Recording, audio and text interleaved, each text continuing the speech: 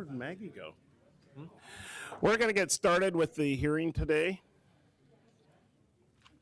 This is the Portland Planning Sustainability Commission hearing of January 13th, 2015. Our agenda today is call to order items of interest from commissioners. We have consent agenda, consideration of minutes from 12/9/14. We'll be voting for officers, PSC officers. We have a briefing, energy performance in Portland's commercial buildings. We have a comprehensive plan update briefing. We have a work session on proposed amendments to 2 urban renewal areas. And then we have a hearing at 2:30 on Terminal 6 Environmental Overlay Code, Zone Code, and map amendment. If you're here for the hearing, please fill out a testimony card, which is located on the back table, and provide it to Julie. Today, we will only have 2 minutes because of the expected volume of testimony, so we're going to try to get through the testimony today. And so your testimony will only be 2 minutes. There's a little clock, red, yellow, or green, yellow, red. When it gets to the red, I'm going to ask you to stop and we'll move on to the next one. So we'll stay at 2 minutes. If you're a Buckeye, 1 minute. And with that, items of interest from commissioners. Anybody? Nope. Nothing interesting. Nothing interesting. Consent agenda, meeting minutes. Moved and seconded. All in favor? Approved. Vote for 2015 PSC commissioners. Hold on. I would ask that commissioners, if you'll indulge me and Catherine and Howard, I'd like us to stay on as your chair and vice chairs through the comp plan, and then at that time I would ask to elect a new slate of commissioners. So after we take the comp plan to City Council, I'll request a new slate of commissioners, or not commissioners, but you might as well. yeah, Nothing of value will remain, Andre. of officers. And so if that's okay. Do we need a motion? Yes, we do. Well, Is there a second? Second. Julie, can you call a vote? Gray, Yes. Hanson, Hauk, Yes. Oxman, yes. Rudd. Yes. Schultz, Yes. Shapiro. Yep. Smith. Yes. St. Martin. Yes. Talmadge. Yes. Yes. Actually, I do have something to say. before we Yes. get going. Good letter the two of you wrote regarding housing and density.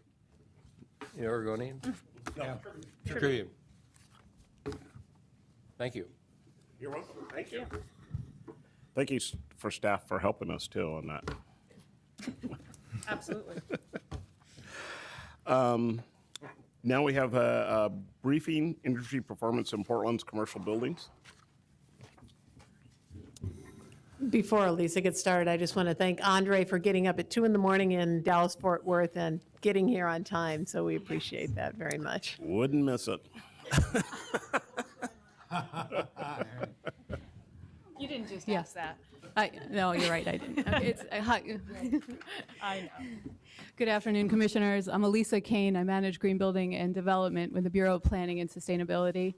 I appreciate the opportunity to talk about an initiative that we launched last week, and you were informed by email that this came out, so I thought it'd be a good time to just give you a brief overview of what we're trying to do here. So while we're eating lunch, I just want us to think about some of the things that we do in our daily lives, like about making decisions. For example, if you go in and purchase a car, you may look at things like color, stereo system, but certainly you'll note that there's a large sticker on the side of it giving you a general frame of reference of how many miles per gallon that car is going to use. Similarly, you might buy a jar of tomato sauce, and you might be looking at sodium levels, fat content, other items to choose between item A or item B. Shopping for a dishwasher, you might compare how much yearly operating costs one is going to be over the other, and you'll very quickly see that there's a bright yellow label for it to help guide your decision. Similarly, deciding whether or not to take your nephew to a movie, you might check on the movie rating. And finally, if you're selecting a restaurant, you might visit Yelp or some other source to see how many stars that restaurant got.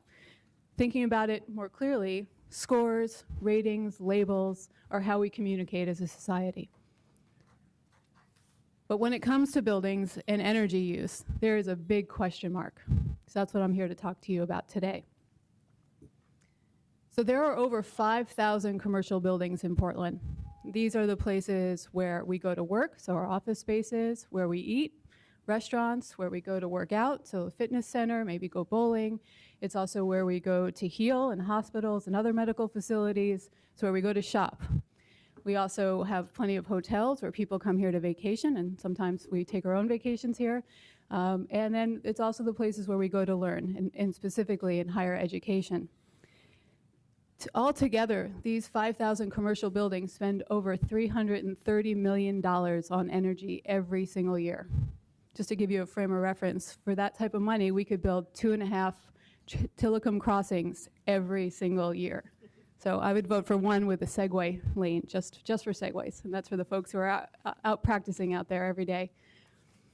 And the reasons why we're concerned with how much energy they're using is because despite the fact that we have some good renewable sources here in the region, still about 60% of our electricity resources come from fossil fuels. And after transportation, commercial buildings are responsible for 25% of our carbon emissions in Portland. So they are the second largest contributor to carbon emissions. The good news is there's something we can do about it. And many buildings already are thinking about energy use, and one very simple step to take is using EPA, so Environmental Performance Agency's free Energy Star Portfolio Manager. Environmental Protection Agency, excuse me. Anyone here use that? I know there's a lot of people behind me maybe in the building trades who might be familiar with this as well. So seeing a couple of heads nodding. This is a free web-based tool where you input a series of information about your building, including your utility bills, a couple of your characteristics, and it produces a report for you, a score of between 1 and 100 that compares your building with similar buildings throughout the nation, and it's weather normalized. So if you get a 75, it means that you're 75% better than other buildings of that type.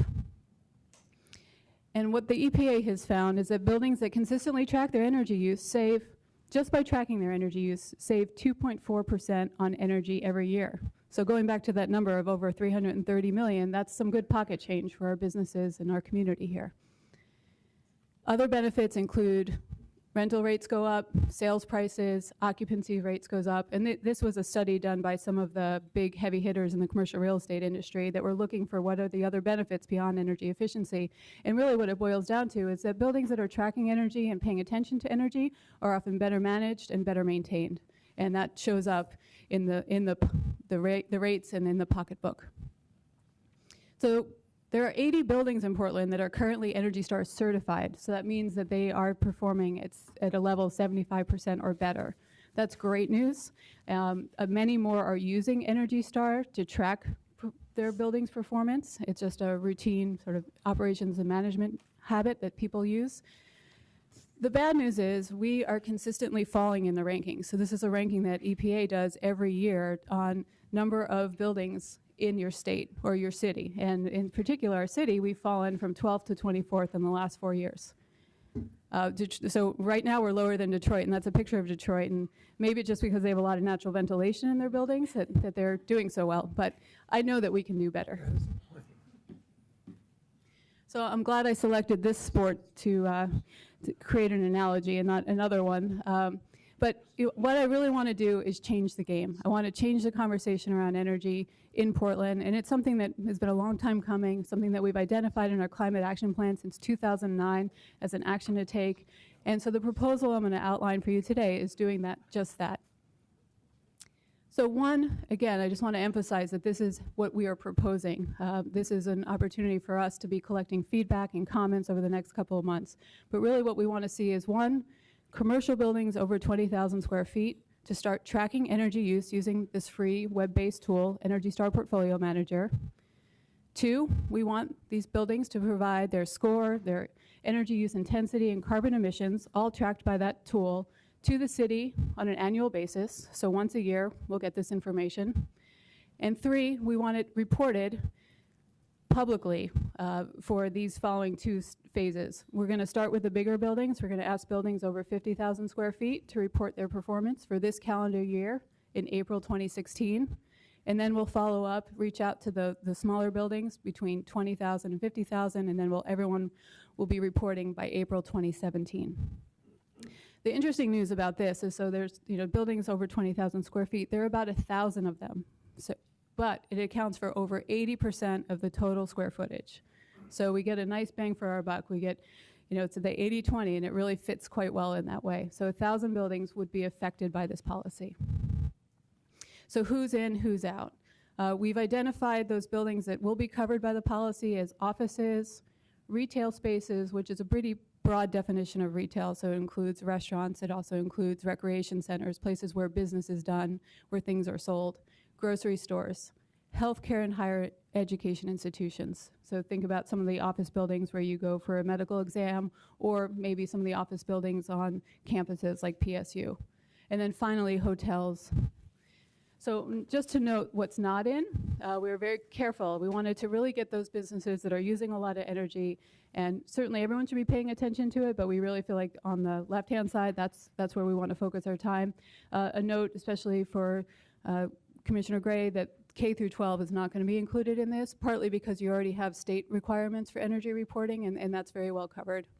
We also are not including at this time warehouse and industrial functions. They have a very different energy profile. A lot of it is process load, something that they're already paying attention to quite a bit. So in addition to this policy, the city and our partners plan on providing training and technical assistance. This will look like everything from having a hotline to offering, probably on a quarterly basis, a multitude of trainings related to Energy Star Portfolio Manager. We also will recognize high performers, and this was something we'd be open to taking suggestions, but right now we're thinking about an event, some sort of award event, and a media campaign to recognize those buildings that are really performing well. And we plan to publish these scores. It's important to make this information known and transparent, and just a simple act of publishing it in a database will allow other app developers or other folks to be able to use that information. We will also probably make it into a map. These are some of the things that we'll develop as part of our program. So if and when we are successful at reaching City Council, we will be city number 11. And I'm trying to beat out Phoenix on this. I have a low wager on this, and if we can all make this happen, I will be entitled to one free beer on behalf of Phoenix. So I really do think it's important that we move forward. But if you look around, the markets that we often are compared to, especially thinking of similar sizes, Seattle, San Francisco, Minneapolis, they all have policies and have had them now for some of them as long as 4 or 5 years. So we're starting to see some of the results from that. And as they've been able to publish their data, they are actually seeing energy savings. For example, DC, which has had the policy around for the longest, has shown 6% energy savings over 2 years. Again, those are real figures when you're thinking about over $330 million spent on energy every year. So the city will also be part of this. We've been doing a great job for the last 20 years of tracking our energy use, but we will also make it public. We are working right now with our facility operators to do the calculations. The buildings that we can run through Energy Star will be providing a score, and that will be made public along with everything else. So in terms of timeline, right here today is actually a momentous day. This launches the kickoff of a fairly aggressive schedule around outreach over the next 2 months. We will be having 2 public information sessions. One actually is tomorrow. We've notified potentially affected building owners with a letter, and when we had an email address available, we sent that out as well. And we really expect to get the word out. And we also expect to be gathering feedback to make this policy better and more easy to implement and actually result in real energy savings. And again, if all goes well, we will be heading to City Council this spring. Right now, we've identified April, so we have some time to get more feedback. And then actually, a lot of the outreach begins because we're going to start working with building owners right away to let them know that they should be tracking their energy use and that these reports, again, one time a year will be pending the following year. So if anyone wants more information, especially the people in the audience, you can go to this website.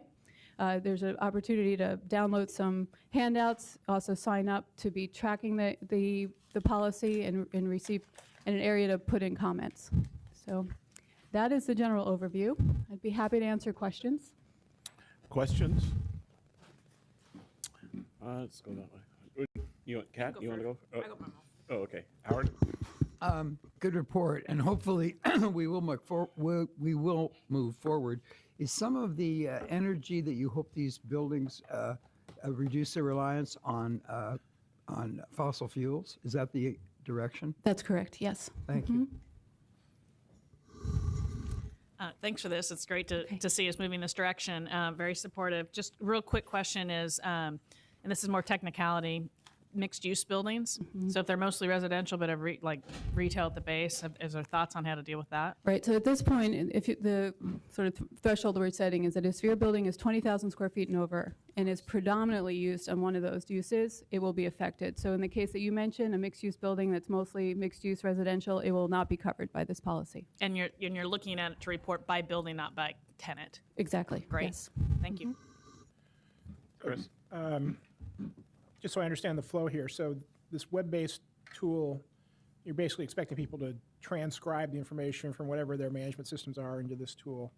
Are there any smart building management systems that are capable of automating that and reporting directly? Yes, so that's a great question. A couple of different options in that regard. One, there are a couple third-party providers who will take information from either your utility bill or potentially your outside energy management system and push that up into Energy Star. They'll do it fairly affordably. I've heard as low as $7 a year, per month per building, excuse me. We're also working closely with the utilities. They're aware that this program is pending, and they will eventually, hopefully, have products available to push this information directly into Energy Star. Other cities that now have had this on the books, their utilities have kind of followed suit to be able to provide that service to their customers. I suppose it's only a matter of time until you come after my Nest thermostat. I would like to have a Nest thermostat, so if yours is available, I'll take that. Thank you. Mike? Yeah, just an observation question. The observation being that we had a presentation on green infrastructure, Icarus and so forth, and in that arena we were falling behind a number of other cities in the country too, so it sounds like we have some consistency here. I was blown away by the one figure you had, with 31% increase in the value of the building. Is that right? Must be. Yes, that's You said right. it Yes, was. up to, yes. And that was a study done by CoStar. So again, it goes back to that these buildings that are being better managed from an energy perspective tend to be better managed all around and retain their asset value. Amazing. Yeah. I was curious if there's any way of taking this data and looking at it on a neighborhood or block by block or district level, Yeah, just to see where the greatest areas of need is. and that's one of the great kind of benefits of getting this data and making it public is that we will be able to map it just for that. And I know there are property owners out there who want to see this type of data out there so that they can compare how they're doing. They've either invested a lot in their building and want to make sure that those investments are paying off. We'll also see concentrations of where we need to do more outreach, both as a city and then energy service providers. Karen? I wondered if there were any Energy Trust of Oregon assistances for kind of doing this work and going in this direction, and incentives for people to really work hard at doing this besides a party or a advertisement or something. That's very good. So, and we do want this information to lead to real operational or capital investments. So that is important. That's where Energy Trust will play a big role, is that they will provide the incentives on the improvements that you're going to make. We're also looking at ways to provide an incentive to help those folks new to energy tracking to get them into the system, get their information uploaded, and to start interpreting that. So we're working with Energy Trust of Oregon. They are one of our partners. They will also be helping us provide training in the future as part of their standard course of offerings. They were a super partner in our school district building our middle school and getting LEED Gold certification. And so ETO was a big help. Very good. Gary? Yes, good presentation. I was curious about the exclusions and how much of the total square footage and/or energy utilization the exclusions represent, and a bit about the rationale behind the exclusions. Okay, so the exclusions come from several different reasons. One is that some of those buildings are not covered by the Energy Star program. You can track your energy use using that, but they won't provide a score. So they don't have the same reference. Warehouses tend not to have the same reference points. Secondly, we looked at some of the largest consumers of energy from a commercial perspective, and that list that we came up with, and if you want, I can try to go back to it here. It really shows where there's a concentration of energy use and the biggest opportunity to reduce energy. So that was the rationale. In addition, the numbers for places of worship over 20,000 square feet, for example, while it's a rateable building, it was maybe a handful to a dozen. We decided we just don't need to handle some of those buildings. So again, the focus that we have here is getting the largest impact with the kind of smallest programmatic need, which is, again, 1,000 buildings out of 5,000, but still covering 80% of the total square footage. Okay, and the industrial and warehousing doesn't contribute a lot to the energy utilization or the square footage? Well, they are energy users, but a lot of that has to do with process energy, so that their very business is related to energy use. And one of the things about process energy is that because it is part of the business factor, they're paying a lot of attention to it. So they'll do whatever they can to reduce energy use. As a general warehouse function, the lighting and other things are not a huge contributor. One thing we want to do is keep an eye on that particular sector and maybe have a slightly different program to address that in the future. We thought we'd start with commercial buildings because they are the more straightforward. They're not simple, but they're more straightforward to start tracking energy use. Okay, thank you. Teresa? Good presentation, Elisa. Thanks, Teresa. So my question is, I'm going to assume that the majority of these large size buildings are already tracking their energy use and trying to do whatever, manage it in whatever way. So this is really to raise public awareness? So it's both of those things. So yes, a good percentage of those buildings are already tracking energy use. There's probably a bigger hole in the smaller buildings, so 20,000 to say 50 or 80,000. That's where we're going to probably have to do most of our outreach and education. But really, this is a market transformation tool. It's one to inform the marketplace, provide market recognition, and provide a little market inspiration. So that is why we're trying to make this information public. Michelle? So we don't expect to hire a new person. We expect to reassign duties of probably 1 or 2 people who are already working on technical assistance, but this is going to be a very focused effort. So we will have the equivalent of 1 FTE, but there will be no new hires made. An important part of this, though, will be leveraging the resources of our partners. So EPA already provides a lot of web-based programs, and they've even mentioned that they would set up some training centers here for the early years of this policy, as they've done in Seattle and San Francisco. So they offer that in kind. So we will rely on the partners to help us with the technical assistance piece of it. Other questions? I think this is a great policy, and I would ask just one question. So the third-party partners, are they partners or just third-party individuals, or are you identifying those for potential building owners? So the partners I would consider like Energy Trust. Those are partners that are been at the table as we've discussed this. The third-party providers are what I would call energy service providers. Some of them are very technologically based. So there's one called WeGoWise or 38 Zeros. Those are new to the market. They've existed elsewhere, but now that we've been discussing that, they're coming here. The energy service providers are well known in our industry, and there's a host of them, probably representatives sitting here, but they're the ones that will come in and help make capital improvements to your buildings. This helps focus some of those marketing outreach efforts for them, but we expect to see a fair amount of that activity happen once this data becomes public. Okay. Okay. What can we do to support this? That's great. Thank you. So one, it's important that we share the word and make sure people know that this exists. I think we'll talk offline, but to understand, the role of PSC in supporting this through council, letting your colleagues know that this is an important part of our commitment to sustainability in Portland. And we will ask for support, a letter of support to be provided at the time of council, and potentially, if you're interested, testimony. Okay. Everybody okay with the letter of support? Yeah, great. That's terrific news. Thank you. We'll get a letter of support. Very good. Thank you very much. Thank you for having me. Good afternoon. Next, we have a comprehensive plan update. Eric Engstrom.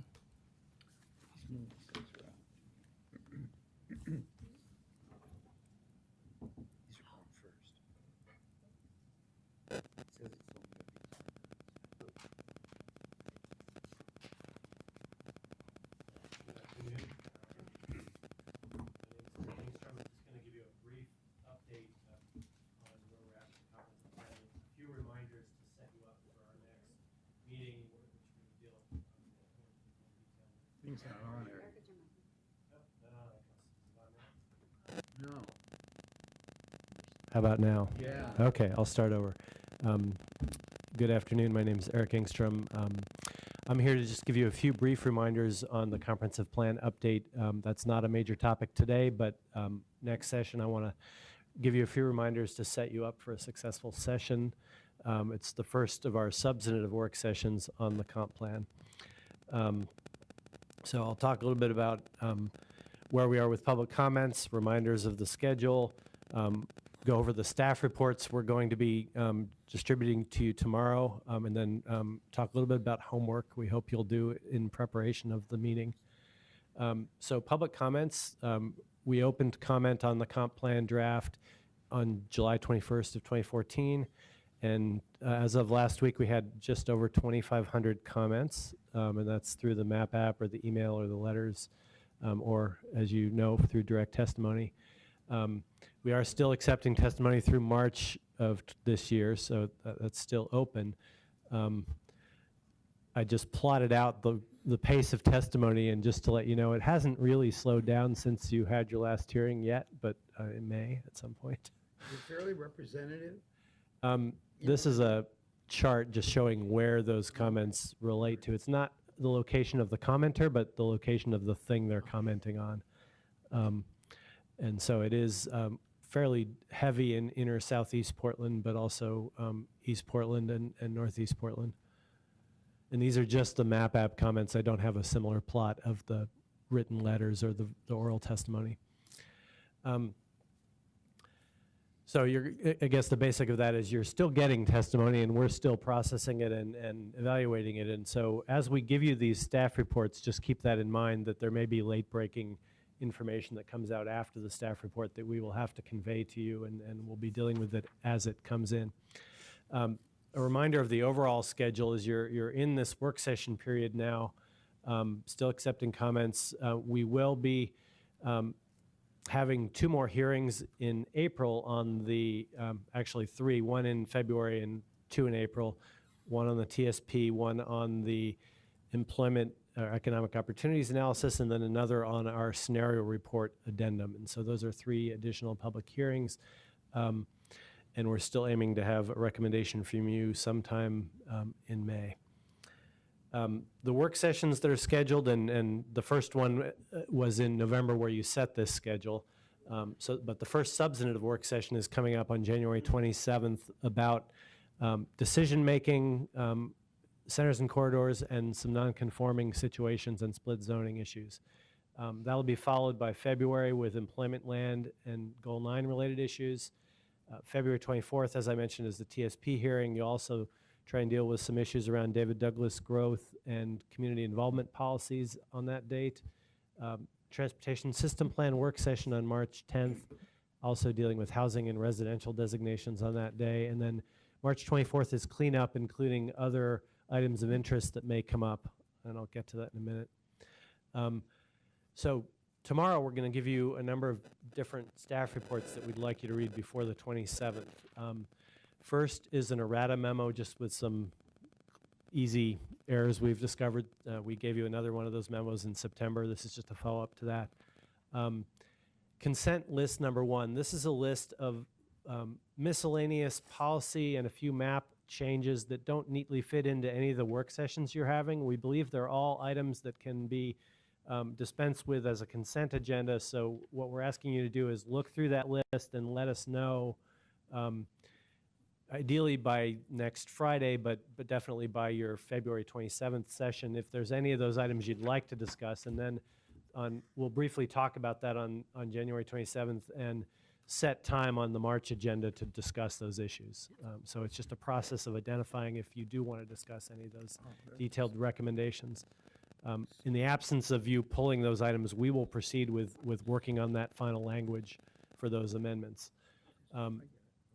The third staff report is about decision making, and we got a lot of comments about how do you balance different competing goals in the plan? What does verb strength mean? How does the glossary terminology play into it? And how do you actually make findings and operationalize some of the guiding principles in Chapter 1? And so there's a staff report we've put together on how we view all those issues with some recommendations for amendments to clarify some of that.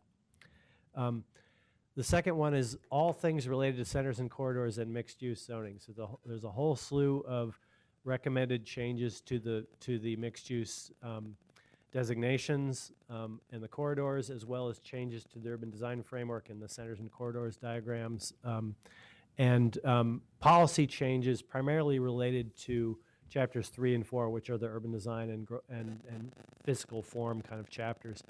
The last one is about non-conforming zoning situations. You heard a lot of testimony about maybe a corner store that's in a residential zone that would like to be zoned commercial, and we have a whole collection of those that we have staff recommendations on. Again, many that you heard testimony directly on. So all that will go to tomorrow, and I mentioned the miscellaneous consent, but each of the reports will also have lists, and they'll look a little bit like this picture in the upper right-hand corner of my slide, where there'll be a little box at the right-hand side of the list. And some of the boxes are pre-checked, meaning that we believe you probably want to talk about this. And some don't have a check, which means if you want to talk about it, you should check the box and let us know. So there's more lists than you can possibly talk about. Easy for you. Yeah. It's like Doodle, sort of like sign in and have So fun. for the things that nobody checks, we will proceed and write the detailed recommendations for the recommended draft unless you tell us not to. And so this is, again, a consent list within the larger agendas. And there's narrative with each one of these sections. So there'll be generally how these are structured is there's a big issue and questions identified with each staff report. And then within that issue, there's a number of lists. And so you can kind of tunnel down as deep as you want, but we want to keep the conversation ideally at that bigger picture, big issue level with a few examples that we've checked. And then it's up to you to identify where else you want to go. And again, we'd like to get some pre-warning that you've checked some of those items by next Friday if you have the time to do that, to let us know by next Friday. And then for sure during the session to speak up if you want to talk about something that's not checked. Can we ask you a question right now, Eric? Mm-hmm. Mike, go ahead.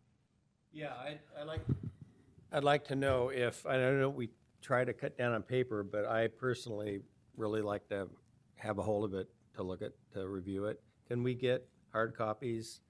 You said tomorrow. Is that possible? You said Yeah, we have all this available by tomorrow morning, and we can certainly make hard copies if there are commissioners who would like that. So I just need to know who wants that. So 3 so far.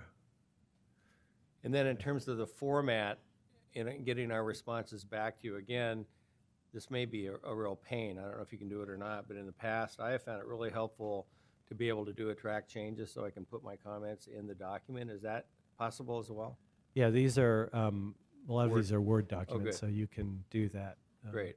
And then the last thing is, there are very specific topics that are going to be addressed, but there are still a lot of outstanding issues floating around out there that don't necessarily conform to that specific topic for that meeting. And my recollection is we decided that folks would not be precluded from bringing other issues up and bringing them to the commission. Is that correct? No, yeah, as we go, we'll have a time period on this first session where you can identify those things that haven't been flagged from the consent list or from elsewhere. Just recognize that we're still getting testimony, so we may not have brought you, we had to cut it off at some point last week, so there may have been a letter yesterday that we have not yet addressed, and so there's a little bit of lag time there between testimony and staff items. This won't be the first consent list you'll get. We're going to give you another one in another month, probably. Thanks. Other questions? Go ahead. Okay, and then just a final reminder to the public that you can still make your testimony through the MAP app or by email or mail. And so that remains available. Okay. Thanks. A quick question on the checkbox, or is that paper or is that electronic? Both. Both. So we can pull it up through. So is this, I guess, Julie, is this going to be in a separate box, electronic box than, or other things, or I want to make sure I can find it. We can email the actual documents to each of you, just so you have them, and then if you have things you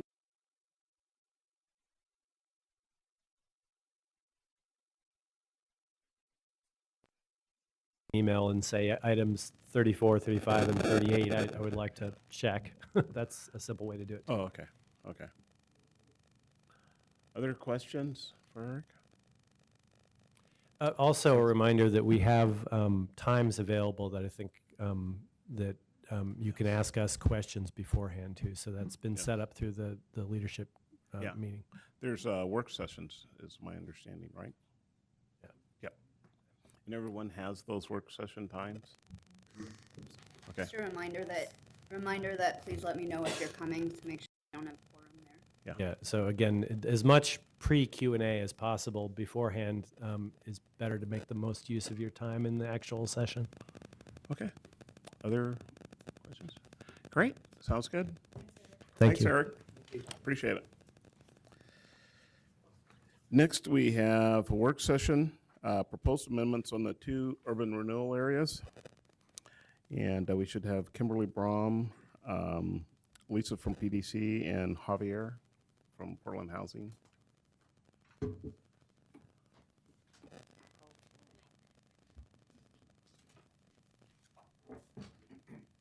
time to get lunch. You know we're ahead of schedule. Yeah, I know.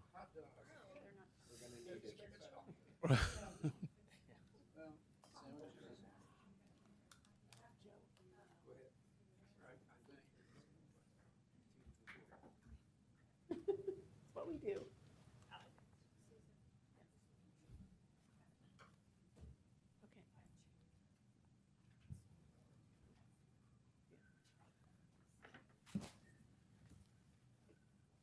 Yeah. No, it's fine.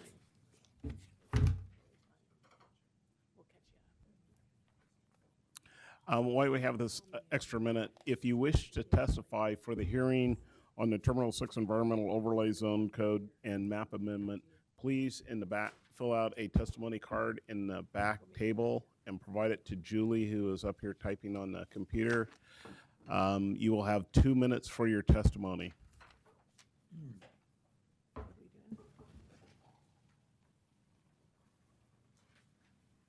I think we're going to take a 5-minute break and then we'll come back and start. Okay. All right. Okay, we'll take 5 minutes and then come back and start.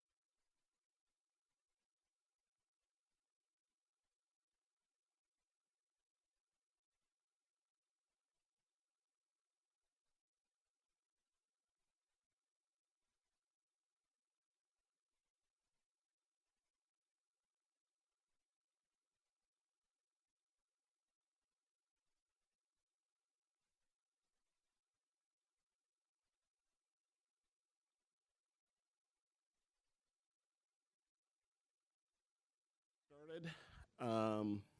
This is a work session. Proposed amendments to the 2 urban renewal areas, and it's at the end of this, hopefully, we'll have a recommendation.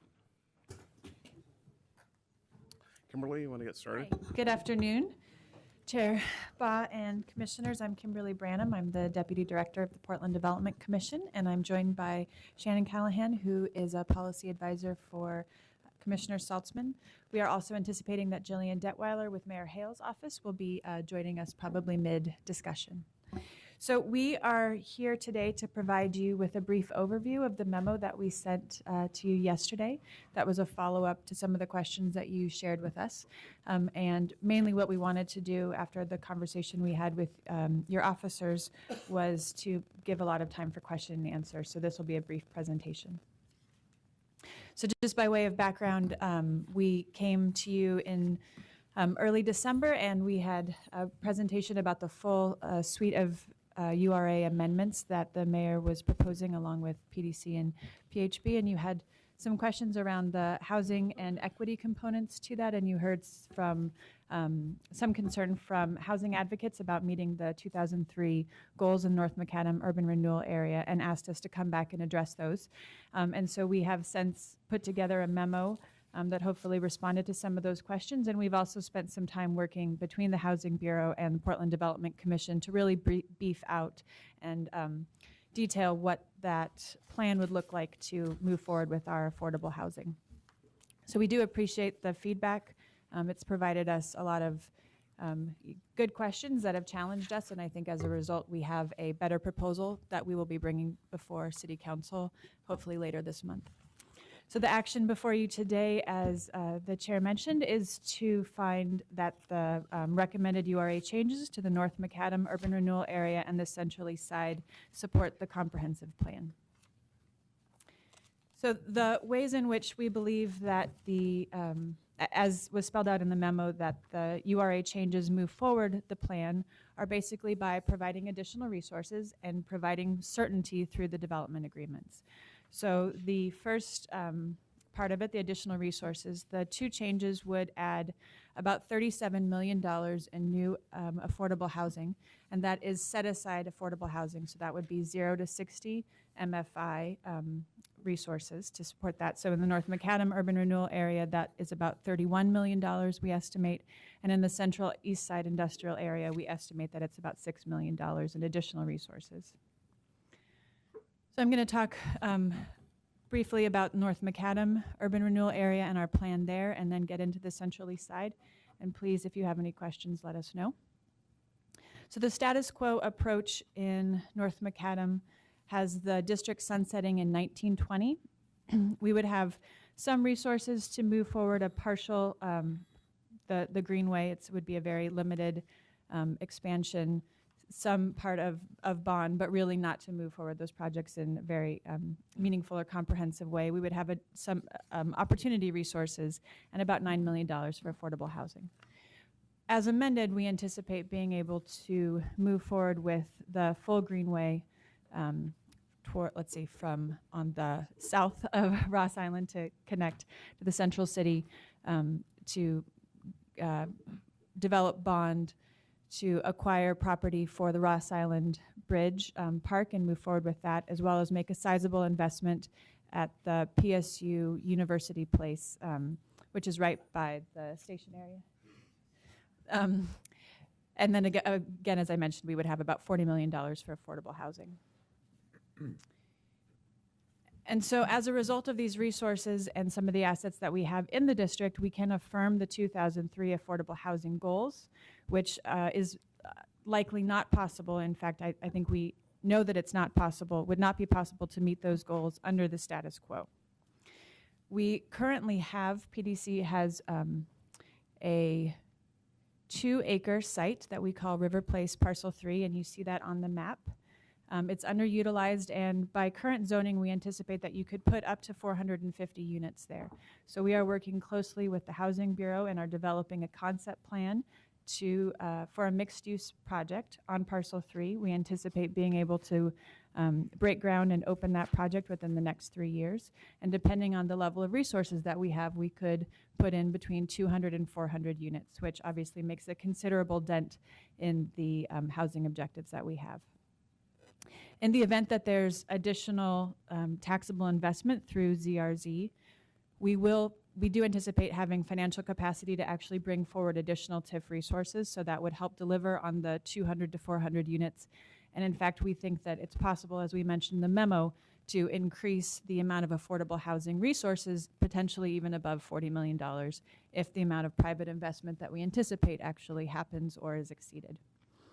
We also have commitment from our housing bureaus and the commissioner in charge of housing to work closely with our partners like Home Forward to secure operating resources for the 0 to 30. I think, as you all are well aware, TIF is an important tool in terms of delivering on our 0 to 30 objectives, but we also need additional resources for operating, and those are not TIF eligible expenses, and so we have a commitment from the Housing Bureau to try to find additional resources, to find those additional resources. Kimberly, could I clarify before you leave that slide? Is that correct? That's correct. But the original goal for South Waterfront was 3,000, right?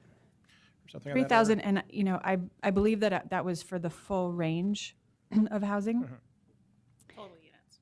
I'm sorry? Total units. Total units. In the district. In the district. But how many affordable units? Or No, total units in the district. 479. Yeah, this was in the plan. It called for, it was like 3,000. I actually have it in the memo. It was 3,000 units, 10,000 jobs, and then I think this was the affordable housing goal that was spelled out. So what part of the 3,000? That sound right to you? 479 affordable housing units out of the 3,000 total Yes. units. Reality. That's No, the that was original No, that goal. was the Originally that was the already goal. goal. Thank you. Yeah, the reality today is the 209. That's what I feel uncertain about that. What I do feel certain about is this is the goal that was adopted by the council, and it was constrained by resources. Okay.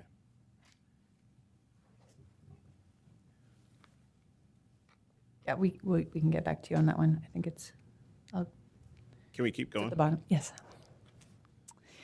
And since we last spoke, we've also refined our development agreement with ZRZ and have stronger and more robust agreement around affordable housing with our private partners. So PHB has now secured the right to subsidize rental units with every residential project that ZRZ develops, and that's through a affordable housing covenant that stays with the property and really gives housing the ability to determine whether they have the resources and whether they choose to apply those resources to residential development that comes, that ZRZ moves forward. They also have the right to purchase property in the event that our 2003 goals are not met. So if there are fewer than 479 units built by the time that we move forward with phase 2, then they could acquire probably a 100 by 100 square block that could be used for affordable housing. And What would the cost of that be? half block. That would be market rate, right? Yeah. I don't know if we should address that afterwards. Well, go ahead. So for commercial agreement, are you able to negotiate for the first phase? Are you able to negotiate? Oh, for the first phase, are you able to negotiate with ZRZ to make sure that those are units that you can efficiently be bought with public subsidies, i.e., not luxury apartments, but smaller units, cheaper fixtures, et cetera?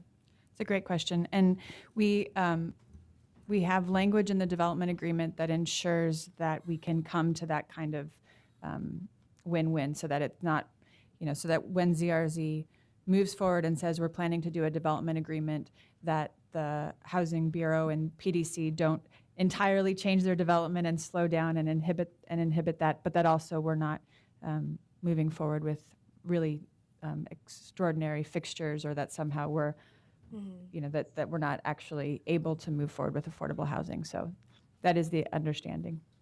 And then the second part, the second phase, would you be able would you be able to purchase that property at pre-investment cost versus, what it would be worth after TIF investment, after, Do you have that off the top of your head? I think Well, the answer is no. It's a good question, but it would be the appraised value at the time. And, I think, yes, building public streets will increase the value. The Greenway will increase the value, but ZRZ will have also made a lot of investments that will change that value. So that's not currently a deal point. So following up on that strategy in the development agreement, I'm in receipt of a letter from a coalition of affordable housing advocates. I don't think I got to everybody.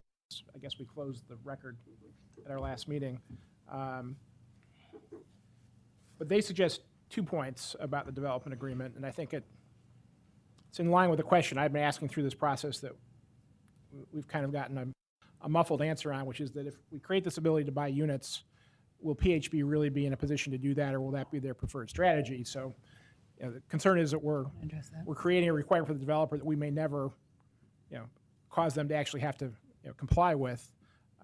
The letter from the advocates suggests that maybe the development agreement should pursue 2 other strategies instead.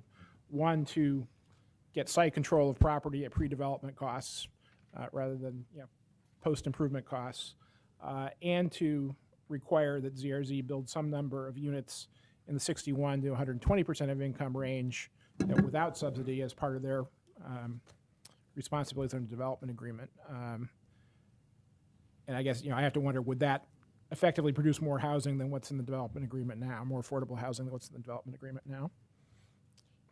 Shannon Callahan from Commissioner Salzman's office. Thank you for having me. I'd like to address the first question that you brought up, which is regarding the buy-in on any development that ZRZ happens to undertake on their own for residential. We have not successfully achieved a model similar to that before in terms of buying into an existing private development market, but we don't want to foreclose that option. Other localities have been able to do that successfully. And quite frankly, we need to increase the amount of tools that we have to reach our affordable housing goals citywide. So being able to have a developer willing to agree to that with us is something that we think has merit in the agreement. Secondly, now with the inclusion of the ability to buy a parcel from them, if we're not reaching our goals, we have some more assurances that we have a land option to be able to reach our affordable housing goals, which is something that we were particularly interested in. So, whether we are hopeful that the first option will produce some units, also, quite frankly, we believe there's some value in having mixed income developments and working with the private market. We do have, as is currently drafted in the development agreement, conditions that are subsidy, PHB subsidy, somewhat addressing your question, Commissioner Talmadge, about the affordability and design, that our subsidy would be similar to the subsidy that we've paid in other parts of the city for affordable housing. So while we can't quantify that amount, we are putting restrictions on there to protect our affordable housing investments. Okay, so I certainly support mixed income development. I think that's a laudable strategy. I guess I'd feel more comfortable if I heard the Housing Bureau say what you just said, because I don't think I've heard that clear articulated. I see Tracy's here. I don't know if she wants to comment. Sure. So before she talks, I just have a question, and this just at the development side. The city supports inclusionary zoning, and you throw away TIF, throw away this. If this was inclusionary zoning, they'd be required as a property owner to develop housing if what the city supports passes at the legislature, what we have in the comp plan, what council has done, a lot of things. So tell me why we as a city, through a TIF agreement where we're investing money, we're not doing the same thing. We have an agreement, we have a policy that we're supporting at a legislative level that would require them to do something, and at a level where we're investing money without an investment that would require. And when we're investing millions of dollars, we're kind of, it seemed, we're not even getting the land at pre-development costs. We have to pay market value 5 years from now after it's gone up 20 or 30%. So I think that there are a few ways of looking at it, and I guess the way that I would, one way that I would propose is that we're trying to be very efficient in our resources, and what we're asking of ZRZ is that they move forward with development, and that development will create the property taxes, which we can then use in order to create affordable housing. So by developing on parcel 3, we anticipate getting in the hundreds of units, and that doesn't happen without ZRZ developing. And ZRZ won't develop. I mean, I think that if they were here, they would say this. They won't develop without this kind of public-private partnership, because the infrastructure impediments are so great that they really won't be able to achieve the kind of development. And so we could have taken a different approach, and we could have said, for every development, you need to do affordable housing, and here are the other restrictions. And that would have been one approach. But I'm not sure that you would have actually gotten more affordable housing. I think, in fact, through this, we will be able to purchase additional affordable housing. So that's how we've looked at it. I don't know if that's fair. Okay. Tracy? Hi. I am so sorry we were late. You're so efficient today. So, Chris, can you remind me what your... So the question is, the proposed development agreement with ZRZ requires that they make units available for the city to purchase as affordable housing.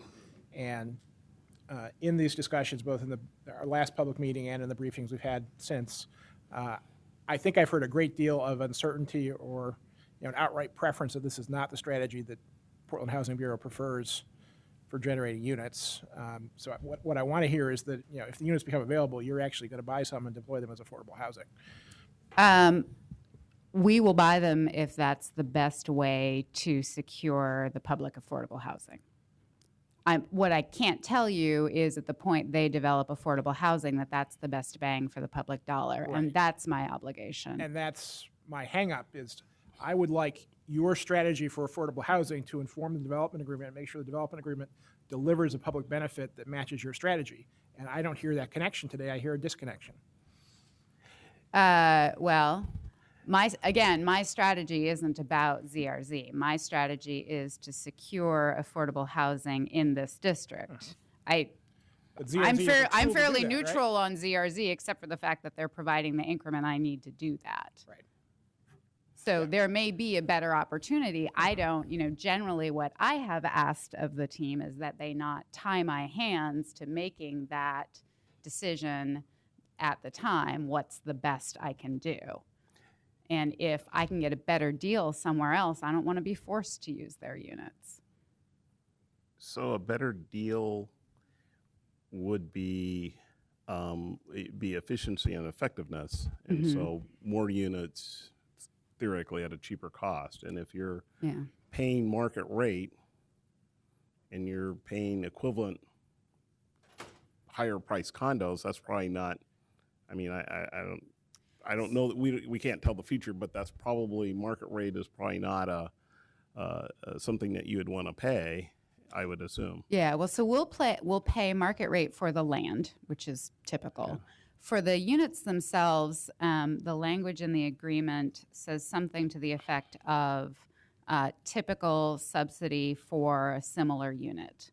So for a central city new unit, a typical local subsidy would be right now around $100,000 for, the generally, frankly, smaller units that we buy. It might be a little bit more if it's a family size unit or has some other amenity that we think our tenants need. But the language is something to the effect of an equivalency of subsidy. But the land, you're right, the land is market rate. Okay. Other questions? Go ahead, Kimber. So then we did want to mention that there are other publicly owned parcels in the district that would be really viable sites for additional affordable housing. So we did a study in 2004 where we looked at putting on about 140 units on one of the sites that is controlled by ODOT and PBOT. So we will be moving forward conversations with them as well. And I just wanted to briefly touch on Central East Side because that's that is within the purview of your decision as well. So under the status quo, we would have some resources to acquire the ODOT blocks and about $4 million for affordable housing. In the amended scenario, there are about $22 million in additional resources, which would allow us to acquire the ODOT blocks and hopefully to add some additional district parking that would support the development of the ODOT development as well as OMSI and other key properties down there. And the ODOT blocks are, so if it's right on Water Avenue, it's those three blocks that are completely undeveloped. Right now, there's parking on it. North it's between of OMSI. Hawthorne, right? It was North one of of the the last Hawthorne slides, Bridge but there. yes. Yeah. Right along right along if you. Yes, Yeah, that's right. just It's north what's of adjacent there. to that. It's those three undeveloped parcels, which have Yeah. long been a priority, and PDC's had very productive conversations, and we're in the process of acquiring those blocks, and so that would be a key opportunity site for us. And then we would have $10 million for affordable housing as well. And so within the Central East Side, PHB has already committed to and is moving forward a project that includes 102 affordable units. They estimate that there will be at least another additional 55 new affordable rental units. That, as I mentioned, we would be moving forward with redevelopment of the Clinton Triangle Station, which is right by the Gideon Light Rail Station. And so that would be a redevelopment that we would anticipate would include some affordable housing. And just a final caveat is that because we are going up to maximum indebtedness, even if we had additional growth in the district, really the resources that we have are the resources that we have. And so the $10 million in affordable housing is what we will be able to put towards affordable housing. Oh, it's great. Can you remind me of the maximum indebtedness both in Central East Side and then in the North Macadam area? Yes, I need to look at my notes. It goes up to 100. I think it goes up to 120. We're moving it from 102 to 125 million for Central East Side, and North Mac. I need to just look really quickly at it. But there's no change. There's no change to the maximum indebtedness of North Macadam as a result of this URA change. Okay. So just real quickly, on the Clinton Triangle, you said anticipated. So is that a requirement or something you're? So it's city-owned property right now, and so we're working with the Fire Bureau and the Water Bureau and some of the adjacent property owners to craft our next step. We are anticipating a zoning change as a result of the comprehensive plan, and so once that happens, then we'll be able to move forward with a solicitation for development partners. But as part of that solicitation, we would look for affordable housing. So would it be a requirement of the solicitation that they produce housing? I think it's probably, I mean, right now, at this point, what we can say is that we are intending to have affordable housing as part of that. So that zoning change will come before us, Susan? That's part of the That comp zoning plan? change is actually, it's part of the Central City Plan. Right, Joe? Central City, yeah, okay. All right. So, yeah. If you're done, then we can roll into. just as the next step, we're going back to our board on January 21st and then planning to go to City Council on the 29th. Okay. This is what I'd like to do so we can get this done by 2:30.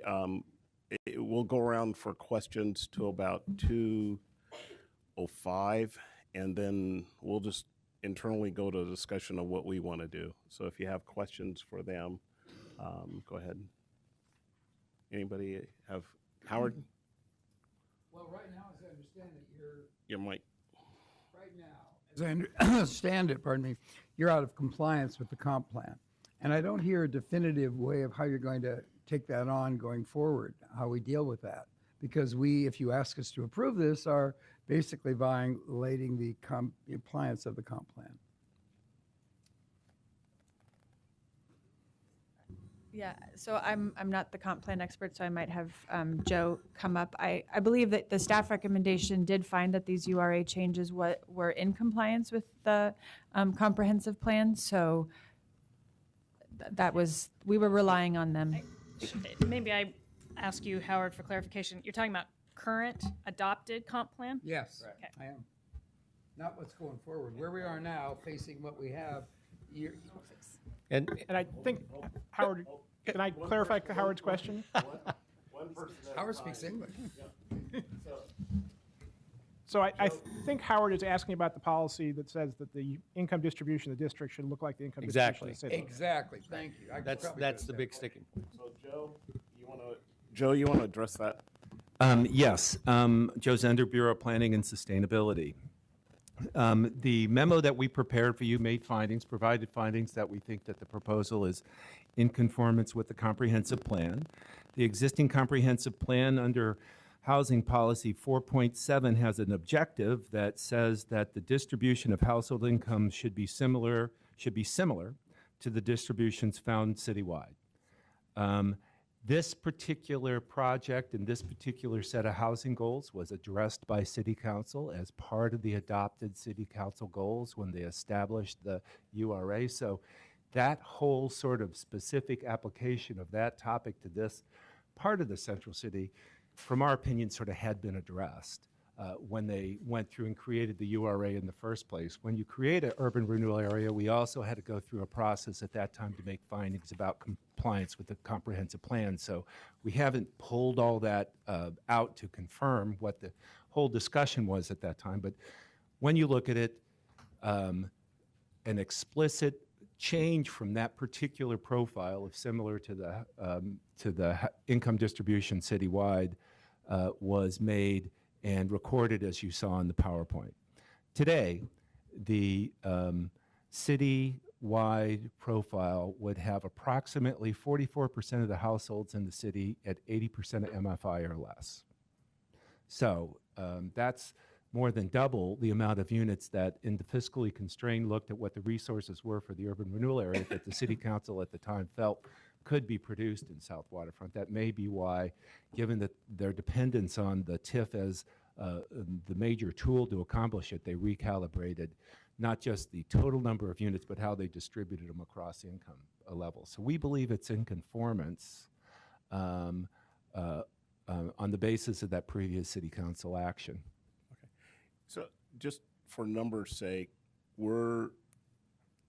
the action before us that you're recommending is 429, the number of units that would be total with the new addition, correct? That would be That's right, 479. 479. That would be roughly out of 4,000 total units anticipated produced. 3,000. Is that correct? Based on 3,000. Based on 3,000. Based on 3,000, but you've already produced 4,000, correct? No, Commissioner, I think the total number of units is 2,200 and plus or minus. 2,200. And based on at least what was in the memo that was provided you from Housing and PDC, the language around the creation of that goal for affordable housing goal by City Council had a provision in there that when total housing production starts to go above 3,000, there's another sort of look at what the housing goal should be for the urban renewal area. But according to our comprehensive plan forecast, that doesn't happen over the lifetime of this particular district. Yeah, but so it could. So the updated numbers are detailed on page 4 of the memo. Just so to date, there are approximately 2,250 new housing units within the Central District, and that includes ZRZ's Emory project.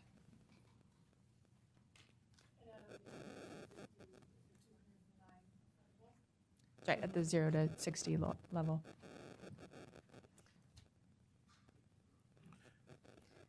So even with, I guess the bottom line is, even with what you're proposing today, we're going to be under similar.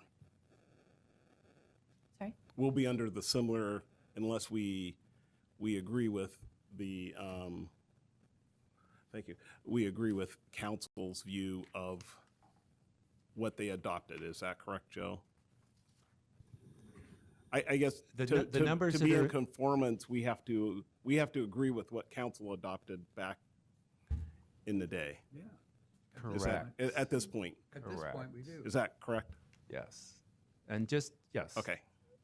As a point of clarification, though, too, the goal that you all just adopted for the Central City and the Central City West Quadrant plan is less than 44%, which is, so even already your previous actions kind of moved us on a vector that established a really hard to get to goal for the Central City, but is less than what the current profile across the citywide for income levels is. And as a point of clarification as well, we've discussed that, say a 30%, or we're not assigning a certain amount of affordable housing units per district because it's hard to predict. That's instead it's Central City. Is that correct? That we're looking on a broader level. That was my distributing- understanding of the goal you set as well. Thank you. Other questions? Howard? I said another follow-up. To borrow an expression, the convenient truth of this is that there's not enough money to do what you need to do. And my question has to do with the 30% TIF set aside. Have you thought any more about increasing that to help meet the goal? And if so, what kind of strategy would that be? I think Kimberly touched on two strategies. I think there is enough money. It's not always the right kind of money. But two things that Kimberly touched on. One, if ZRZ takes off, there's capacity to accelerate the affordable housing investment by borrowing. So in the time since we have been here, we've confirmed with PDC's finance and the city's finance that we will get over the sort of debt coverage ratio that would be required to do that. And second, again, if ZRZ is successful, we're seeing room to increase the affordable housing allotment in the end. So, I mean, we're prepared to have direction from you or from council to commit that. Does that mean that TIF could rise at some point, the 30%? Yeah. Mm-hmm. As a follow-up to that, I know in your memo you indicated a possibility of a 50-50 split once that debt obligation had been met. Is it feasible to do a 70-30, 70 affordable housing to affordable housing to 30% infrastructure at that point, or would that exceed indebtedness? Like, how does that work? Yeah, it's a good question. So, so there are other outer priorities that we've heard, including the Greenway and fully extending bond in the event that CRZ moves forward with what we call Phase 3. So that's adjacent to where the barge is. So, so what we're actually doing now in looking at the different scenarios is really trying to see what would be the limit. And so we'll be able to have additional clarity on that by the time we go to City Council to really look at how much we could move forward. The 50-50 split was based on our assumptions about some of those resources that we would need to hold in the event that there are resources at the end of the life of the district. So that's where we are right now.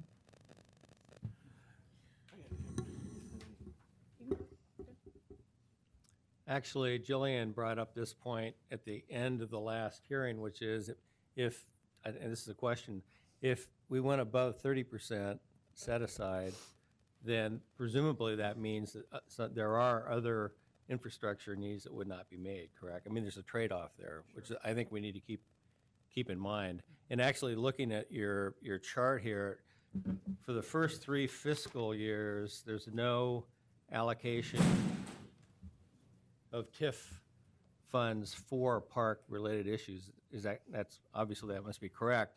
I'm kind of interested in the fact that the Greenway is being built right now. So is it just to presume that there won't be any need for those first 3 years and then it'll kick in again? Yeah. So the philosophy of the agreement that we have with ZRZ is really that infrastructure investments be concurrent with development. And so from that perspective, Bond Street is the enabling infrastructure. And so that would happen first. And that does take a considerable amount of the resources in the early years. And so Greenway becomes in that next phase. Greenway becomes in the next phase, excuse me. And then the next question I have a copy of the letter as well. It's kind of a who's who of affordable housing advocates, and I think everybody has a copy of it. And there obviously is still some distance between the affordable housing advocates and what's being proposed here, and they're contending that it doesn't meet the comp plan, and so there's a disagreement. I'm just curious, have you seen their letter?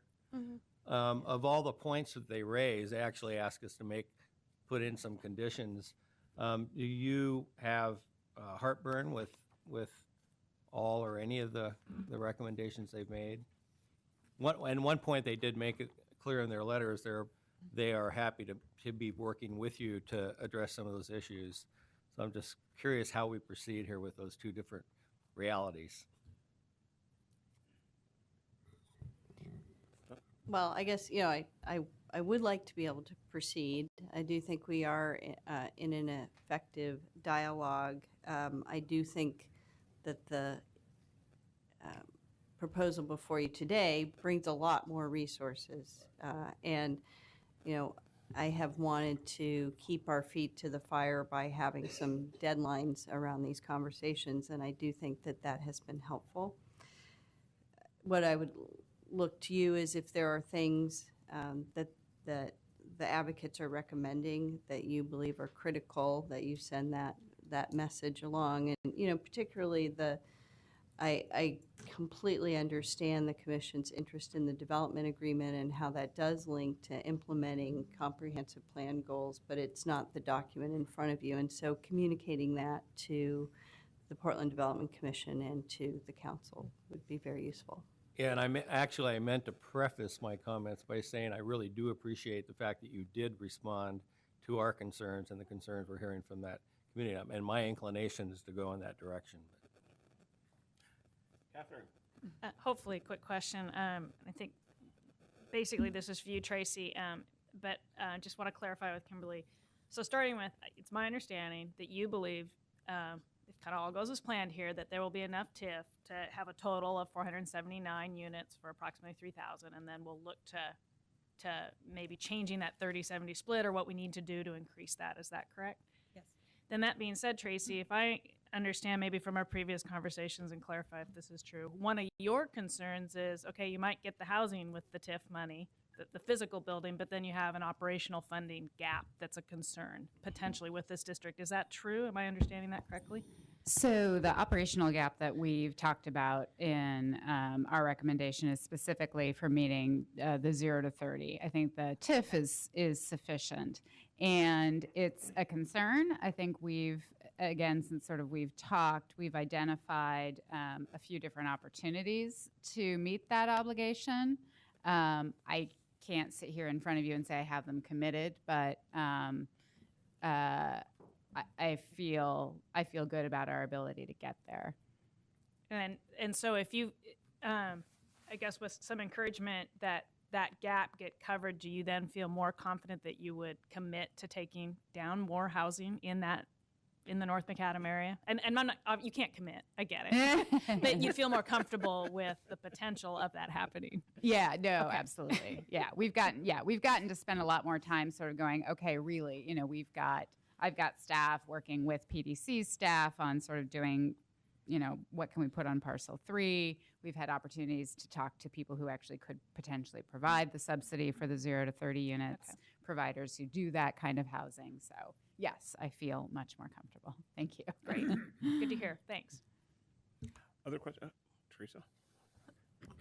Thank you for all the work that you did to bring this back. I think it's really helpful, and I think it has improved the plan. I do have a question on the 60 to 100% MFI. How are we addressing that, or?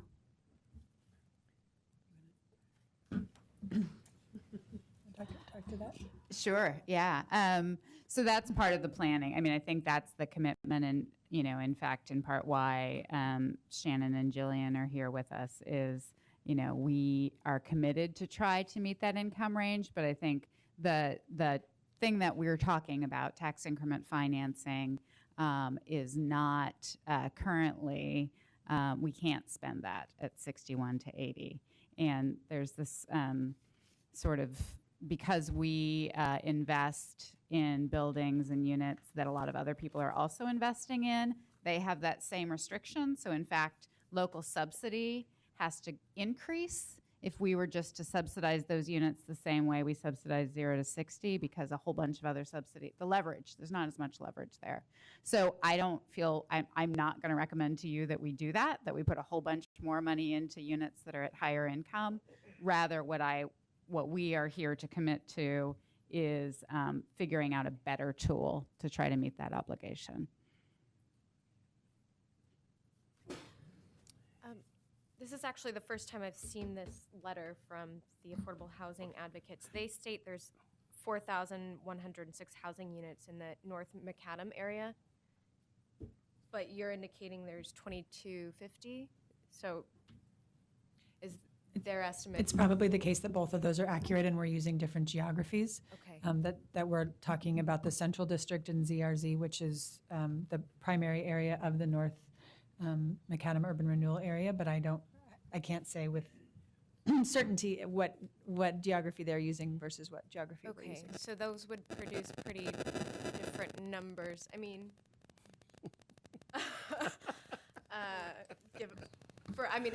in terms of how many affordable housing units, percentage-wise. I think we can clarify that those numbers are correct for the geography that we consider as part of the TIF district. So. Okay. Just a clarification on the letter. Our testimony was closed, and so I think commissioners are bringing this on their own through. It's not official testimony relative to the housing. Is that correct? Yes. Go ahead. I'm sorry. That's fine. And I'm just curious, how long have you been negotiating with Zidell? When did this conversation start? Like more than a decade ago. Okay. I mean, there've been, the city has been working for a very long time to partner with a family that is not a developer, doesn't need to do this. So it's been a lot, yeah. But it's been a long road, and we are hopeful, and we do think there are substantial benefits to getting into an agreement with them. Howard? Affordable Housing Covenant. I think I understand it. I'm not sure I do. Have you used it before? Are you going to use it again? What is it? Have we used it before? So it's a defined term in the development agreement. So I don't know if I can answer the question, have we used it before? But it's, as a covenant, it's basically we're attaching a requirement. So in some ways you could say our regulatory agreement is an affordable housing covenant. It creates a requirement on the owner of the land, and it travels with the land.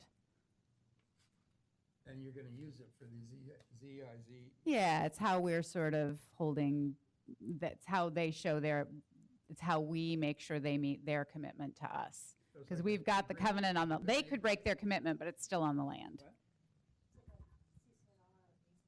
Oh, okay. Yeah, term I've never heard before. Yeah, it's a defined term in the development agreement. Okay. A question, and this is just maybe more philosophical. We have going before council here soon about 30%. We've set a goal for 30% for the central city, which includes these URAs.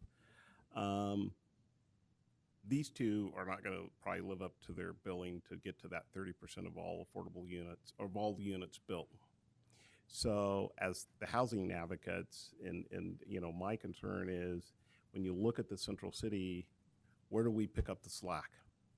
Because at the end of the day, we're trying to get people to live downtown that, as Joe described, represents a fairly significant component of the city in terms of its population. So what's the strategy? I mean, this is a component of a larger strategy that PDC is involved with and the Housing Bureau in the larger strategy. So part of it is the 0 to 60, which you have funding for, and we've acknowledged that that's a funding strategy, and the 61 to 80 is more developing a different set of tools to get there. But just in numbers, we've created a deficit somewhere.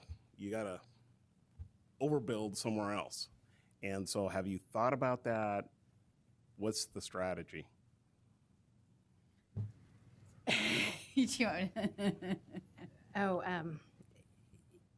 You know, one of the things I think that our office and the mayor's office and plannings and sustainability office was pursuing even before the concept that that there was a potential that really inclusionary zoning, the preemption on inclusionary zoning, could be lifted, that it could be reality.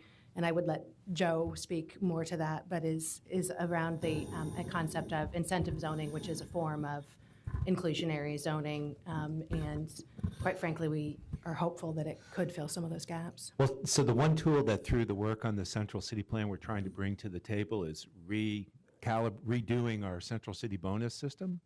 And we're doing the economic analysis right now to see what might be able to be produced if we had an affordable housing bonus. And we're going to be bringing that work to you all as part of the next phase of Central City 2035 when we're doing the code revisions.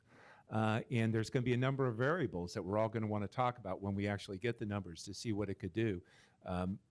What level of affordability? I bet we find that we can produce more at some level than other levels. And today, you know, even in our recommendation to City Council, we're saying public funds go to 60 and below. And so it might be that 60 to 80 tool, but we need to run the numbers and bring those back to you so that we can even, in any way, credibly represent how much it could actually produce.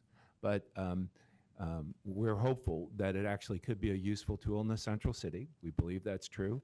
It could conceivably be applied to South Waterfront as well. We haven't looked at that yet. Just that in South Waterfront, you know, we already have a bonus system, and the big bonus there, a transfer really, goes to building or dedicating the greenway. So you start to have the trade-offs even in how you define the bonus system. But we're working on the affordable housing bonus. I have a question related to answering your question. Yes.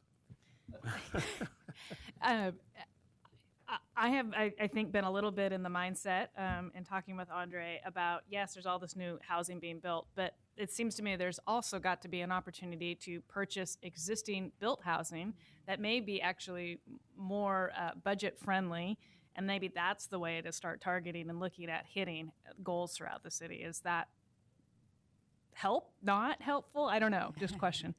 Yeah, it's actually kind of front of mind for us too. When Commissioner Saltzman came in, it was pretty much the first thing he said to me was, there's all of this building going on in great neighborhoods and none of it's affordable. We got to do something. So the incentive zoning strategy came from that. We have been really pushing as much as we can on the use of property tax exemptions, which is a tool that we can offer to private developers, love them or leave them. With the SDC exemption program is pretty similar. So, and we're working on more. I mean, I think that's, so when I talked about sort of, we have a commitment on the 61 to 80, I mean, that whole sort of strategic, maybe this real estate market will go on forever, but we're assuming at some point that it won't, and we want to have the tools in place when, you know, so thinking about last time the market dipped and, geez, maybe we should have been there to pick up some of those condos that were suddenly half price. So. Okay.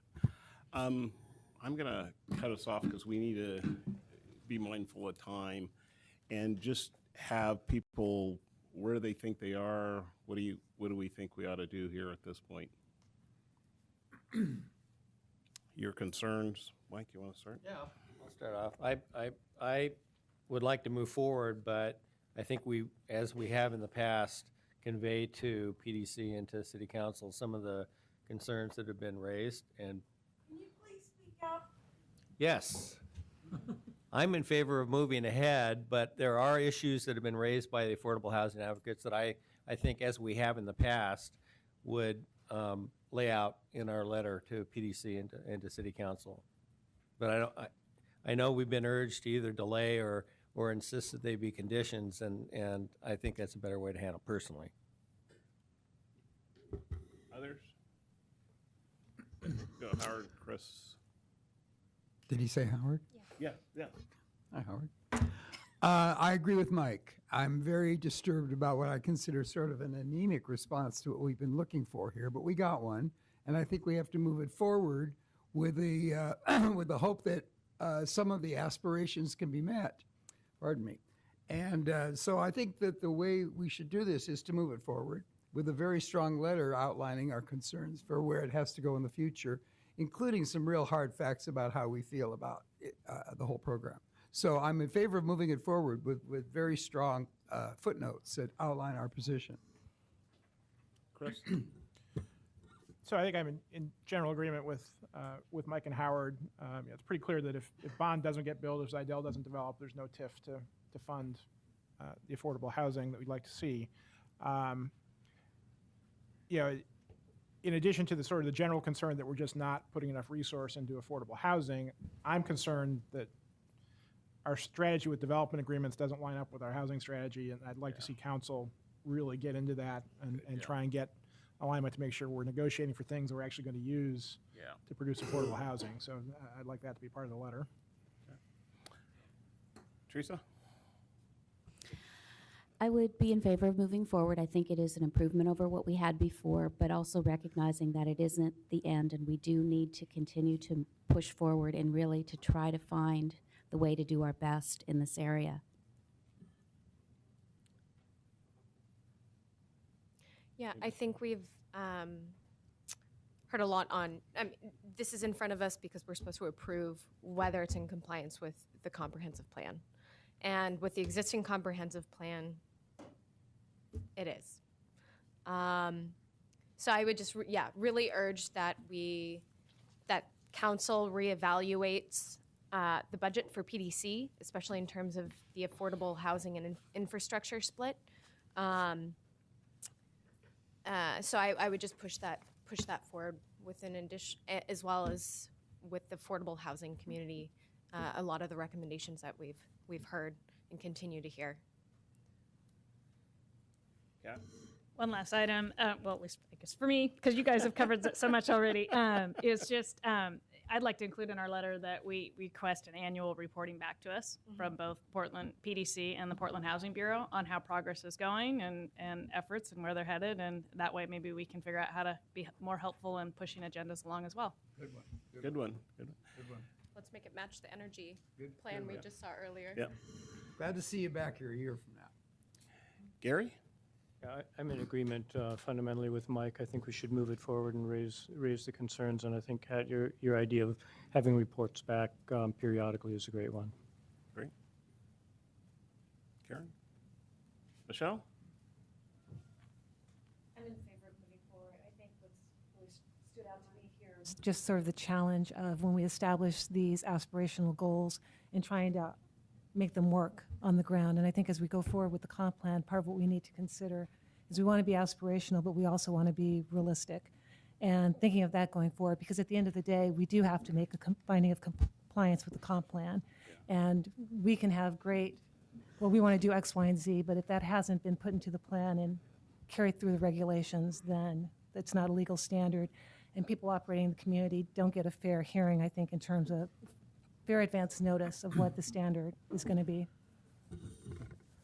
Yeah, one last comment, just for the record. Having participated in the process, it really did cause us to swallow hard, meaning park advocates, when we went along with actually didn't just go along with it, we strongly supported the 30% set aside in TIF for affordable housing. So I just want to, for the record, that was not an easy thing to do, but we recognize that those of us who are concerned about the Greenway and park issues recognize the importance of affordable housing. So that was many years ago, but just kind of like to remind folks that process.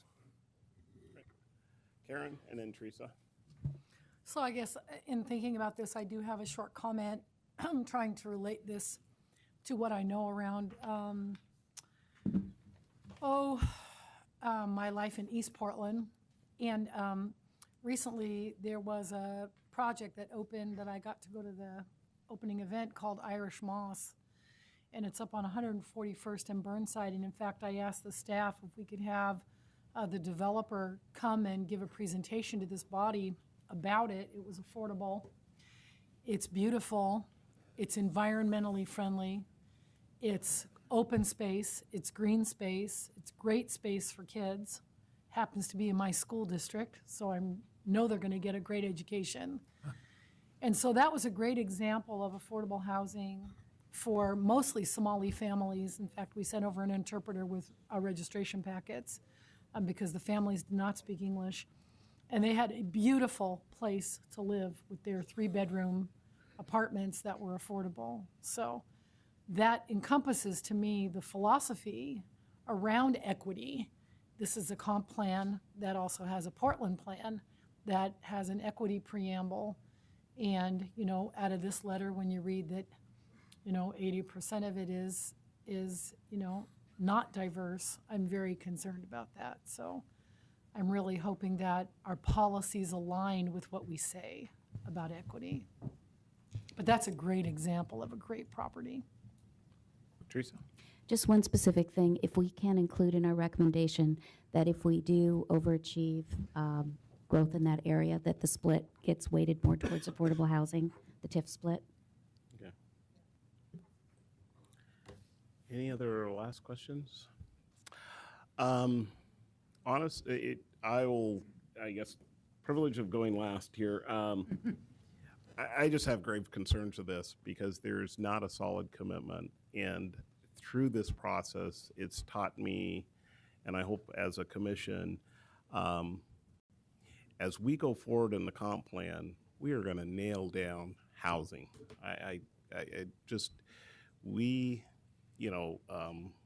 This non-committal and maybe not doesn't cut it when you're really talking about 45% of the population if they're going to live here in the next 20 years.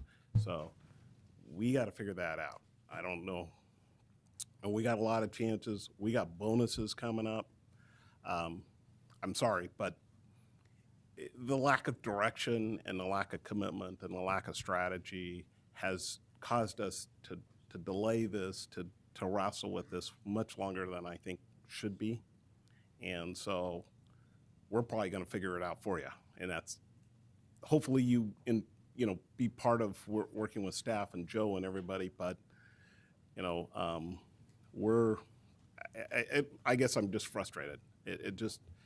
I was hoping this would come from you guys and we would just say yes and kind of move on. It's been a frustrating, as you've heard from the commissioners. But I'm in agreement. Let's move on. Let's write a very strong letter to council. And I think we have a disagreement with council about numbers. And so we've said 30%. We'll be at council on the 4th of February to deliver 40%, and we will deliver 30% to council as our strategy. And council can figure out what they want to do, but that's our strategy going forward. The letter funding, I think funding needs to change. You can't keep doing things the same way and expect a different outcome. And it sounds like you're just kind of, we're going to keep doing it. And because the growth of the TIF district, you get more funding. No, change it to 50-50, commit, do something. So we'll do that. The DDRs, the development agreements, we need to put that in our letter. Coming back for our annual review, I think is a great suggestion, Kat. I like that. And what happens if we overachieve? If this really does take off, can we, truly have a commitment to change the funding? And lastly, I would like to add for the Central East Side that we put in a requirement or ask for a requirement that there be affordable housing in that component. Not maybe, but there be a requirement in that district for affordable housing. If you're creating money and then you're not doing it, why create the money? So, Andre, what would be your process for the development of that letter? I'll work with staff to create the letter, and we'll get that around to make, and to make sure that what some of the housing advocates have also said, if we're, some of the issues that are in there are put in the letter.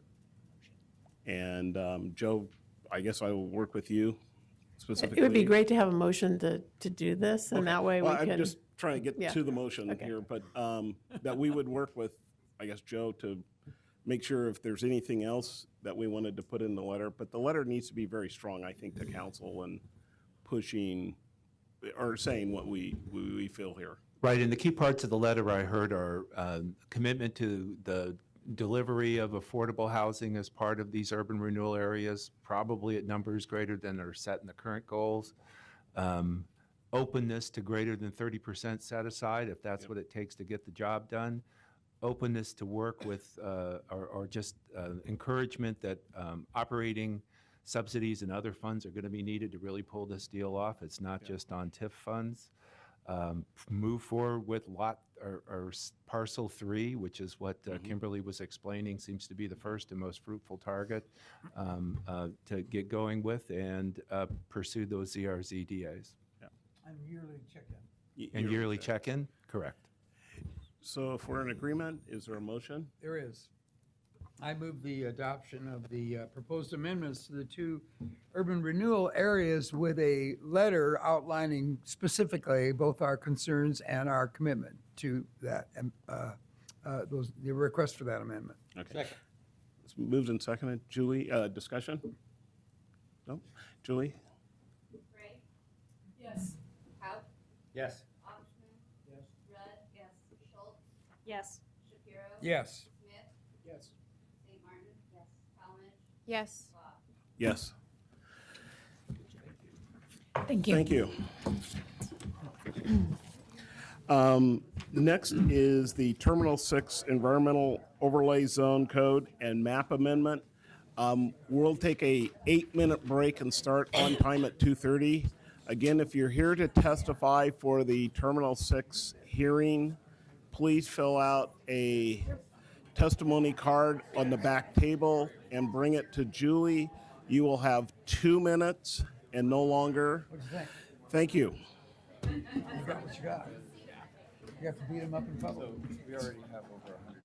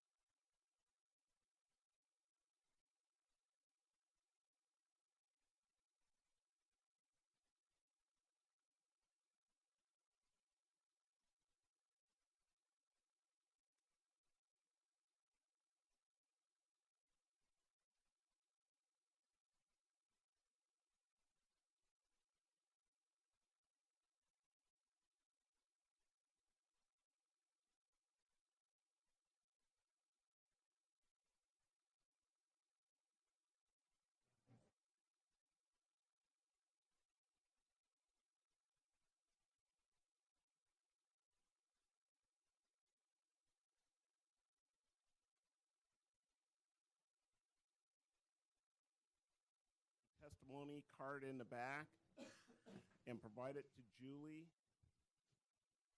You will have 2 minutes exactly. Because of the volume of testimony, I will cut you off at 2 minutes.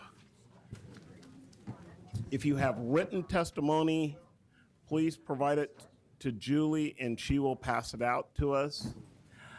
Because of the volume of testimony, if you would just agree or disagree with somebody and that's really your point, if you can say that, it will allow us to get through many more testifiers today, because at 5:30, 5:45, we're going to cut off testimony because we need to go home. And so we're going to try to get through as many as we can. We have over 100 signed up and they're still signing up. So we're going to get started. Tom? There's no mic turned on in the back of the room. The speakers are off.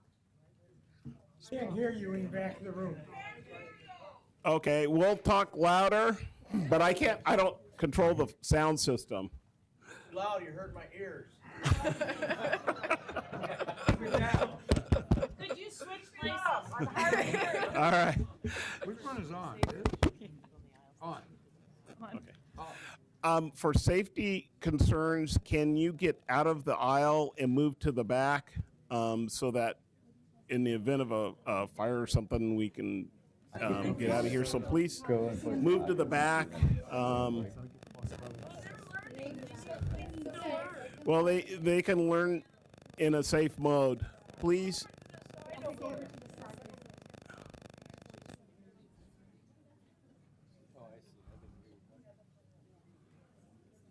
Tom, you want to get started? Yep. Okay, so this is the first public hearing to consider a environmental overlay zone code and map amendment at Terminal 6. And now if this thing could work. There we go. Okay, Port of Portland's Terminal 6 is on the Columbia River in North Portland. It's up by the confluence of the Willamette and the Columbia at Kelly Point, next to Kelly Point Park, and across the Oregon Slough from West Hayden Island. On the at Terminal 6 currently, there are 2 auto import terminals, one right next to Kelly Point Park, and another which is typically called the Honda facility, is this large paved area here. And in the middle is a large container operations that offload, there's a large container dock. The Pembina propane export terminal proposal covers what is the eastern portion of the site that is about half of the Honda, reusing half of the Honda facility and sharing the Honda dock, and using some of the vacant portion of land on the east end of the Terminal 6 property.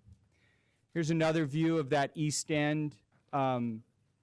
This is West Hayden Island at the top of the screen, the Oregon Slough, the Honda dock facility here. They would share that facility and have their operations all along here. Here's an aerial view of the site. This is looking west. Down here in the corner is the Marine Drive overpass. This is the rail line that currently serves the site. This is the vacant portion of the site. It currently has a few dredge spoil ponds that also serve as grassland habitat.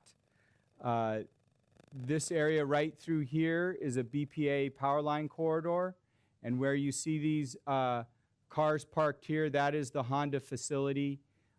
This is the Honda dock. The bigger structures and the cranes in the back are is the container dock itself. This is the tip of West Hayden Island here and the Oregon Slough. So the conceptual development plan right now is, this is the Marine Drive overpass. It goes over the rail line.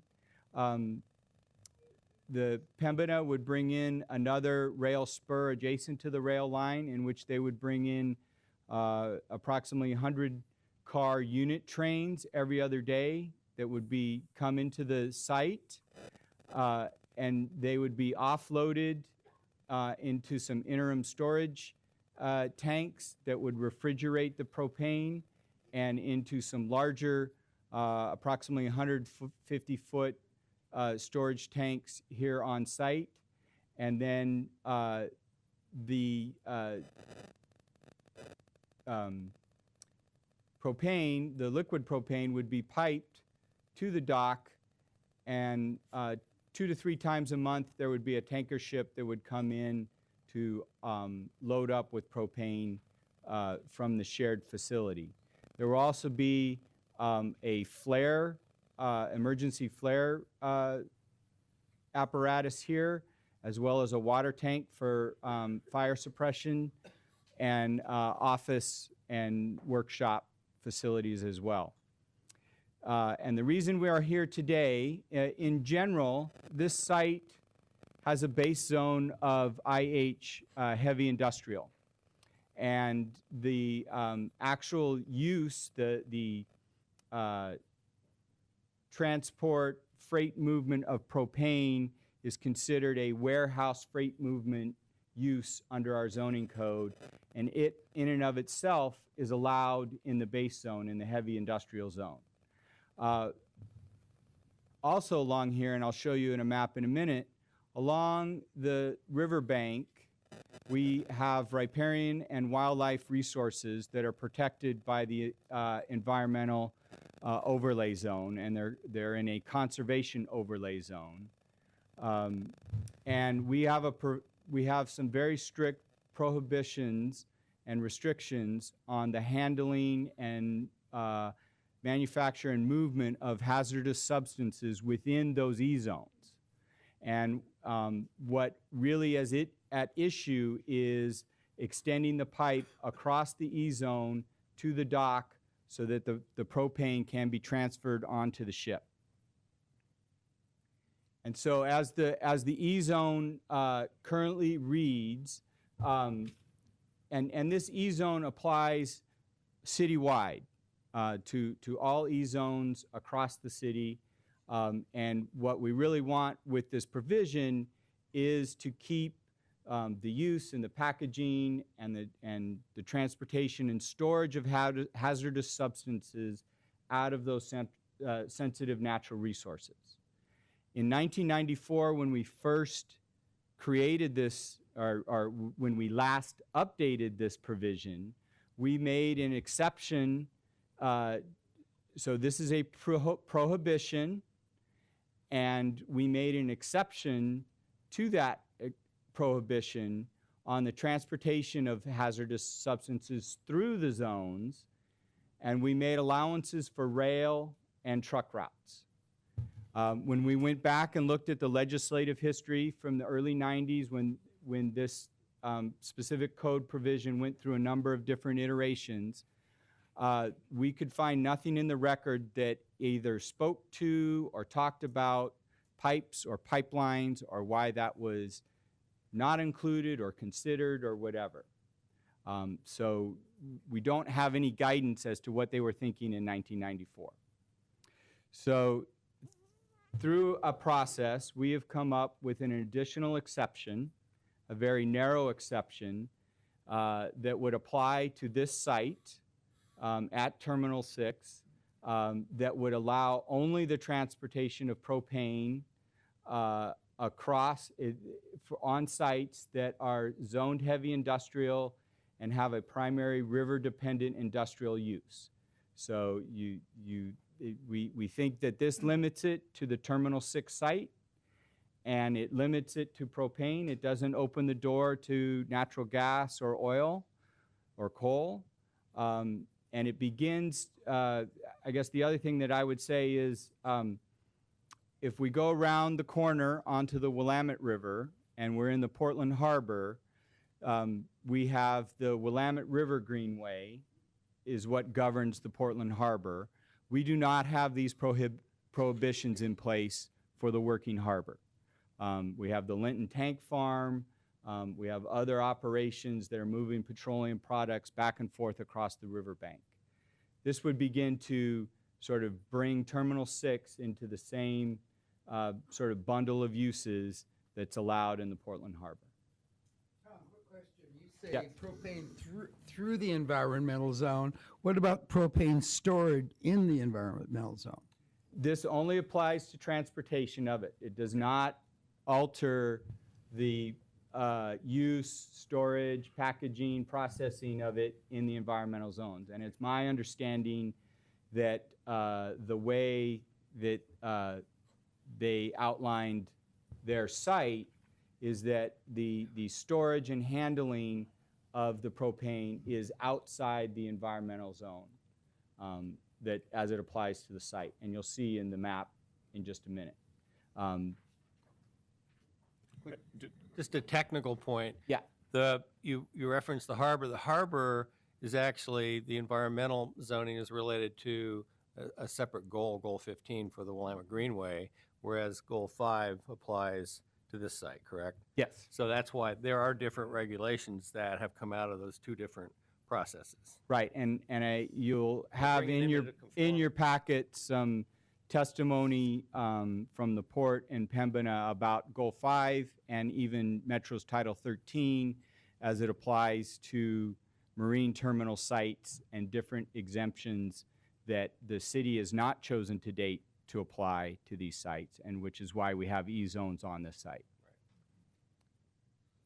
Right. To continue on, so the project is really focused, the propane terminal project needs the code amendment to enable the project. At the same time, because we are going through a legislative project here to change our rules, we are also taking advantage of the opportunity to change the map. Because, again, the original E-zone map, which you can see in blue here, dark blue, was originally created in 1989 and based on inventory information we did back in 1989. In 2012, as part of the comprehensive plan update, we adopted a new natural resource inventory that showed more significant natural resources on the site than is currently protected by the E-zones. And so we have gone through a process to begin to protect some of those resources. We are able to protect the resources on what we consider the developed portion of the site. And so you see some additional riverbank along the Hyundai Auto Dock here is proposed to be included in the C-zone. Some margins along the edge of the container dock. We have a different situation in the vacant, what's considered the vacant portion of the site, because we have to balance that with Goal 9 and the economic development portion and the economic opportunities analysis and our ability to show an adequate supply of industrial land capacity. This is the issue that we got into with Airport Futures and the North Reach River Plan. But in looking at the methodology behind our BLI, our buildable lands inventory, and how we count, we have determined that we can extend the E-zone coverage across the natural resources in the BPA power line corridor, because technically that's considered a right-of-way and is not included one way or the other in the buildable land inventory, and that we can include some additions here in green that cover the 100-year floodplain, because the methodology behind the buildable land inventory, the 100-year floodplain is discounted the same as a C-zone. And so we've already accounted for it in our buildable land inventory. So we're proposing to extend those protections, and any disturbance from the development in these areas would have to go through an environmental review and have appropriate mitigation as part of the development review process. Here's that same aerial view, and you can see the areas in green are the areas, these are the extensions and where the new environmental overlay zone would apply at the conclusion of this process. And it also covers, it currently covers and extends out into the river to cover the river resources, and this sharp line here is the city boundary. And so we have already extended under current mapping to the edge of the city boundary. Can you highlight again where the proposed pipe? Right, so again, this is Proposed Marine facilities? Drive here. Okay. There'll be rail spurs coming through this area and an access road. Somewhere in this area is going to be the workshop and the fire storage area. And then where these cars are parked, that's where the storage tanks will be. And then they'll utilize this dock up here. And so the dock and any sort of pipe extension, the pipes will be up above ground on rack supports. And any extension or supports needed to cross that E-zone will be part of that environmental review, and any disturbance in that E-zone will have to be mitigated for and will be determined by BDS through that environmental review process. So some of the issues that we've heard so far, we published the proposal on December 12th. And sent a legislative notice out, and we've, over the past couple weeks, have received testimony, and what you're likely to hear today focuses on a number of issues, primarily around safety and the risk of the facility, what it means for our climate action plan, and how we balance our climate action plan in a land use decision, greenhouse gas emissions, both locally and globally, habitat impacts, especially to impacts to the unprotected natural resources, which are primarily the grassland resources here that are in the dredge spoil area and the disturbed area here. They're still identified as significant natural resources. We're just not able to extend the E-zone protection to them at this time. After we finish the comp plan and have an adopted EOA, we could come back through and do a process to extend it at that time. So there's unprotected natural resource habitat impacts. There's boating access impacts on the Oregon Slough. There's jobs, there's tax revenue. I think just to keep in mind what's in front of you today is this is a legislative project. The city is voluntarily going forward with considering changing our rules. It's not a specific development proposal yet. You are being asked to consider whether to make a recommendation to City Council on the code amendment and make a recommendation to the City Council on the map amendment. And with that, as usual, you can have a transmittal letter that advises them on the significant issues that they could consider when they make the final decision on these proposals. And with that, that is the basics of my presentation here today, and we can answer some clarifying questions. So before we go for clarifying questions, you get one question. It's got to be short because we're trying to get through this. So we'll just start here and just roll around. Chris, you have anything? Real quick. Sure. Well, I have a request and a question. So the request to the testifiers is that if you're talking about climate change, I'm interested in your thoughts about whether there's a role in climate change mitigation for bridge fuels and what conditions it would take for this propane to be effectively used as a bridge fuel as opposed to contributing to increased greenhouse gas emissions. So if you have any thoughts on that, I'd love to hear them. My question is, why doesn't this trigger a NEPA process? A NEPA process? It's my understanding so far that there's no federal funds used as part of this project. That's probably a better question for the port and in the next panel. Okay. So to clarify, so today we would be approving saying yes or no to this amendment, and whether to send it on to the council. I mean, No. not today, but that's what- Eventually, Yes. eventually you will need to make a decision as to whether or not you should make a recommendation to move this proposal forward to City Council. So even if we make that recommendation as we're working on the comp plan, we could actually include that in an environmental overlay area. We could advocate for more natural resource area and protection there. Not as part of the comp plan, but after the comp plan is adopted, then we could bring a legislative project back through to amend the map. We need to get the comp plan done first. Howard? Yeah, it's a practical question. 100 cars every other day means that they're going to stack up a lot of propane at that loading area until the ship arrives. What if more cars arrive than ships? That would be a question for Pembina Okay. and how they schedule their unit trains and move it in and out. Kat? Mike?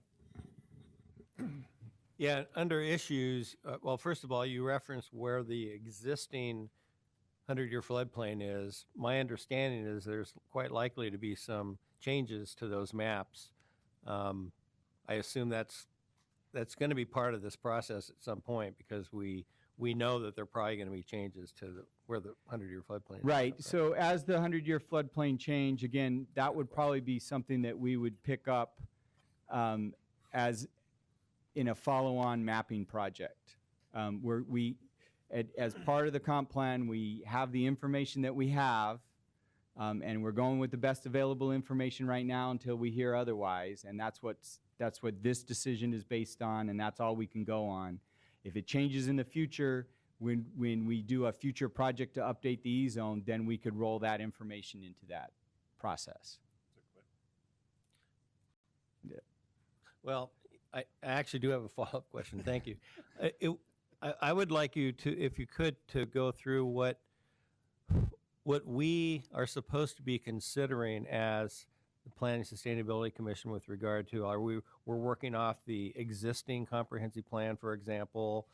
How narrowly are we supposed to be, from a legal or protocol or policy perspective, focusing our decision, our ultimate decision?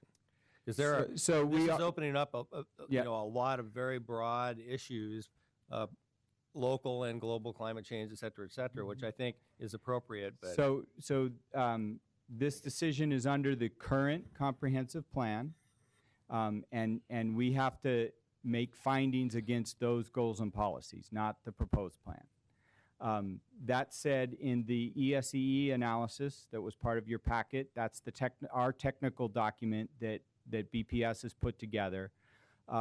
We have, under Goal 5, a fairly broad latitude to consider the impacts, and we've gotten into all of those identified issues, at least to some degree, varying levels of detail, but we do have, under that ESEE analysis, the ability to look at those issues and, in the end, balance those conflicts to figure out the best program to protect the natural resources.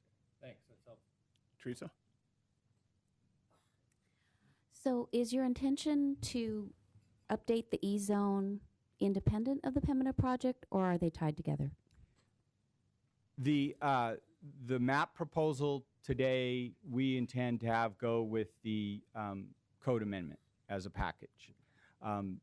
Protecting the additional resources that we can't get at today would be an independent project that would follow on probably in 2 years, 3 years, sort of thing. Karen? Gary? Great. Do you want to? Yeah. So with me here today is Nate Takara, the fire marshal. I know one of the big issues has been around safety and risk for the facility. We don't have a lot of detailed information about that right now, but we thought we would bring Nate here today so that he could explain his process and what goes through as part of the development review and permitting process when there's an actual detailed design and that level of information is available. Good afternoon. My name is Nate Takar, Fire Marshal, Portland Fire and Rescue. As Tom was saying, we're very early in the process at this point. In fact, we were meeting with Pembina on Thursday, just to discuss this project. With that being said, as Tom said, I can speak about the overall process of what would happen if permits were submitted. Like any businesses opening up in the city, they would go through this BDS, and we would be one of several bureaus reviewing the process or the application and the plans. At this point in time, being that this project is complex and with safety in mind, we will require Pembina to will review this project with an independent third party. So we'll have an expert looking at it who's a specialist in manufacture storage of propane. Other than that, we're very early in the process, and we just need, once we start the process, get the analysis done, then we can proceed forward.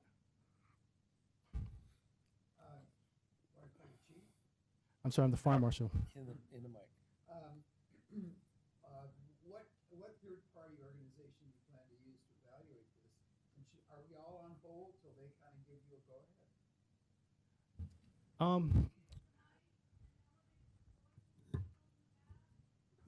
So as far as the third party, I'll be working with probably the building department, look at how we can create a to do a review, a proper review to open it up to see. It's going to be a bid process to see. We'll write the criteria of what we're looking for, the expertise that we're looking for to, as far as the propane review. Gary?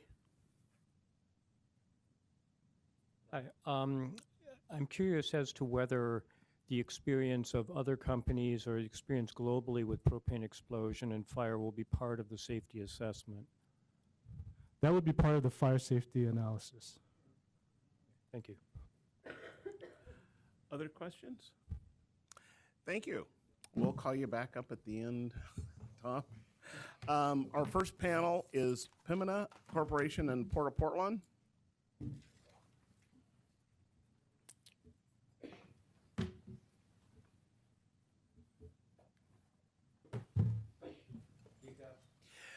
For this, we're going to give you 15 minutes total, so you guys can divide it up. But and then at the end of that, we'll go around just one burning question to each individual, and then we'll bring up the next panel and do the same. Terrific.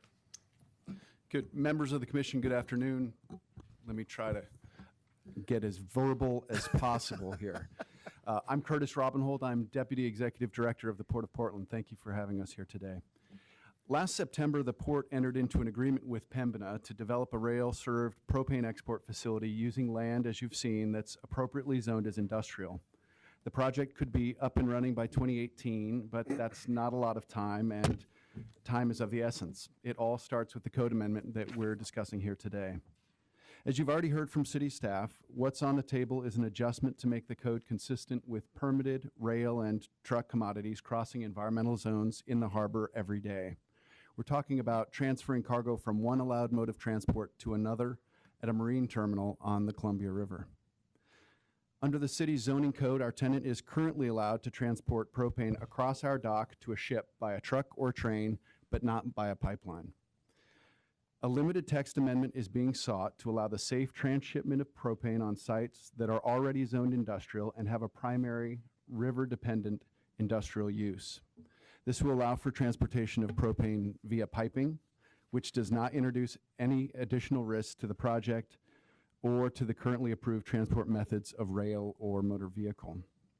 We're not talking about long-distance shipment by pipelines, only the system needed to move propane from the shore to the ship, approximately 50 feet, as you can see on the picture above, really about the length of the room we're sitting in today. Pembina's $500 million investment represents a significant potential influx of city, county, and state tax revenue. In fact, it would be the largest single private capital investment in city history.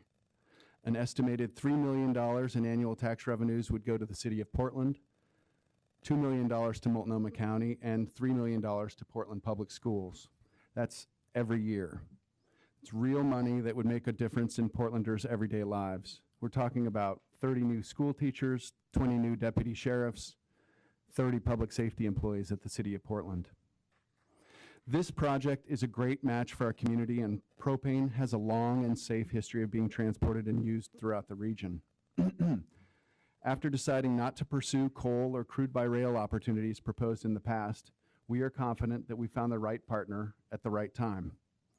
Globally, propane has an excellent track record as a clean and safe alternative fuel, displacing many dirtier traditional fuels like coal and oil. And Chris, I hope we'll get to your question. Redevelopment of the site is consistent with the city's comprehensive plan and leverages existing rail and marine terminal infrastructure. As the site design concept takes shape, safety and environmental protections will be a critical part of the planning process. Pembina brings impressive experience and expertise to the table. It's a strong and stable company with a great history, and as you'll hear, safety is ingrained in their culture. Following the announcement of the project in September, Pembina's president and CEO, Mick Dilger, came to Portland to describe the project, introduce his company, and welcome community feedback. Pembina has since met with neighborhood associations, environmental groups, tribal representatives, local businesses, and elected officials, among others.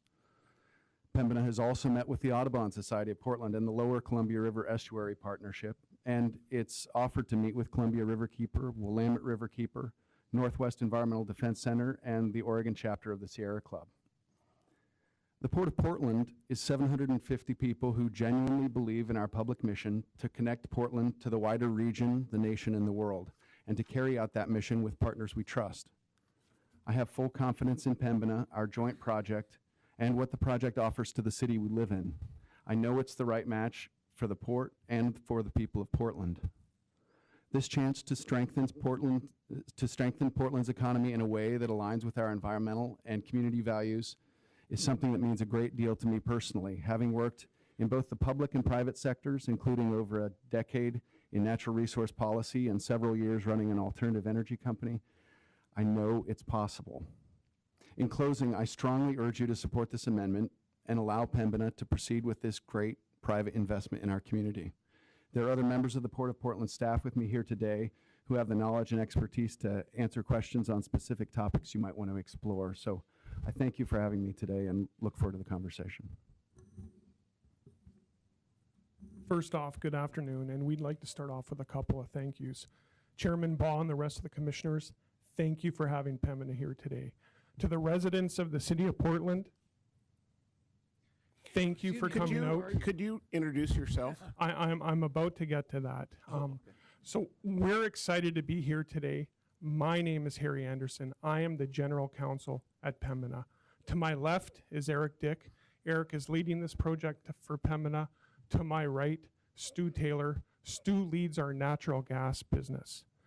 To the city staff, we appreciate the time you have spent on this project.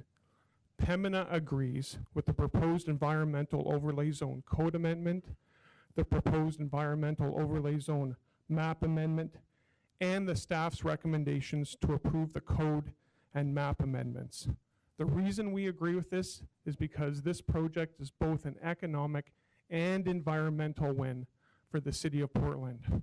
There are three pillars that this economic and environmental win are built on. The first pillar is community benefits. There are substantial economic and social benefits associated with this project, and there will be minimal environmental impacts from this project. The second pillar, safety. Propane is a safe product. The project is safe. The third, emissions. Propane is a clean product derived from natural gas. Now, before I move on to briefly expand on these three pillars, we need to acknowledge that in the course of talking to stakeholders and members of the community, that there have been questions raised. We have heard you, and we are here to make some commitments today. The first commitment, we will buy green power for this project. Second commitment, we will mitigate all local environmental impacts associated with this project. Third commitment, We will hire locally, and we commit to workforce diversity for this project. The fourth commitment, we will use unionized labor for the construction of this project. Chairman Baugh, I have a letter here. Please, no clapping. Chairman Baugh, I have a letter here today outlining all of those commitments signed by myself, Eric Dick, and Stu Taylor. Getting on to the three pillars. The first one, community benefits. There are substantial economic and social benefits associated with this project. It is a $500 million investment by Pembina into Portland. An investment like this translates into a number of things. First, jobs. There will be 600 to 800 construction jobs when this facility is being built. Permanent positions, 30 to 40 permanent positions that on a year-over-year basis will generate over $7 million in salaries. Local spending. There will be approximately $12 million per year in property tax. There will be $250 million from locally sourced equipment and materials for the construction of this project. Each and every year, there will be locally sourced materials to the tune of 25 to 30 million in annual operating costs. Other local benefits include workforce diversity and training, hiring minorities. It also includes union participation. Pembina has entered into a letter of understanding with the Columbia Pacific Building and Construction Trades Council regarding the construction of this project. I also note that there will be no subsidies or any tax abatement associated with this project. Pembina will stand on its own financial feet. There will be a minimal environmental impact associated with this project. We are talking about an existing industrial zone site with an existing berth. It's currently being used as an infill location for the disposal of dredged materials and as a layover site for the unloading of automobiles from the balance of Terminal 6. As I indicated previously, Pembina commits to mitigate all shoreline and shallow water impacts associated with this project. We will work with the city, regulators, and environmental groups. Moreover, Pembina commits to work with the city, regulators, and environmental groups to enhance in water habitat and shoreline habitat. The second pillar, it's safety. Propane is a safe product. Pembina has been handling propane and other similar products in more than 60 communities for over 40 years. Over 60 communities for more than 40 years. In the last 15 years alone, Pembina has safely transported propane throughout all parts of Oregon, including the city of Portland, without incident. Just last year alone, in 2014, Pembina safely transported, without incident, 3.1 million gallons of propane to the city of Portland. In the last 10 years, Pembina has safely transported, without incident, over 50 million gallons of propane throughout the state of Oregon. The project is safe. This project is no different than the other facilities we operate in the other 60 communities we've been a neighbor in for over 40 years. It is simply larger. Pembina will be here for the long term. Unlike LNG, there is no processing at this site. There are no chemicals, no treating, or other additives at this site. There are numerous safety features. There are double-walled tanks associated with the storage tanks. And what that means is that is a tank within a tank where Pembina actively monitors the space between the two. There is a pressure relief and flare valve system. The storage tanks have a pressure of 20 pounds per square inch.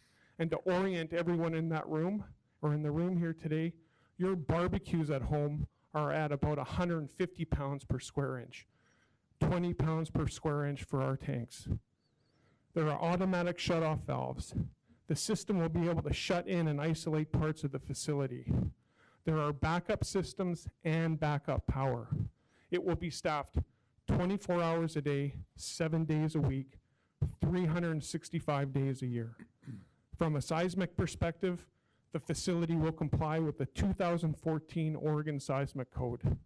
That means the facility will withstand a magnitude 7.0 earthquake in the city of Portland and a magnitude 9.0 earthquake on the coast of Oregon. And we are using unionized labor for the construction of this project because they know safety like we know safety. In 2014, Pembina worked 2.4 million people hours, and we had no lost time incidents. That bears repeating. Pembina worked 2.4 million hours, and we had no lost time injuries in all of 2014. Emissions. Propane is a clean product that comes from natural gas. It's specifically identified as a clean fuel alternative by the Clean Air Act, the EPA, and Oregon's Clean Fuel Program. Moreover, the value of propane as a clean fuel is already evident today in the city of Portland. Hundreds of school buses that currently serve Portland's public school system run on propane. We understand that 86 new propane-powered school buses have been ordered, and the reason that they've been ordered is because they are cleaner, they are cheaper, and they are safe. In closing, I'd like to leave you with a couple of thoughts. First, the pillars of this project. One, community benefits. There are substantial economic and social benefits associated with this project, and it will have minimal environmental impacts. Second, safety. Propane is safe, the project is safe. Emissions. Propane is a clean product that comes from natural gas. I'd also like to reiterate our commitments here today. We will buy green power for the project. We will mitigate all local environmental impacts. We will locally hire, and we commit to workforce diversity, and we will use unionized labor for the construction of this project. Again, we are very excited to be here, and we are looking forward to being your neighbors for a long period of time. That said, we'd be happy to answer any questions you may have. Perfect. Chris? Well, thank you. And I appreciate very much your commitment to mitigate local impacts. I have some concern about global impacts. I took a quick look at your annual report yesterday, and while I admit I didn't read it cover to back, I did do a quick text search on it, and I did not find any reference to climate change. So my question is, does Pembina as a corporation have a position on climate change? We understand the need to address climate change. Propane is a transition fuel, and the importance of a transition fuel can be seen with a global pact on greenhouse gas reductions that almost all the countries just signed a few months back, and that includes the Asian countries. And the value of a transition fuel is that it enables countries such as the Asian countries to take the first 3 steps to move from traditional fuels to something that is significantly cleaner from an emissions perspective, moving towards dealing with global emissions from a greenhouse gas perspective. And again, moreover, we'll see that that's evident here today in the city of Portland with how the city of Portland and the school system is utilizing propane-powered school buses. So if I can follow up on that, are you then prepared to commit that you'll only market this for use as a replacement fuel rather than for other uses? That's a good question. Now, albeit we do not have committed offtake, we have been discussing with the buyers what this product would be used for a significant period of time. And that use in particular ranges for a couple of uses. It goes to the production of plastics, or it's used for heating and cooking in the Asian countries. And in our discussions with potential buyers, it's been in the range of anywhere from 50% up to 100% that would go towards the productions of plastics. And that's important because that would displace traditional products that are used in the Asian countries for the production of plastics that are all oil-based. So propane depending on that range I gave you, and again, we haven't committed to anything with anybody in terms of selling, but they've been talking about putting anywhere from 50 to 100% of the product that come out of this terminal to plastics production, which would displace oil-based products that have been currently used for production of plastics. Maggie?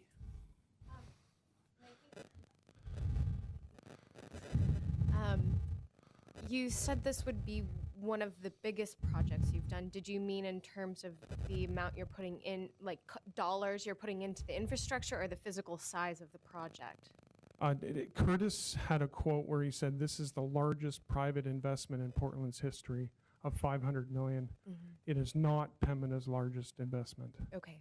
In Oregon? In Oregon. In Oregon it would be, but not period. We have other investments that are larger. Howard? Well, Pembina is a Canadian company, and I'm wondering why, with good rail clear to British Columbia, why you haven't selected one of those ports. That's a great question. We looked at a number of different sites, and there's 4 reasons we selected Portland. 1, the proximity to the Asian markets. We've talked about the use of propane for the production of plastics. 2, because of the skilled labor force, particularly the unionized labor force on construction. 3rd, it's already an operating and existing site. It's being used, or it was used, for an infill location for dredge materials. There's an existing berth, and it'll have a minimal environmental impact.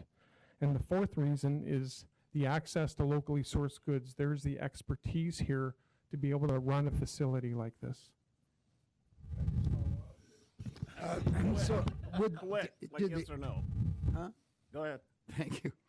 In other, did you approach the Canadian companies, and did they turn you down, or was this your first choice?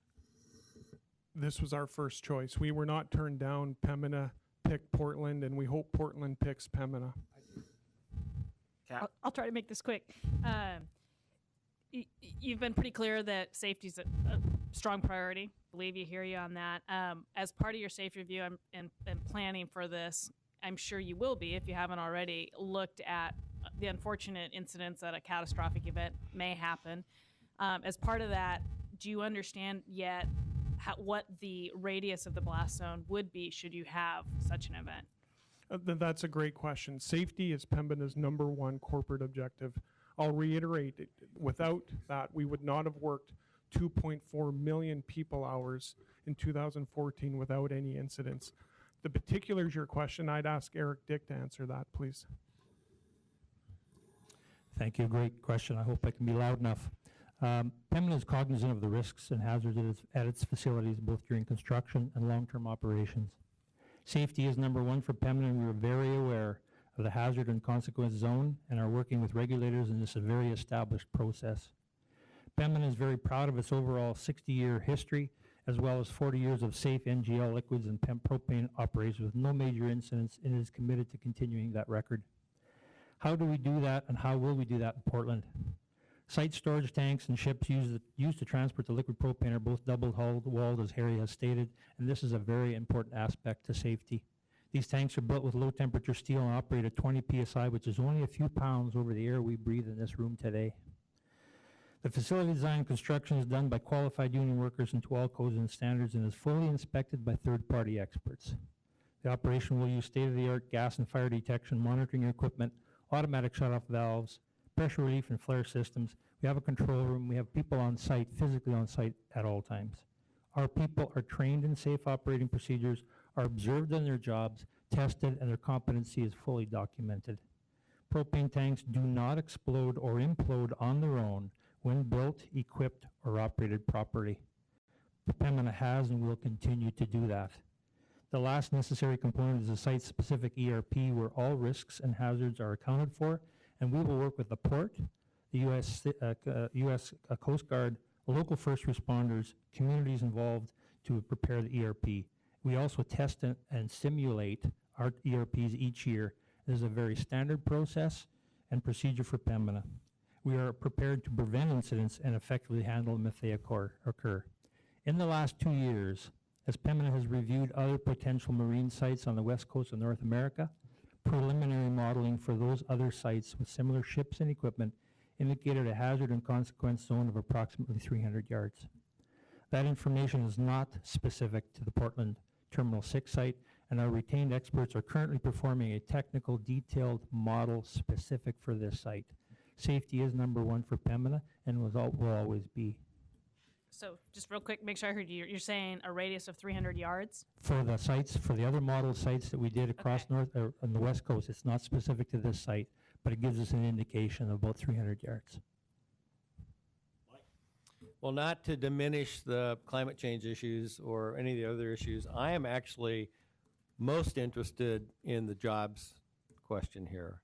And we have gone through over a year, going on 2 years, angst-ridden conversations about lack of industrial land.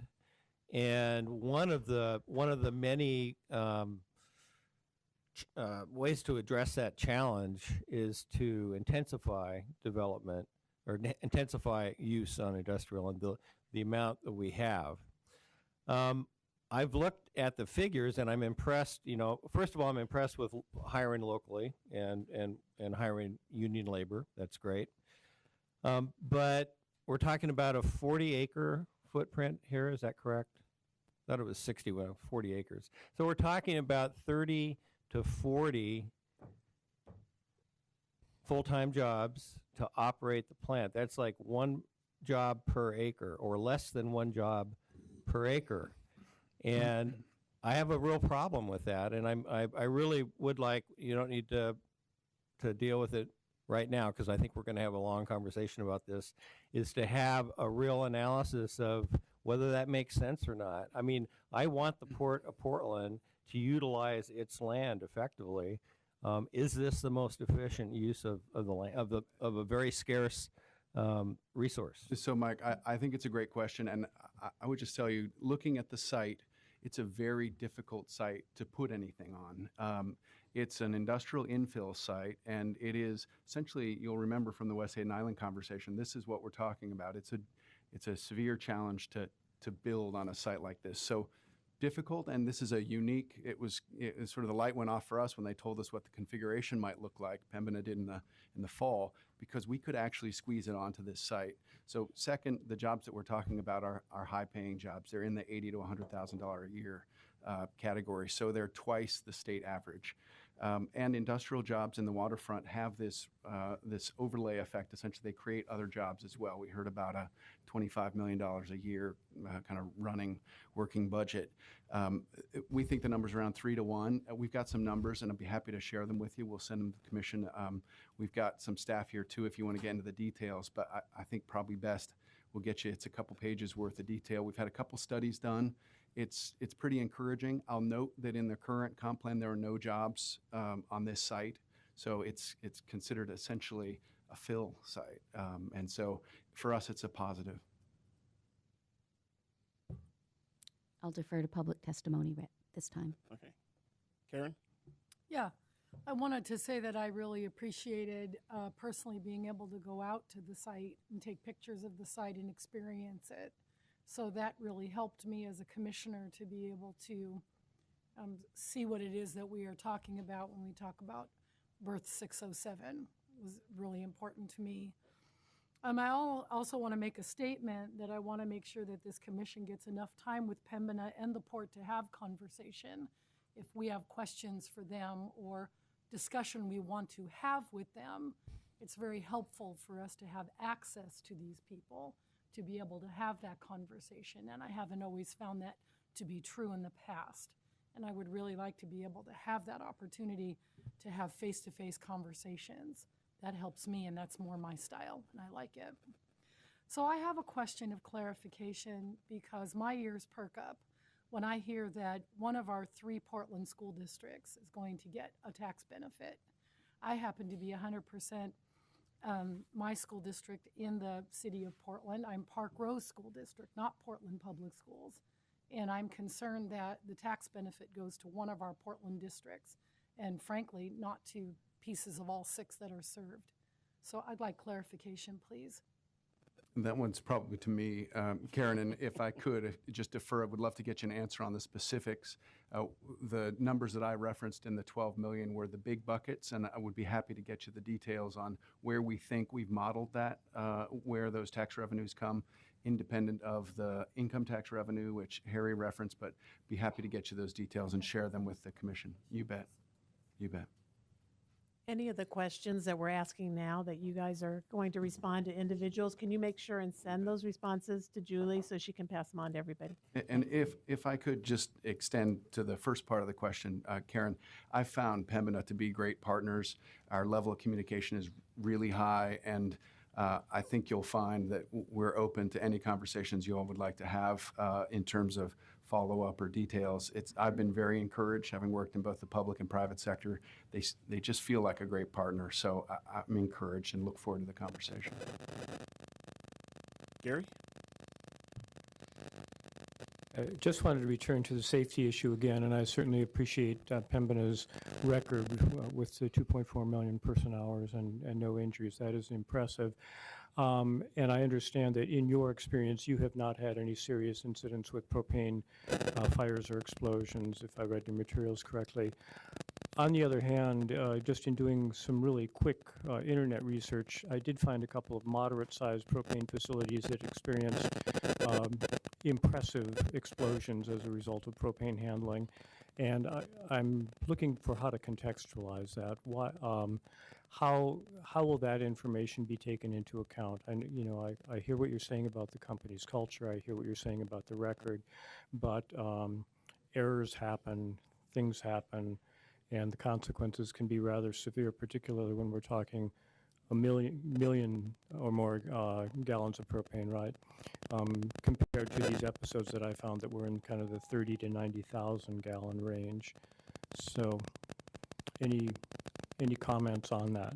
And obviously, we can't speak for others, but we have been safely operating, handling these types of products in over 60 different communities for 40 years. And I think some particulars around your safety questions, I'll again defer to my colleague Eric Dick here. Thanks, Gary. We also review other people's issues because we know, I think as a private pilot, the one saying that was always on my monthly newsletter was learn from others' mistakes because you won't live long enough to make them all yourself. And so we review all types of incidents.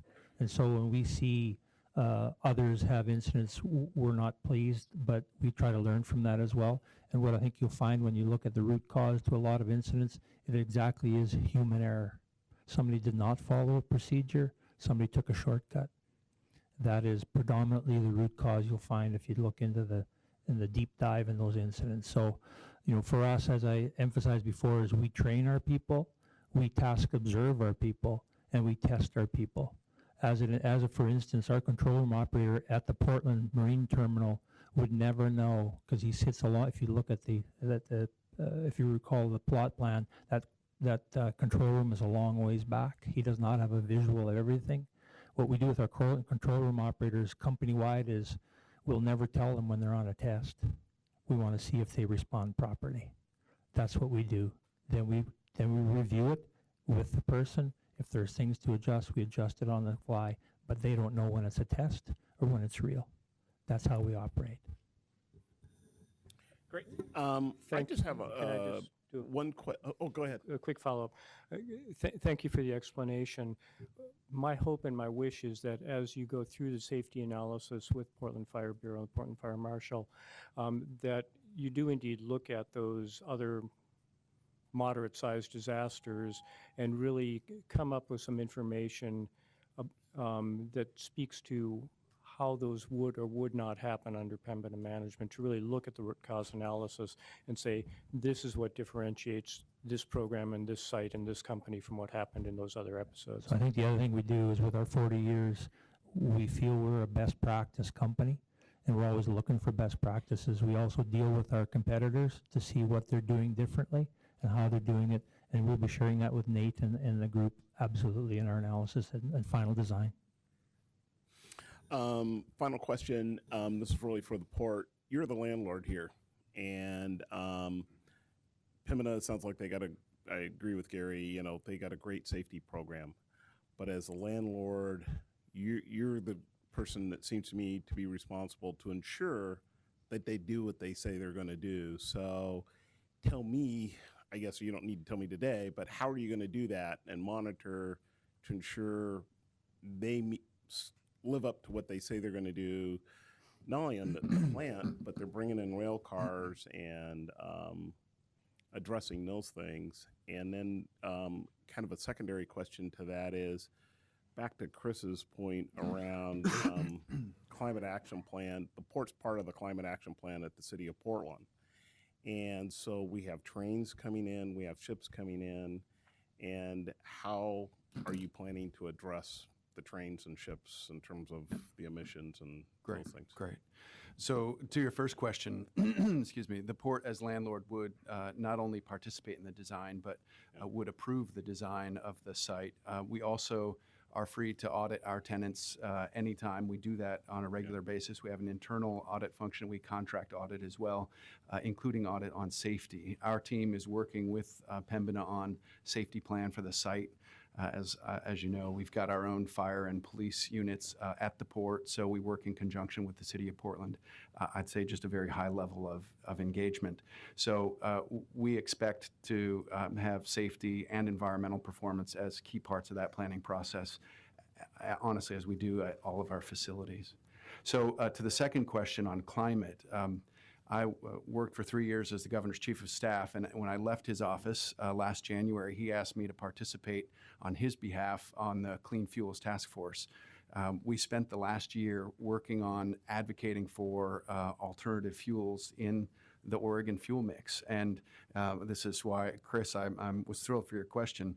I think we're going to be successful pending legislative action here, but the Oregon Clean Fuels Action Plan has defined propane as a clean fuel. I believe it essentially displaces heavier carbon fuels, and I'm encouraged by that. I think, you know, not only the EPA and the president, but the city of Portland has advocated for displacing heavier fuels. So this is maybe a little bit of what's good for the goose is good for the gander. We should want that in Asia as well. All that being said, I'll just note the port, we really walk our talk. We are now at about 15% below our 1990 emission levels. We achieved our objectives 9 years ahead of schedule. We have a CNG fleet of passenger buses many of you have ridden in. We have a hybrid and electric vehicle fleet. We buy 100% green energy for our own energy use. They're not green emissions. You know, we're working on a 90% waste reduction. I would say, you know, not only are we on board with you on climate change and the climate action plan, we're right in the front seat. We're very interested in what else we can do. Now, I want to return just briefly to propane there. We believe propane is part of that story, and it's not only part of the story for us here, it's part of the global story, and it must be. If we are going to be successful in the battle against climate change, we need transition fuels, and you know, propane is at the top of that list. And it's not our list, it's EPA's list, it's the president's list, it's the state of Oregon's list. So we take it very seriously. Okay, great. We're going to get panel 2 up here. Thank you. Thank you very much. Thank you.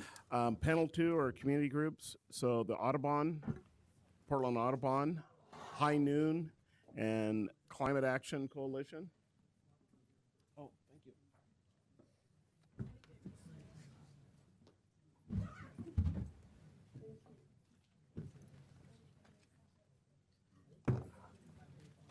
How long do we have? You have 15 minutes.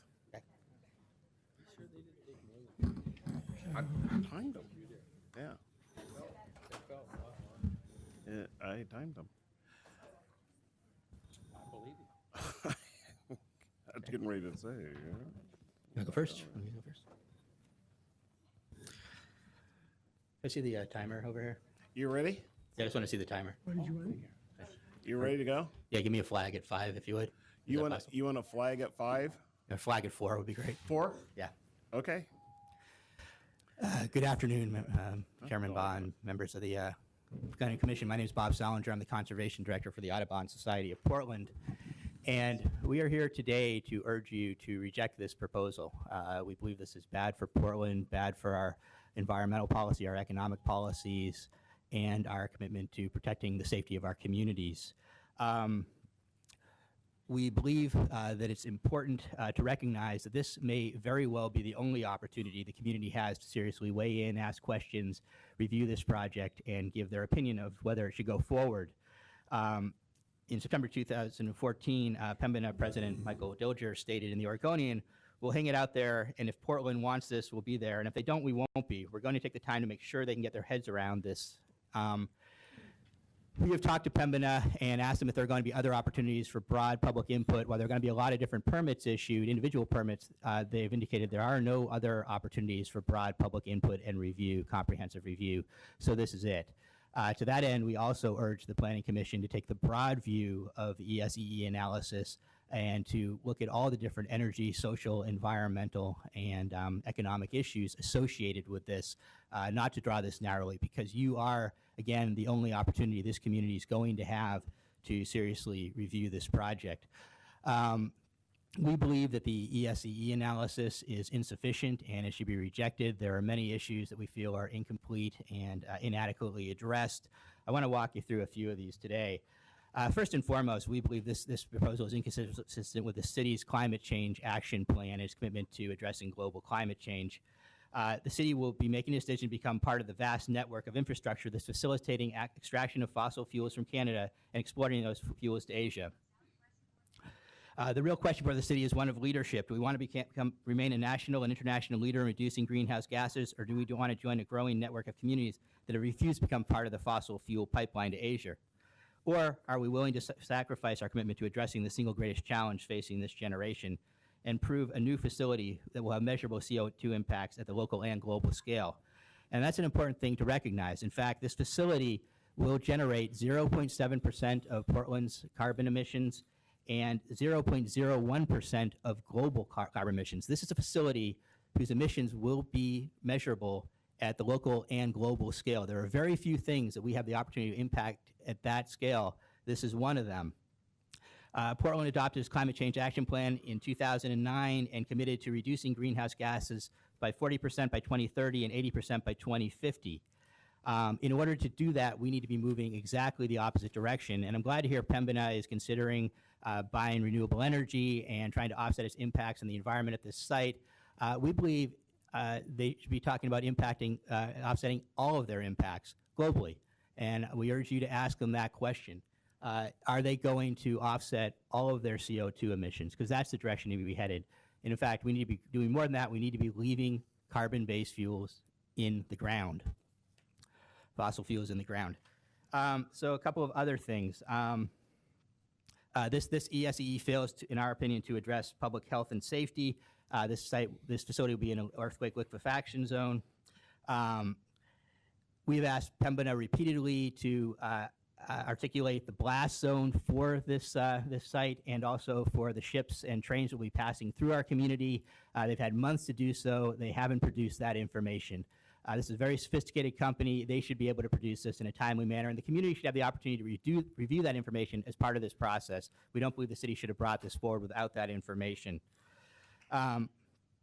We believe that the city should do a health impact analysis, as it did with West Hayden Island, on the potential impacts in this community, from the diesel fumes, from the boats, from the risk from these trains passing through the community, from the blast zone. There are a number of issues and a number of low-income communities that could be affected. We believe the city should take a hard look at those issues as a matter of environmental justice. Jobs. As Commissioner Houck has already pointed out, 35 to 40 jobs on 62 acres, less than a job an acre. At a time when the Port of Portland and the City of Portland are considering converting West Hayden Island and golf courses to get jobs, we need to be thinking very, very seriously about a project that's going to produce less than one job an acre. And I don't buy the Port's argument that this is a hard site to develop. They're all hard to develop. We need to be thinking and asking more of ourselves. Recreational impacts. We've asked Pembina and the city and the Port repeatedly to articulate what the recreational impacts are. What we know right now is there could be a restriction zone of up to 500 yards around this facility. That would effectively shut down the Oregon Slough entirely several days a month. And every single one of these impacts could double, because one of the things we know about this facility is that Pembina has ambitions to double the amount of propane going through this facility in the future. To answer Commissioner Smith's question about should we consider this a transition fuel, we do not believe that we should. The city should not be swayed by this argument. The fact is that this is a byproduct of fracking for natural gas. We are going to be taking that and exporting it to Asia. The city and the port and Pembina have produced absolutely no analysis whatsoever, zero, and you heard that again today, to show that this will displace fossil fuels. It could be used to make plastic, it could be additive. That argument is completely hypothetical. There's been no evidence requested or provided by the city to address that issue. And so it's become a convenient rationalization to justify moving forward with a project that is completely contrary to the city's climate change ambitions. The fact is what we're doing is we're adding to the infrastructure network that allows fossil fuels to be removed from the ground and exported. A couple other quick issues. The E-zone boundary updates. We do believe the city needs to update the environmental zones in the Columbia Corridor based on new information. We think this is the wrong way to do it. The city is well aware that it can't expand those environmental zones until it completes its economic opportunities analysis. This is being driven solely by accommodating Pembina. The economic opportunities analysis is coming forward in the next couple of months. At this point, because of the fact this hasn't been produced, there's at least 26 acres of grasslands that should be protected that won't be protected on this site. We believe that update should be done through a public process that focuses on protecting natural resources, not accommodating Pembina. Finally, this is a cautionary tale, I think, for the city of Portland. But for the fact that this triggered this E-zone amendment, the city and its communities would have absolutely no opportunity to review this project in a comprehensive way. And the city's been under a lot of pressure. It's occurring at the state, the local, and the regional level to give away its authority, its oversight authority, to streamline these processes on industrial lands, to accommodate industry, and reduce public oversight and review and input. And this is a great case in point of the fact that we can't always anticipate the future. This project has profound implications for Portland, and very well could have passed by without any sort of comprehensive review whatsoever. As you review the comprehensive plan, please think about that issue. Please recognize that this report is woefully incomplete right now, and that this is contrary to the ambitions that we have in this city to protect our environment. Thank you. Please, please, no clapping. Walk the talk. Okay, go ahead. Hi, I'd like to thank the Commission for the opportunity to address the hearing. My name is Lowen Berman, a Portland resident, speaking as a representative of Portland Climate Action Coalition, consisting of 350 PDX, Portland Rising Tide, Portland Raging Grannies, Unitarian Universalist Community for Earth, Portland Bike Swarm, Sustainable Energy and Economy Network, and others. These comments, however, are my own. It's not part of my prepared testimony, but I would just point out, after hearing Pembina patting themselves on the back for their civic mindedness, that they are the largest pipeline company in the Canadian tar sands, which is the most destructive construction progress going on in the world. That's Pembina, and that's who you're signing up with. I'd like to address each member of this commission personally and individually. My heart to yours. You're good people. As Planning and Sustainability Commissioners, you've been chosen because of your extraordinary concern for our city and our environment.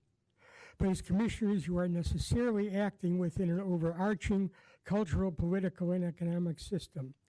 This system, which has as its basic values and priorities putting individual profit ahead of the common good, never-ending growth in a finite and fragile world, acceptance of extreme human equality, and disregard for non-human life, is driving the world to catastrophe on a level never before experienced in human history.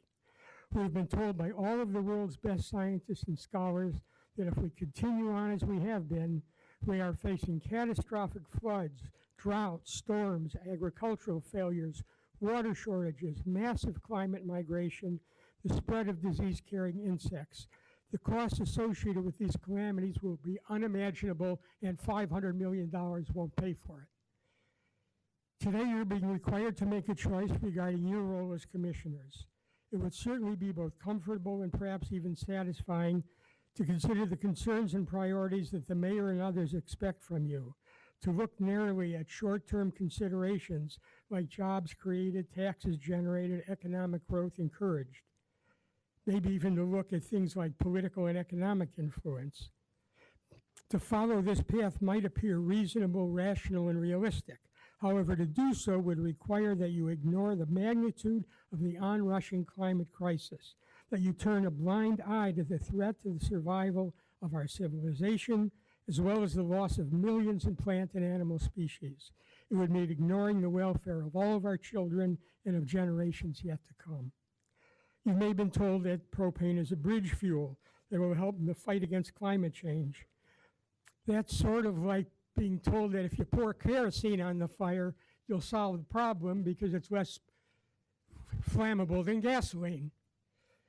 When the propane that this project proposes is burned every day, it will create nearly 1.5 times the CO2 produced daily from all of the passenger vehicles in Multnomah County. All of the passenger vehicles in Multnomah County, and double that if the project is expanded as expected. You have about 4 minutes left. Fracking and related unconventional extraction activities, which were the ultimate source of this propane, are already causing widespread devastation of huge areas of Alberta, et cetera. I'm going to cut it short. So what can you do as commission members?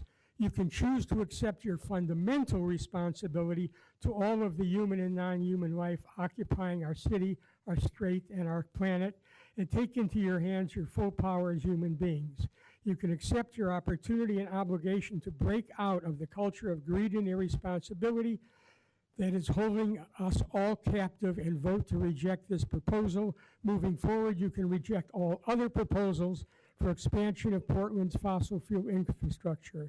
You can help lead the city in dismantling our existing fossil fuel facilities. You can let the world know that Portland is a climate champion, not just in words, but in deeds. You can help lead the country and the world in redefining development and success from narrow economic concepts that benefit only a few into concepts that truly encompass sustainability, equality, and love of the beautiful world that we've inherited. To choose to disallow this proposal and others like it would likely involve personal difficulties, could require substantial courage on your part. However, the choice cannot be avoided. As we used to say in the 60s, you can either be part of the problem or part of the solution. As a fellow Portlander and a fellow human being, I beg you to become part of the solution. Thank you.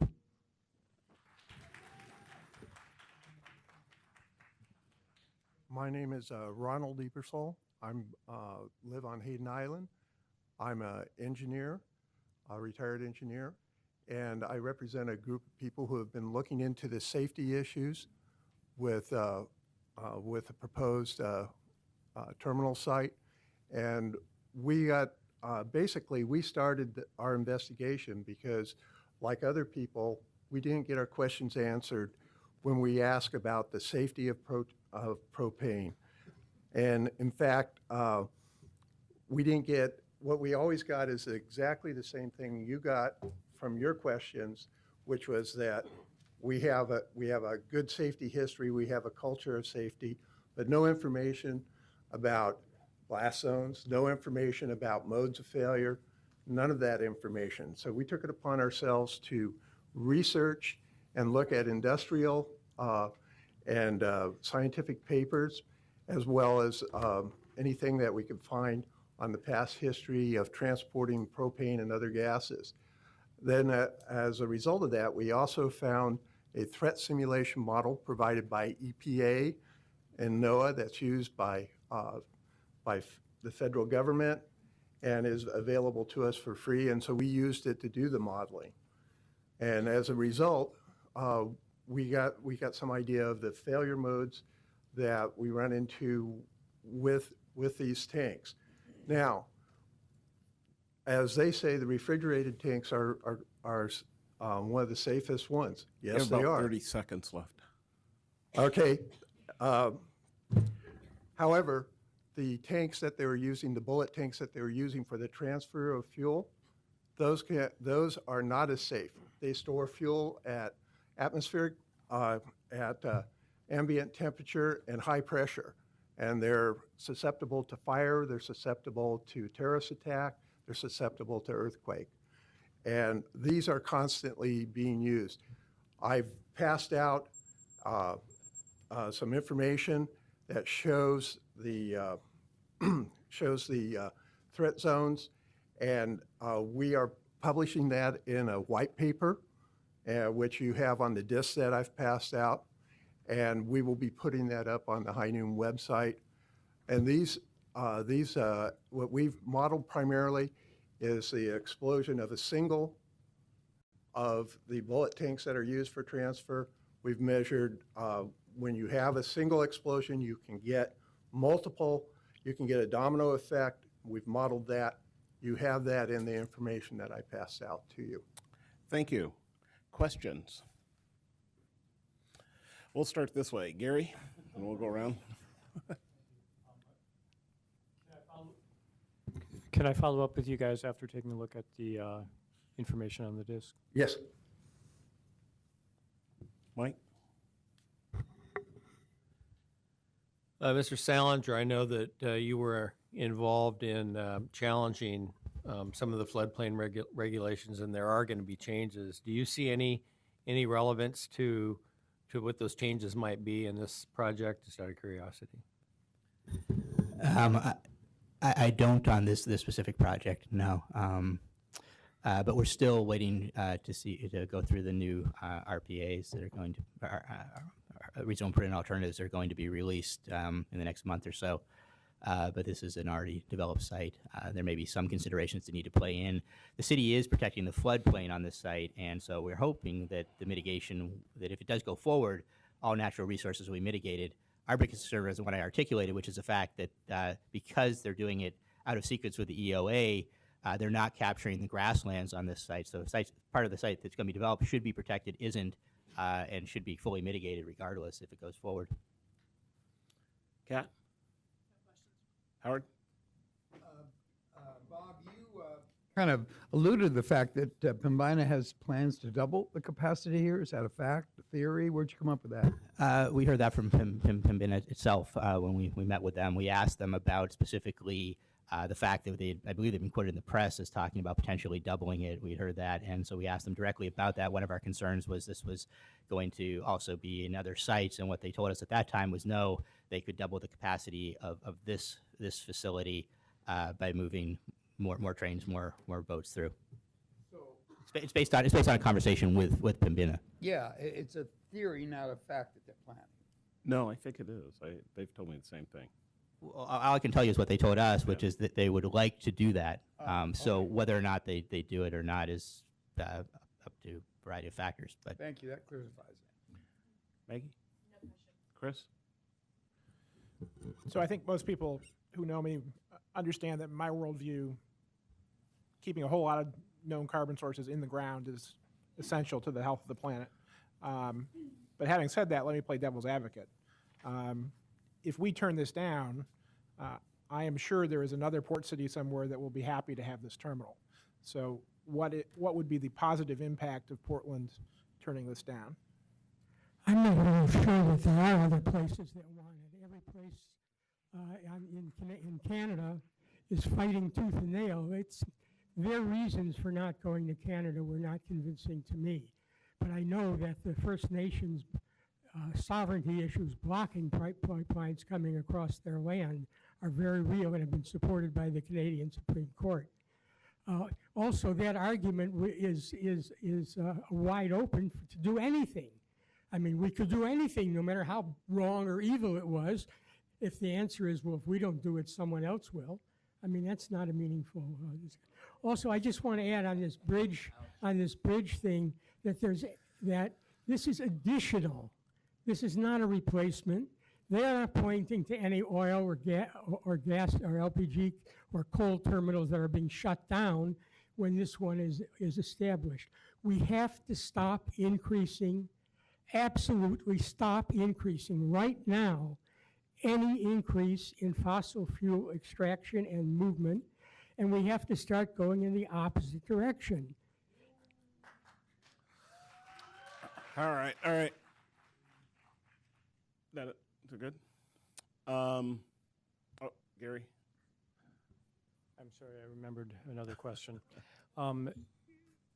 When I was preparing myself for this meeting, I was taking a look at the carbon emissions of various fuels, and it seems to me that displacement of coal in particular is a noble goal if you could actually achieve that. So I'll raise to you the same question I asked of Pembina, and that is, what is the evidence that displacement of that propane or other cleaner fuels actually do displace coal, or what is the evidence that they don't?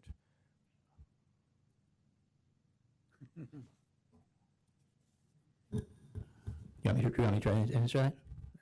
I can try to answer that. We haven't seen any evidence produced, and I think it was the port and Pembina to produce that evidence and demonstrate that this is going to displace coal. We've seen that repeated over and over in the media, in these public meetings, and in other public forums. It's easy to say, but there has been no evidence offered whatsoever.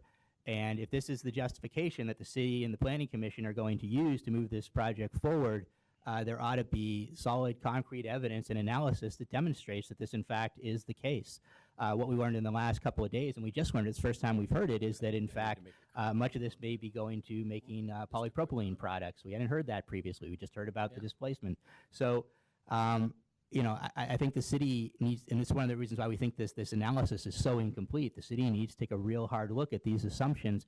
But fundamentally, I go back to the argument that this is a fossil fuel, and we know the solution on fossil fuels is to keep them in the ground. We do not need to add to the infrastructure that already exists to take these products out of the ground and ship them overseas.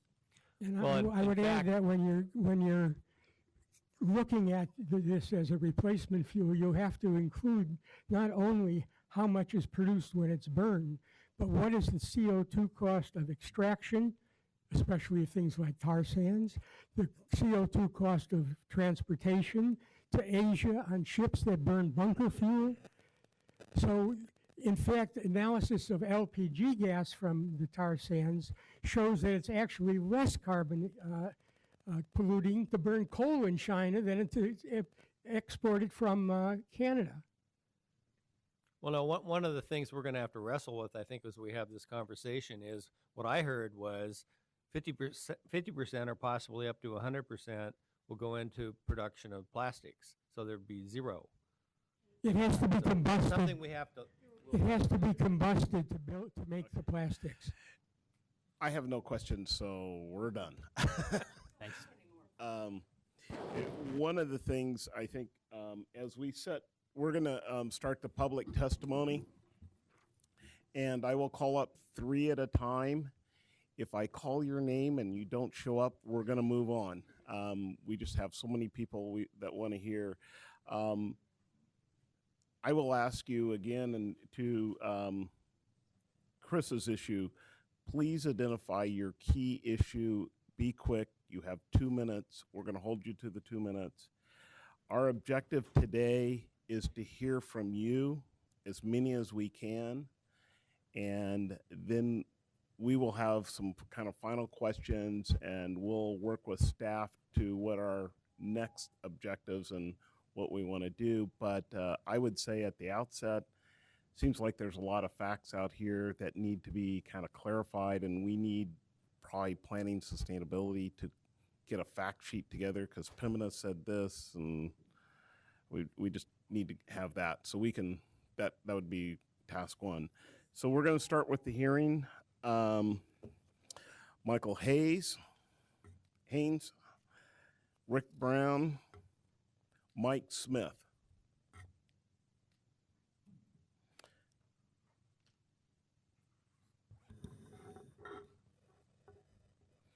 Please get started. Good afternoon. My name is Michael Haynes, and I represent AmeriGas Propane, and we support Pembina's pipeline proposed at the Port of Portland. And what I'd like to do is allow me to share some facts, some factual data on the uses of propane, greenhouse gas related to propane, and safety of propane. And I refer you also to the document that I enclosed, a 52-page document, the comparative analysis from the Propane Council. Propane is used in many avenues of society, residential, commercial, rural. Propane has the benefit in rural settings of being transportable in areas that other fuels cannot be used. As was mentioned, propane is an approved clean fuel in the 1990 Clean Air Act, as well as the Energy Policy Act of 1992. Propane gas is not harmful to soil and water. Propane is non-toxic, non-caustic, and will not create any environmental hazard if released as a vapor or liquid into water or soil. Propane is not considered a direct greenhouse gas.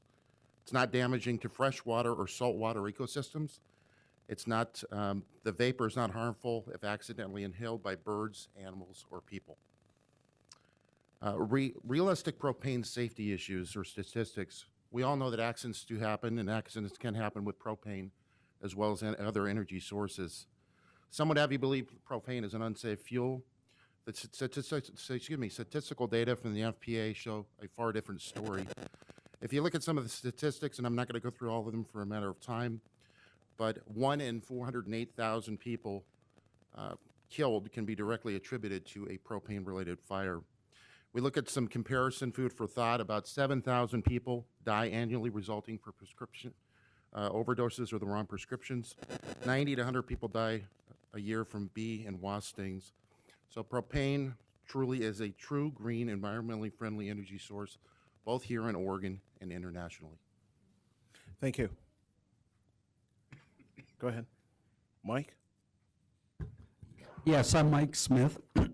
I represent the Class Harbor Association, and it's not clear to me as whether or not I'm in the blast zone or not, but if you look at that picture on the screen, 24 homes, my neighbors, are just below the white line, and about 15 homes of the subtle home mortgage are just below us or above us downstream. And so 2.5 million gallons of an explosive substance is a concern. I want to speak simply to livability.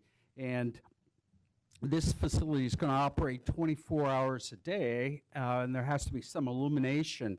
And from my upstairs bedroom, I can see the confluence of those two rivers, and so that illumination concerns me. The noise for the construction as well as operation would be a concern. And last of all, any odors or any residual smell would be a concern. We are a homeowners association has been there about 30 years, I think, and I don't believe most of our people know about this issue, and it only recently came to my attention, and that's why I'm here today. And with that, I'll turn the microphone over to my colleague on my left. Rick? Excuse me. Chair Bao, members of the commission, thanks for the opportunity to comment on the proposed zoning code amendment today. I appreciate your serving on the commission. Thank you for that, and I hope that my comments will be helpful in your deliberations. My name is Rick Brown. I'm here today on behalf of 350 PDX, a local affiliate of 350.org, the US-based international organization with which we share the mission of building a grassroots movement to help solve the climate crisis. I personally share some of the concerns you have and will hear about today in terms of proximity to habitat, safety, disruption of river traffic, and certainly, the issue of the pitifully low number of jobs that would be created on such a large site.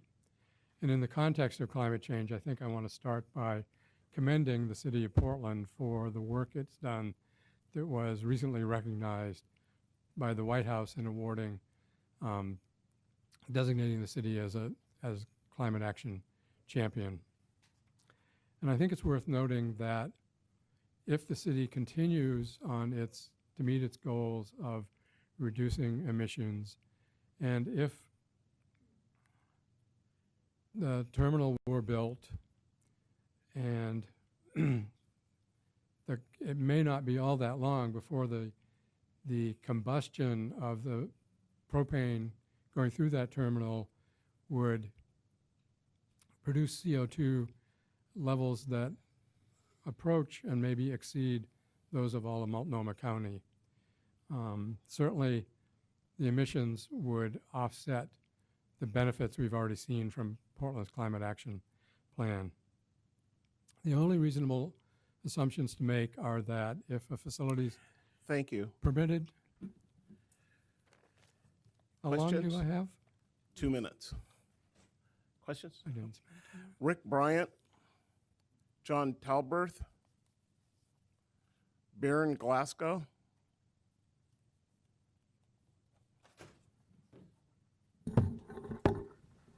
Rick, you want to get started? Thank you, Mr. Chairman, and thank you, members of the commission. My name is Rick Bryant. I, along with Michael Smith, who just spoke a moment ago, am a resident of Class Harbor. We're a floating home community about 12 to 18 inches below the word terminal on that picture up there. We, along with our neighboring moorage, Subtle Road moorage, are the closest residences to the proposed facility. And I wish to address safety issues as they pertain to our homes. We are about 3,000 feet from the southeastern end of this facility, about 2 miles from the container docks at Terminal 6. Any accidental release of propane could be devastating, as you can imagine, to our lives and our homes. An online article by the Oregonian stated that there will be 8 tanks with a capacity of 125,000 gallons each. That sounds big, but it's wrong. These tanks have to be 125,000 barrels each in order to contain the material they're talking about moving through each month. A barrel contains 42 gallons. So each one of these 8 tanks would have a capacity of over 5 million gallons. 40 million gallons total for the site. In September, there was an interview with Mick Dilger, the CEO of Pembina, and he is quoted as saying, "Our tanks are not near anybody directly." And also, he said, "Given where we are, I don't see this as any more risky than having a propane tank next to your barbecue." To me, this shows 2 things. He either doesn't know or doesn't care that we are his neighbors. Thank or you. potential neighbors. And 2, he Thank you. exhibits an extremely cavalier attitude toward the community as a whole, comparing 30 to 40 million Rick, gallons. We're done. All right. Thank you, sir. Yes. Appreciate the time. John? Yeah, my name is John Talbert, Center for Sustainable Economy. You have a copy of my technical testimony. It touches on a lot of the issues today. Very important to clarify that the propane dehydration process that will be used in China to turn this propane into plastic has very high carbon emissions. The EPA has studied this. In this document, you will see the plants they studied in Texas. So it's a big carbon polluter based on combustion if that process is used. Since I only have 2 minutes, I'm not going to go through the entire testimony, just reiterate the key points. First of all, I think this commission has to realize it has the authority today to find that the analysis of economic, environmental, energy, and social consequences are incomplete and insufficient to make a decision and recommendation to go to the City Council. The reasons are set forth in detail here. For instance, neither the Natural Resource Inventory or the ESSC were based on an early, robust, and inclusive process for citizen involvement. That's a no-brainer. It's black and white. State land use regulations require it. Early involvement, you won't find the word citizen involvement anywhere in the project record.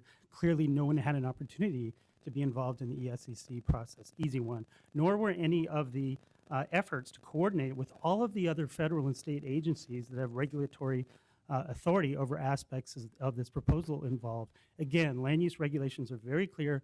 Those agencies need to be part of the process early on. In terms of content, the analysis is critically flawed, and as you can see in our analysis, goes into that because it's limited in scope to just Terminal 6, when in fact, if you look at the actual language of what is proposed in the legislative proposal, it can be applied many other places. There's flawed analysis in the project documents suggesting that it's only going to be applicable to Terminal 6. I would advise you to take a very careful look with some attorneys at the actual language. You'll see it's not written that well.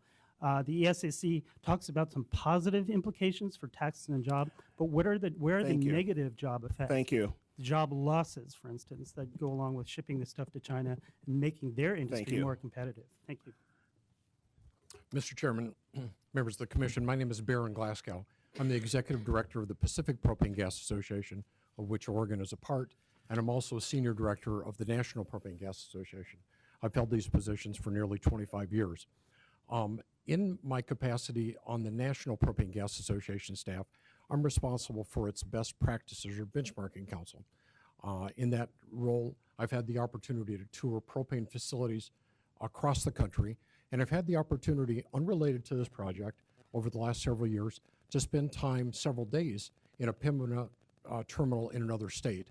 I've had the opportunity to walk their grounds, observe their equipment, observe their installation, observe their personnel, and I must say, from my personal experience and observations, it's nothing but a first-class operation, at least in those terminals that I've personally been in.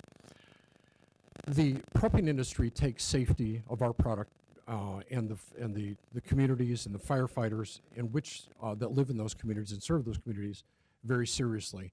And in fact, in the last 15 years, the propane industry has spent about $7 million of its own money to train firefighters and first responders. On behalf of the propane industry in Oregon, I am authorized to offer free training to the Port of Portland and to the Portland fire districts that serve the district on an ongoing basis, paid 100% by the propane industry in Oregon.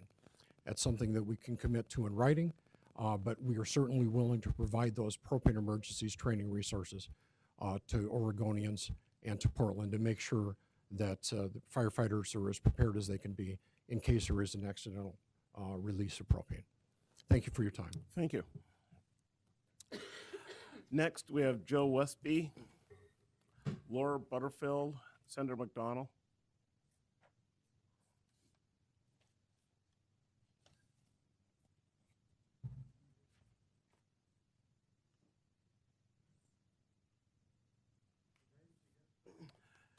Joe Westby, Senator McDonald, and Laura Butterfield. Go ahead, Joe. Right here. Mr. Chairman, members of the committee, thanks for having us here today. My name is Joe Westby, and I'm the Director of Operations for a propane retailer called Farrell Gas here in the Portland area. I'm also president of the Pacific Propane Gas Association, and I've been in the industry for 25 years.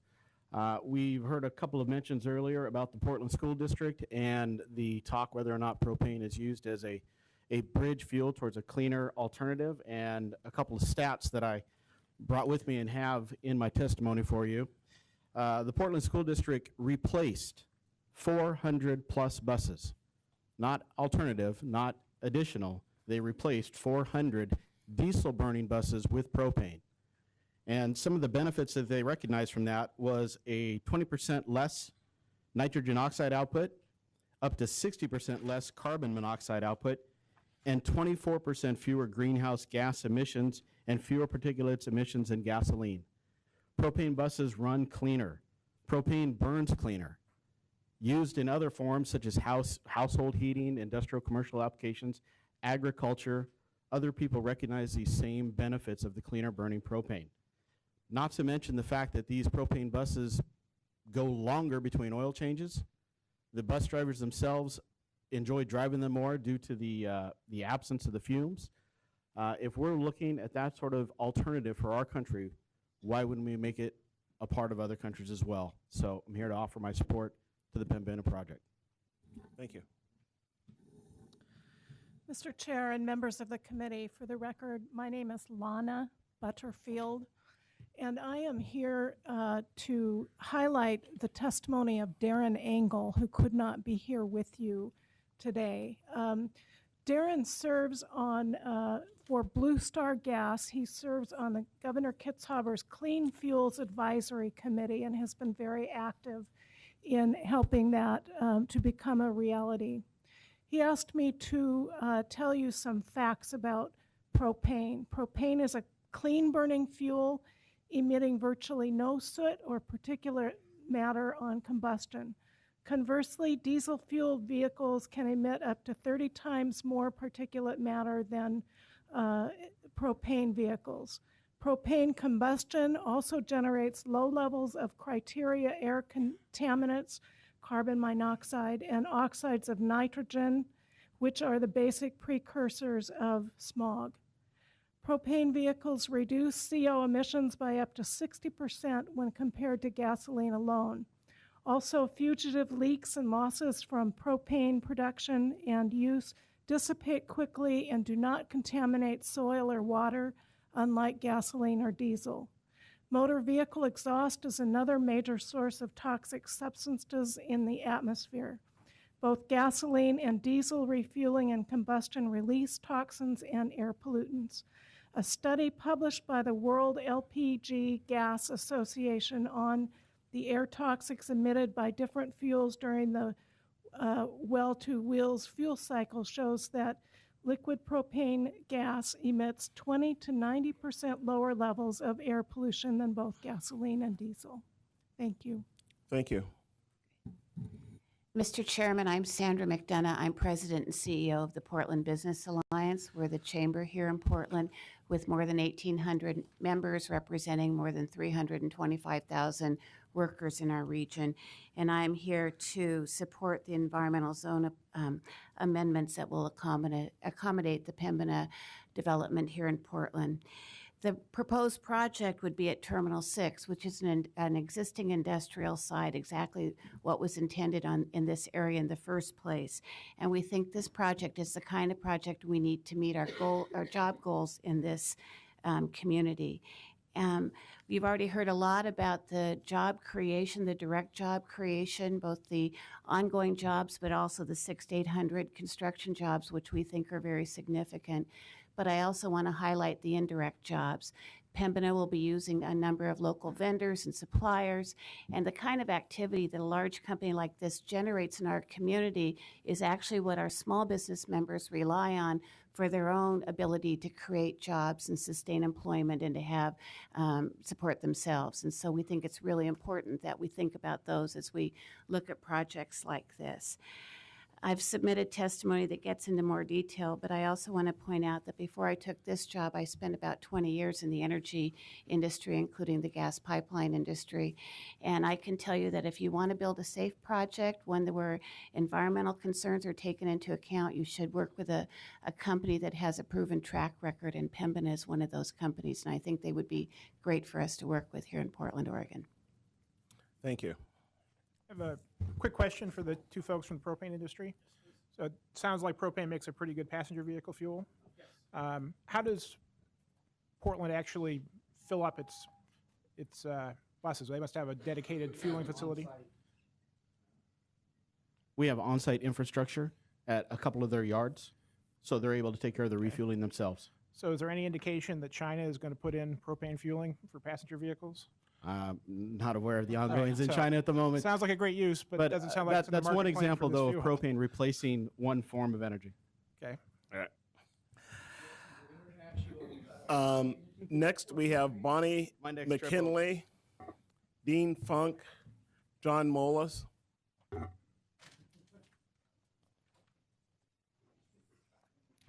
Bonnie, you want to get started? Sure. My name's Bonnie McKinley. Thank you for letting me speak. I go to garage sales. I believe in the good old 1970s tenet, reduce, reuse, recycle. I began my voyages as a garage sailor in the 1970s. One Saturday during that decade long ago, I was sailing through southeast Portland One house was a remarkable treasure trove. Delighted and with bargains aplenty, I made my way to the folding table which served as a checkout. Conversation began. Why was this couple selling so many precious belongings for so little? I learned that they had been forced to leave. They were in a hurry. The sale was just a small part of many preparations to leave their home of 50 years. Why? They've been penciled out of their longtime neighborhood. Their home and hundreds of others lie in the path of 8 lanes of whizzing vehicles, the proposed Mount Hood Freeway. The plan was to have east-to-west freeways rolled out in the southeast Powell Division, Selwood, and northeast Prescott neighborhoods, and along 20th and 52nd Avenues. Federal funds were in place. This thing was happening, except, as you've probably noticed, Portland still has those sweet, tree-blessed neighborhoods. The city of Portland changed course. It used its brains and heart and traded a foul-smelling freeway for a planning prize that continues to impress the nation, light rail. Things can change. Policies, leadership, economic viabilities, public sentiment can change and make sense for the good of residents and for our environment. Environment, I said it, environment. It is not a dirty word. Environment, environment. I'll keep saying it because it's what we are. Water, air, land, life, environment. Protect it. We can use our brains. We still have hearts. Let's use them when considering the perpetuation of fossil fuel infrastructure. No new terminals. Thank you. Give us energy conservation, renewable energy, and all the employment that they can bring to our city. Thank you. Dean, please. Dean, you want to go ahead? Dean Funk, manager of Thank you. We don't need the comments. We're trying to get through this. Dean Funk, manager of local government affairs for PG. First thing, I want to commend the staff on what I thought was a very thorough and interesting report on the Goal 5 energy, social, et cetera. I thought you hit the mark. That was your job, and I think they hit that mark very well. So I'm here, of course, to support the text amendment allowing a pipeline for propane delivery. Just a couple things. People have said a lot of things already about some of the things that were on my comments, but I just know a couple of things from your own report. $500 million that is also not with tax subsidies is significant. It's, by my estimate, about 1.5 times what the Tillicum Bridge cost. That's to be noted. 40 jobs. I thought about my own area in the World Trade Center building. There are 40 people who work on the 3rd floor with me. I know those faces. Those are real people with real jobs. And your own report from the Martin report says that, in fact, there are 150 direct jobs or more and 145 indirect jobs. So maybe job density ought to be looked at a little bit beyond just what you see on that site, which one of you noted had 0 jobs. On the taxes, the number 91.8 million stood out to me, partly because that number, while not comparable, is almost exactly what the backlog in paving in Portland is. It's an interesting number, and I think it's worth thinking about how much that means on all that kind of tax revenues, the stuff that we need for the city. To PG's involvement, and something that probably hasn't been heard here, and 2 things is when East County and Washington County were building up their tech industry, they built a lot of electrical infrastructure, and we'll be building some electrical infrastructure for Pembina. That electrical infrastructure benefited reliability for lots of other customers and also created capacity for further growth that's what would happen in the port. And finally, I think having had the time to actually look at the Pembina record and through all your reports there, it impresses me that we have attracted the kind of people in Pembina that are the kind of people we want to attract here. You heard their record today, and I think it's very impressive. Thank you. As a company that PG is very interested in safety too, their lost time record is really impressive. Thank you. John? Good afternoon, Chair Baugh, members of the Commission. My name is John Molis. I represent the Oregon State Building Trades Council, which is an umbrella organization for about 25,000 union construction workers. Our membership wishes to go on record in support of the code changes that are necessary in order for this project to move forward and be allowed to build. Months ago, Pembina reached out to me at our first meeting. Within 10 minutes of when we sat down, they made it very clear that the #1 priority and commitment within their company was safety. And that's been talked about a great deal today already, so I won't reiterate it. but we can provide them the safest, most highly skilled and trained workforce in the Northwest to build this facility in a very safe manner. At our second meeting, by mutual agreement, we agreed to incorporate MBE-WB contracting language and apprenticeship utilization language into the agreement. And so the agreement that they've signed with the Columbia Pacific Council, who you hear from in a bit, not only provides for the use of local union contractors and local union workers to build the project, but it'll provide for MBE-WB contracting opportunities and apprenticeship utilization. Apprenticeship is our system of higher education. That's how we train our workers. That's how apprentices become journeymen and journeywomen. And this project will provide a number of great opportunities for young people to choose a craft of their career and serve part of the time working on this project, and they'll be turned out and knowing a craft where they can make a good wage with good benefits for the rest of their lives. The proposed 2035 comp plan has 7 key directions, and this plan has been talked about a bunch. I'd like to read from part of one of them, which is encourage job growth. Provide and increase the productivity of land and infrastructure for businesses, institutions, and industry to meet the needs of 140,000 new jobs citywide. This seems to fit very well into that part of the goal and to what the city of Portland is trying to do. Thank you. Thank you. Portland plan? That's the 2035 comp plan. Oh, okay. Just real quickly, John, commitment, I understand the women and minorities apprenticeship, but people, is that commitment from people of Portland and companies from Portland? You mean as far as the hiring of the workers to build the project? Yes, and the permanent workers. I can't speak to the permanent workers because we don't represent them. My guess is that Pembina is working, I know that Pembina is working with PDC and others to try and ensure local source hiring for the people that will work inside the plant.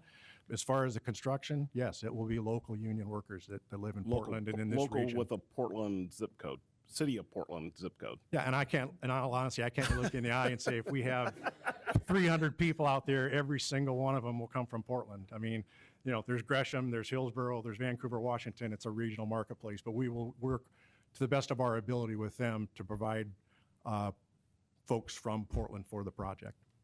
Mike. And if I may, Mr. Chair, we work very closely with Portland Youth Builders, with Oregon Tradeswomen, with Job Corps, with Constructing Hope, all registered and recognized pre-apprenticeship providers by the Bureau of Labor and Industry Apprenticeship and Training Division to source a lot of our apprentices. They get extra credit for coming into our program. So that's likely where a lot of the apprentices could possibly come from. Okay, thank you. Thank you. Next 3, Willie Myers, Ronald Ebersole, Corky Collier.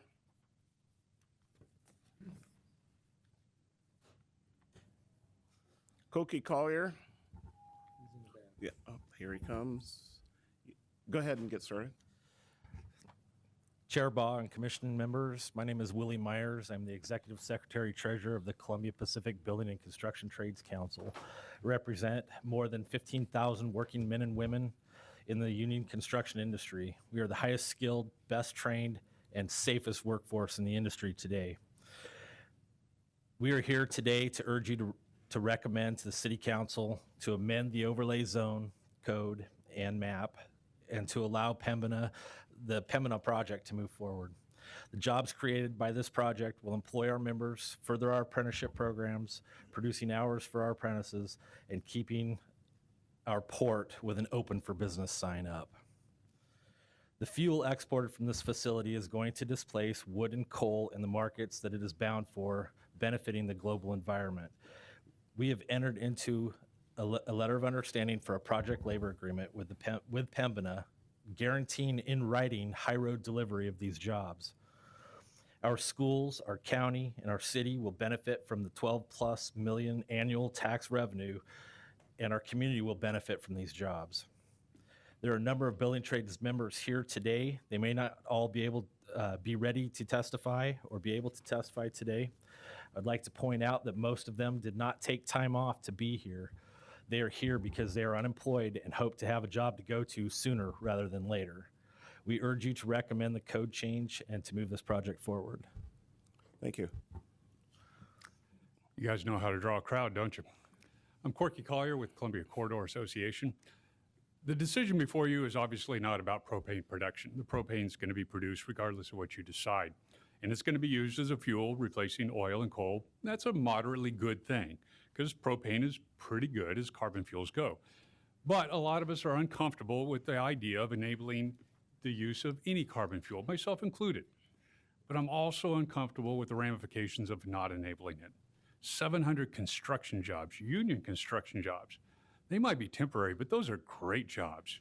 When was the last time any of you, or all of you together, created 700 jobs? That's amazing.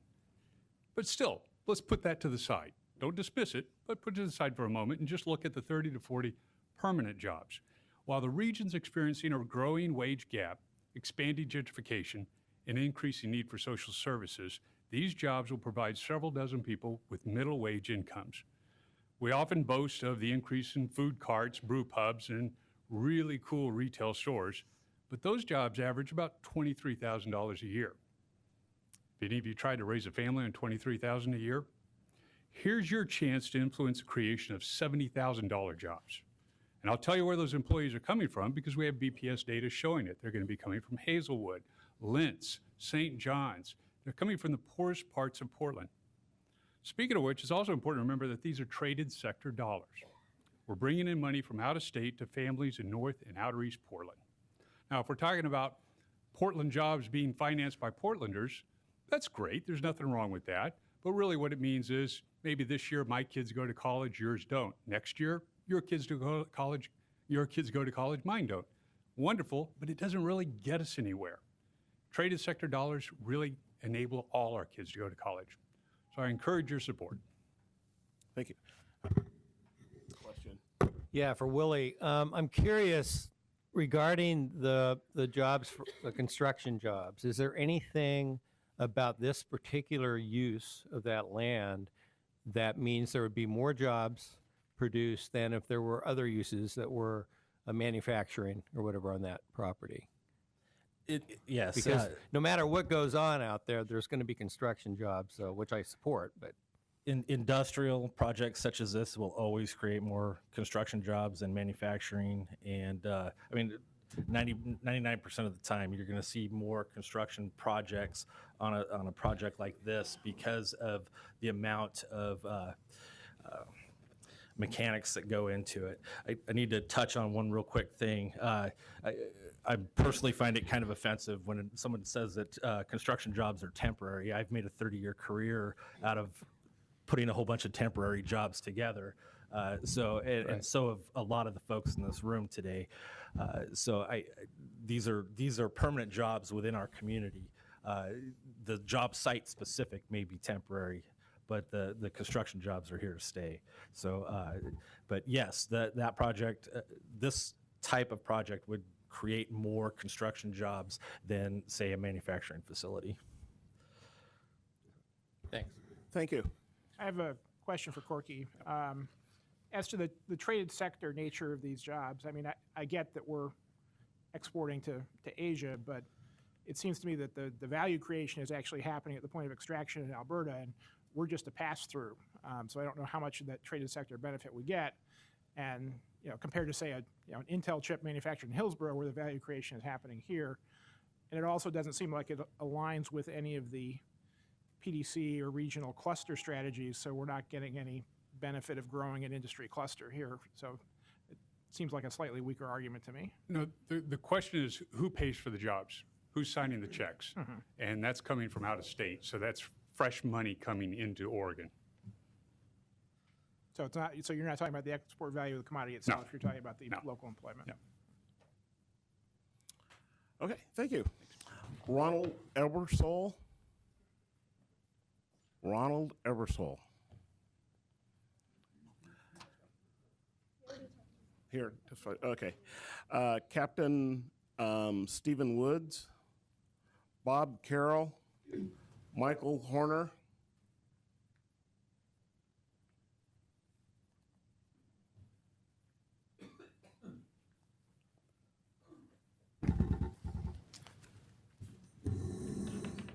I guess I'm first. I'm Captain Stephen Woods, President of the Columbia River Pilots. I was asked to comment today on our ability to safely navigate propane carrying tank vessels up and down the Columbia River. There's reportedly a concern in some quarters about the increase in total number of ships that would be transiting the Columbia River due to the addition of propane tank vessels. The members of the Columbia River pilots are responsible for safe navigation of ocean-going vessels from Astoria to the head of navigation. The pilots are providing testimony today as experts in the field of navigational safety. We take no position as to for or against the Pembina development. We take no position with regard to whether the city planning code should be amended to allow the development to go forward. It's our longstanding policy of the Columbia River pilots to take no position for or against any particular cargo. We give the ships the same service, whether it's hauling bulk minerals, grain, automobiles, or gasoline. They get the same care. And we do not relax our safety standards and practices under any circumstances. The river pilots take, the bar pilots bring it across from sea up to Astoria. We take it from Astoria on up. We take care of all the harbor and interport moves. And the state of Oregon requires that we be present on board all foreign flag vessels and virtually all domestic vessels, including U.S. Navy ships, employer services. So basically, if a ship is moving, one of us are on it. On the issue at hand, we're far below historic ship numbers transiting the river. In the 1980s, we're doing 2,200 arrivals per year. We're down to around 1,500 arrivals per year. We're not taxed as far as the safety issues, as far as the amount of traffic on the river when we were at 2,200. So we're basically 27% lower. Our ships are larger, they're deeper, but we have a very good VTIS system that we have in place. It's been in the result of 10 years of planning and put in practice. Thank you. Okay. We've got his testimony. Yes, Yes. I've got a whole bunch more. Okay, here. great. Thank you. Thank you. I'm Bob Carroll. I live in the metro area. I'm a 36-year member of the IBEW. I'm a journeyman wireman, and I am proud to say that I too have pieced together many temporary jobs for a great career. And I can pretty much throw my piece of paper away because most of the points have already been made, but I would like to touch on a few things. I believe this project will be built safely because it is going to be built with our building trades craftsmen, of which I'm one, and I believe it'll be operated safely also. And I've heard that the 30 or 40 jobs doesn't sound like much, but that's 30 or 40 families that are going to be living well. That's 30 or 40 of your neighbors, my neighbors, and possibly my kid getting an apprenticeship. That's significant. If we have more projects like this where the end result is 30 or 40 permanent jobs as well as 700 or 800 construction jobs, that's going to be good for this city, in our community. Every dollar that's in wages resounds to this community more than once. I think the statistics are 4 or 5 times. And we have to remember that industry is the backbone of our nation. Without industry, in my opinion, we're nothing. We don't have anything. So I'm asking for your support to pass this resolution or this proposal. So thank you very much. Thank you. Michael Horner.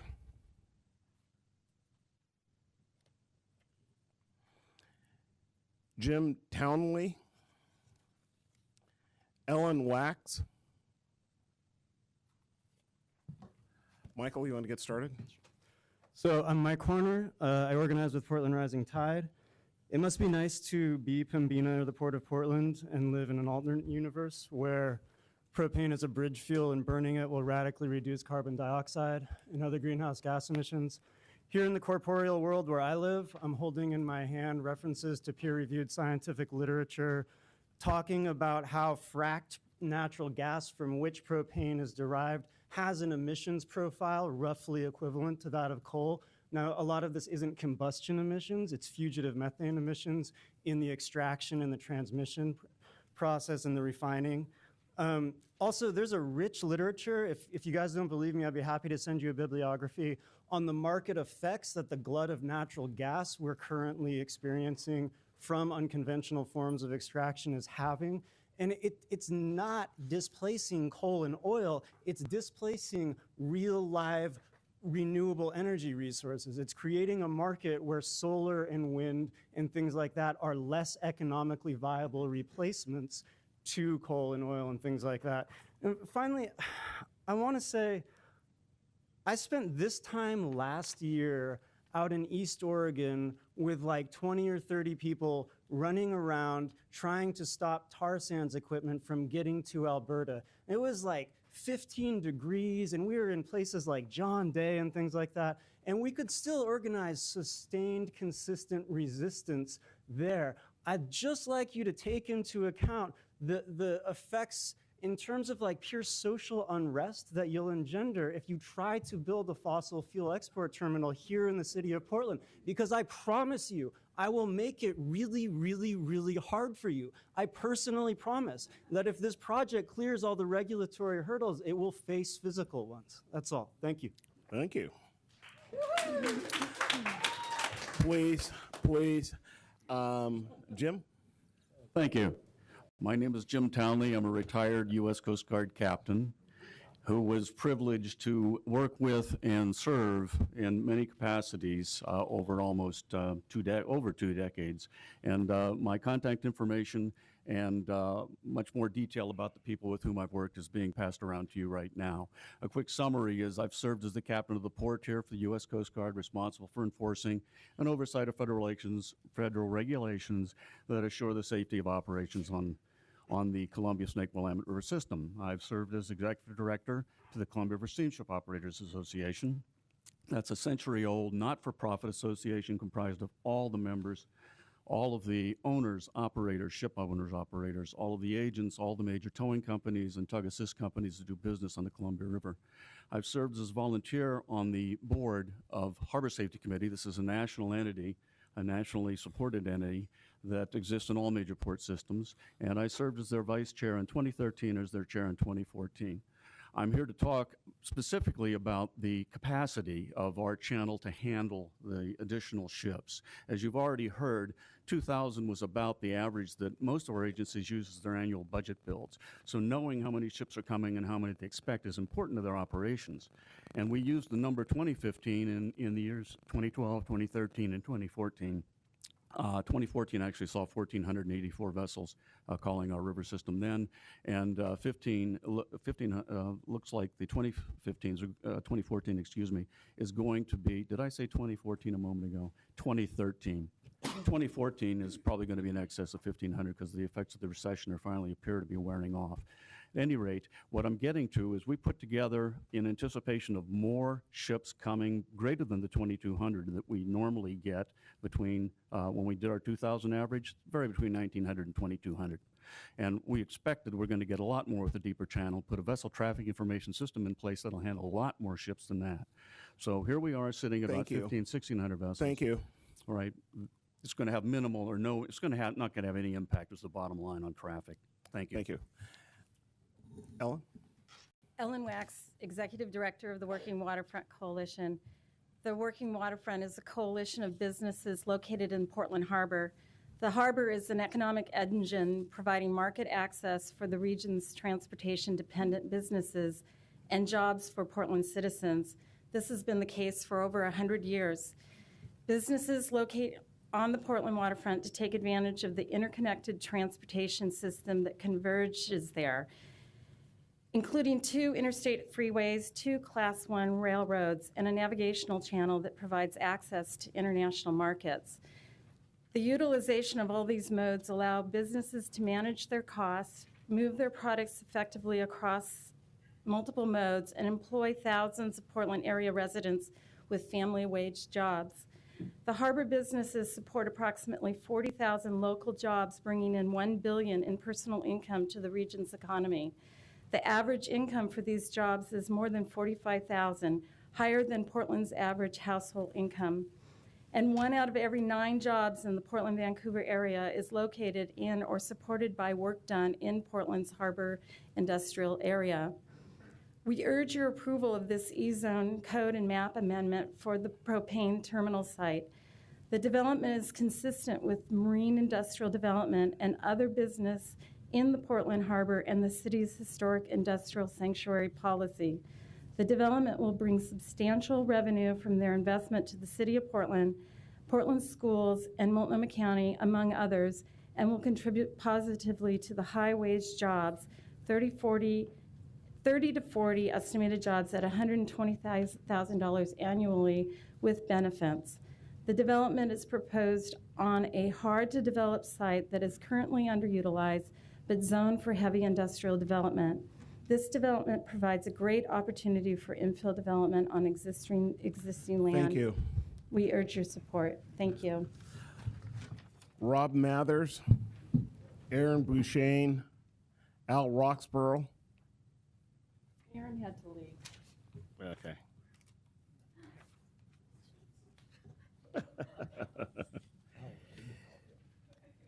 Tim Heltzer.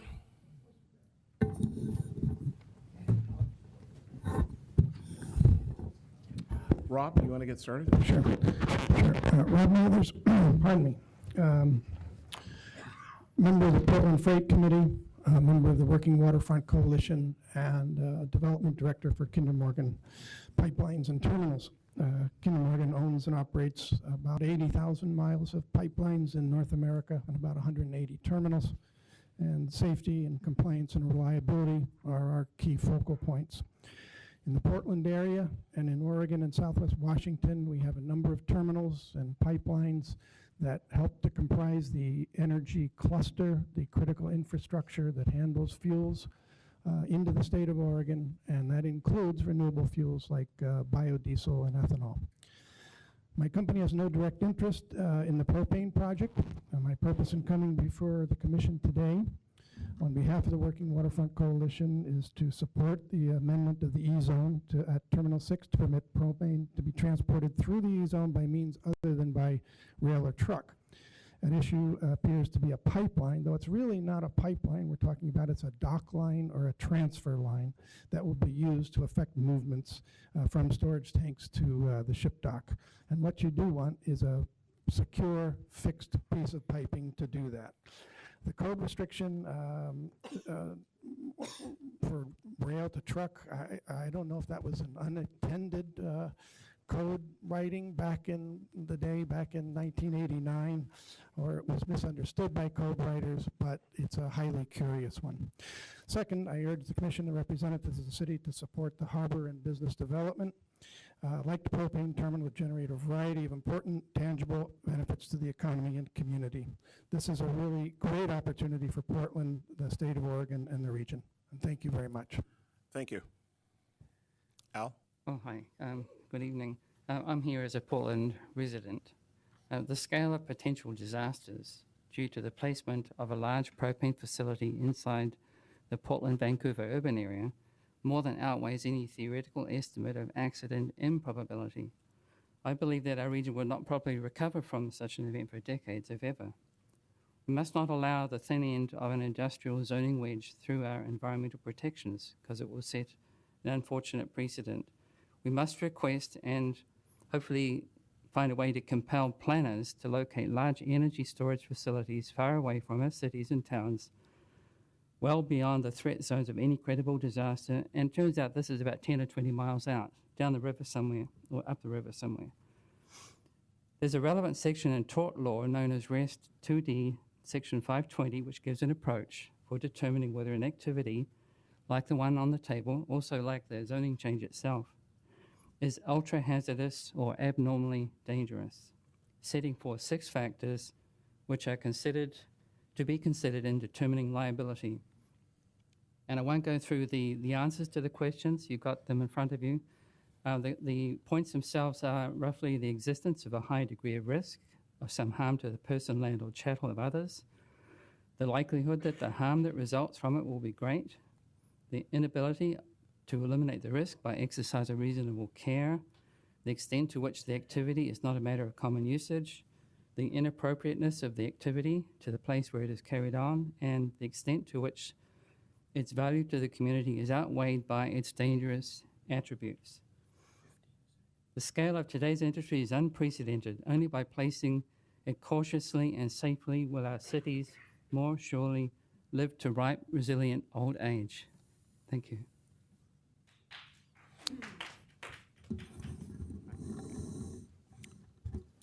Good evening. Excuse me. Good evening. My name is Tim Helzer.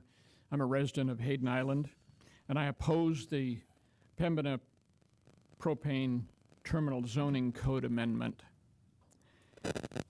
I was in Japan in 2011, just days after the earthquake and tsunami that brought down the Fukushima nuclear power plant.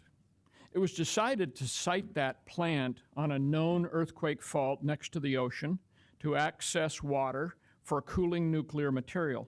And it was decided to design the location of the cooling generators to be in the basement, inadvertently making them susceptible to water intrusion and failure. We know what happened as a result of those decisions. There's no basic difference between what Planning and Sustainability Commissions did in Japan and what you're considering with Pembina in North Portland. Located within the likely 2-mile blast zone diameter, 10 times greater than Pembina is predicting, there are a number of examples of incredibly valuable public assets at risk. Billions of dollars of value in terminals 4, 5, 6, Rivergate, 825 acres of West Hayden Island, 2,000 acres of Smith and Bybee Lakes, and 100 acres of Kelly Point Park. Can you imagine what this would look like on television as people are watching the destruction and saying to themselves, what were these people thinking to place this huge terminal on top of an earthquake zone in the middle of all of these industrial and natural wildlife sites? Think about very carefully what you're about to light off. Thank you. Thank you. Jeff Geisler, David Red Thunder, Jim Plunkett.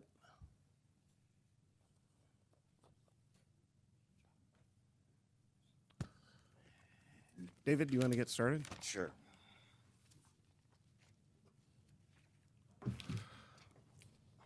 Hi, my name is David Red Thunder. I'm an American Indian, a member of Assistant Wapton Sioux Tribe. I'm a resident of Hayden Island and the 825 acres of West Hayden Island. It is directly across the North Portland Harbor proposed location of the Pembina propane terminal. West Hayden Island is my sanctuary, my place of worship, a place where our spiritual teachers still make their homes. My tribal brothers and sisters of the Yakima Grand Round Federation share these traditions with me. And for us, the Columbia River's conditions surrounding this entire area support us spiritually, communally, and physically through our ancient fishing practices, all protected by the United States Treaty.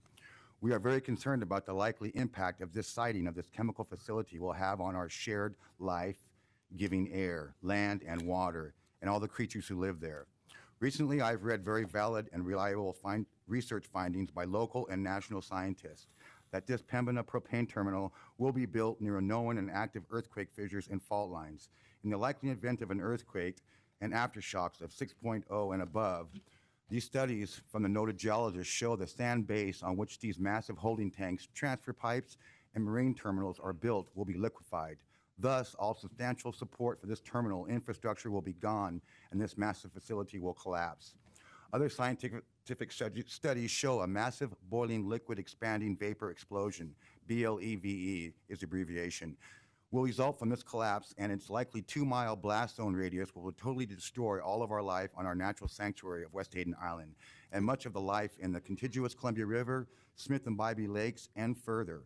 Plus, the resultant plume of the superheated gas and the chemical debris blast from this will travel by wind drifts for several more miles in several different directions, seriously damaging other built and natural assets.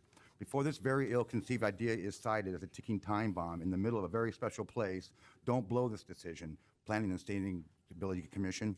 Don't blow us up, and please, and don't destroy all we know. Please remember me, David Red Thunder.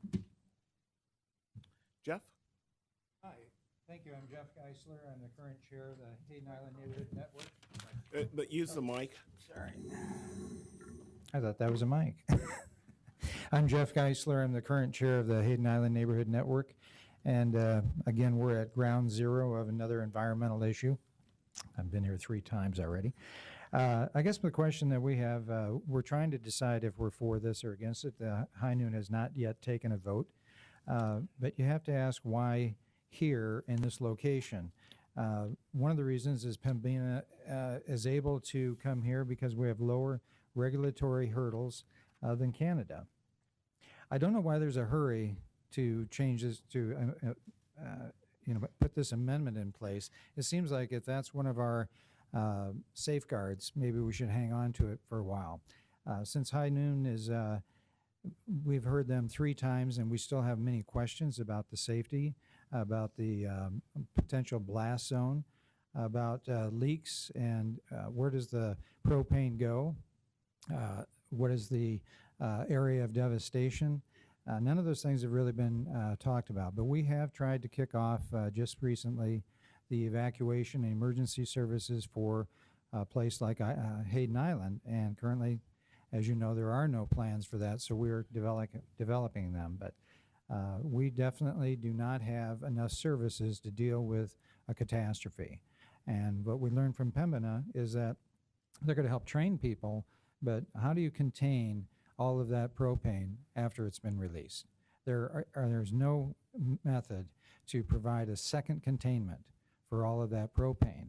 I think if you're going to consider this amendment, I think some time should be spent getting more information, and maybe we should just try to imitate the Canadian regulations, which obviously are not going to allow Pembina to get their gas to the coast. Thank you. Thank you. Jim? Thank you, Commissioners. Everyone in the room today wants to tell you something that... Your name? I'm Jim Plunkett. Wants to tell you something that be useful in your decision, because as we all know, there's nothing more valuable than a piece of information at the right time, like a tsunami alarm or a blood test. In 1896, the Swedish physicist Svante August Arrhenius described the greenhouse effect of CO2 gas and the risk of global warming. I let it go.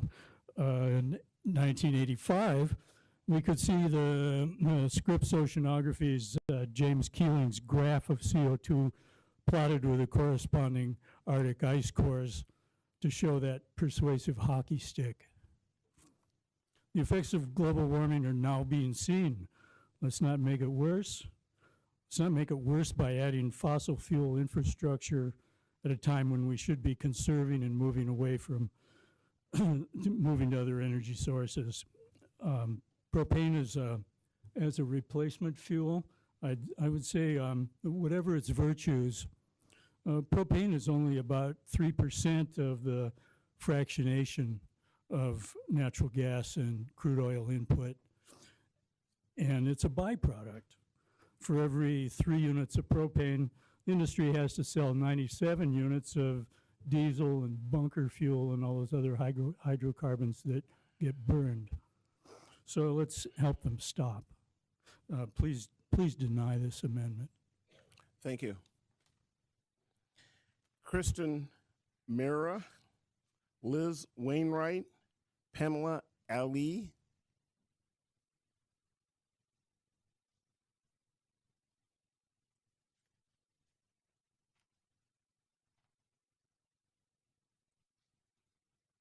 Go ahead and get started. Okay. Mr. Chairman, members of the Commission, I'm Kristen Mara. I represent the Pacific Northwest Waterways Association.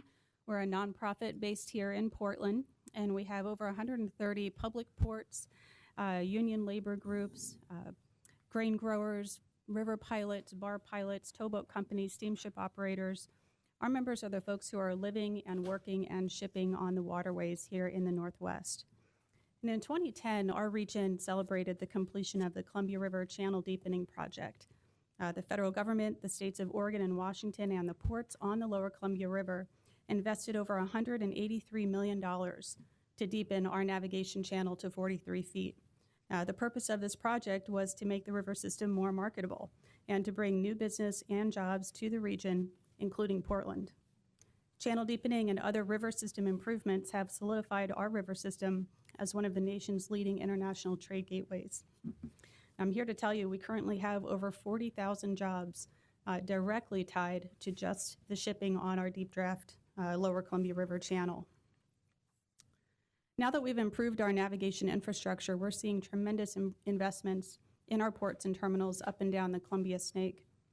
The facility proposed at Port of Portland would be able to take advantage of the significant federal and state investments which have been made in the Columbia River and that continue to be made so that our region can prosper.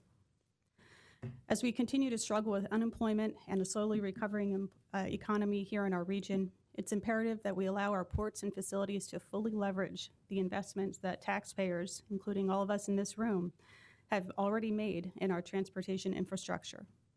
Approving this proposed amendment and allowing the Pembina project to move forward will result in more opportunities and more jobs for our local residents. Thank you. Thank you. Liz? Chairman, excuse me, I'm fighting laryngitis. Chairman Baugh and members of the commission, thank you for the opportunity to speak with you today. I want to briefly talk about an established vessel response system and vessel traffic on the Columbia River. My name is Elizabeth Wainwright. I'm the Executive Director for the Maritime Fire and Safety Association and the Merchants Exchange. Both are Portland-based, not-for-profit, by-state organizations funded by vessels and by members. I have the same membership base that Kristen spoke about. MFSA, which is Maritime Fire and Safety Association, is the leading provider of vessel response services to commercial vessels on the Columbia River. The Merchants Exchange provides a number of services to the maritime community, including data collection and information sharing. MFSA holds the vessel response plan for ships and barges since 1992 and is regulated and approved by Oregon DEQ.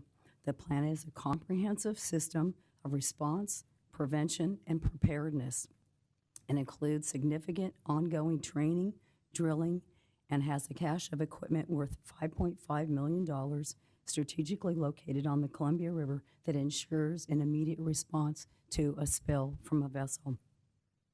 Since its founding in 1983, MFSA has provided funds for training and acquisition of equipment, specialized equipment for firefighters. We work with 13 local agencies along the Columbia River to respond to shipboard fires. The exchange is a leading provider of information and related services. Our data shows goods and services have safely moved up and down the Columbia River well before the Merchants Exchange was established in 1879. You've had other testimony with regards to what the ship traffic is, and that I'd just like to let Thank you. Thank you. Pamela? Thank you. My name is Pamela Lee. I'm a retired merchant seaman in engineering, a mother, grandmother, great-grandmother, and I live in St. John's, not very far from this stuff. What do we call accomplices to crimes? The getaway driver or someone who hides a murderer? We call them criminals as well, and we prosecute them as assiduously as we do the original perpetrator. Pembina is not overemphasizing that this propane originates from the Alberta tar sands extractions. And those are the filthiest ones we know of. Pembina has chosen to assist selling Alberta tar sands products, which are extracted by destroying a huge hunk of this planet via strip mines and fracking. Listen to the people, listen to us when we tell you that what's destroyed by these strip mining and fracking: water, air, health of the people who live there, most of whom are indigenous, the forests, and the animals, and the fish that live in the rivers. This is drinking water that's being destroyed, not just water. Decide for yourselves if this constitutes criminal activity and whether you will aid and abet it or not, for the sake of my neighborhood and the planet and all of our children, grandchildren, and great-grandchildren, I hope you choose to understand this choice because it will directly affect all of us long past the nice construction paychecks and the anticipated revenues to the city and port. I'm simply requesting that you remember and accept the privilege of your responsibility. It's sacred, like our planet. Thank you very much. Thank you. Joe Esmond, Peter Tenow, Jack Roy. Jack left, Andre. Okay.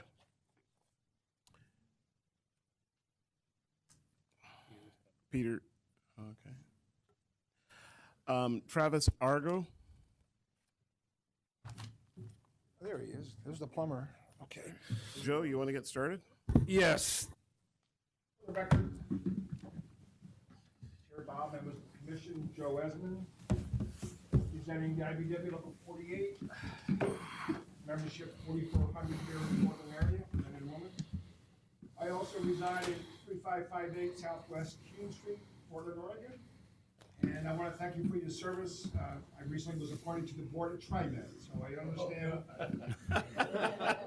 I understand challenges. Good luck. It's okay. Well, anyway, we are supporting this project. We're supporting Gambia.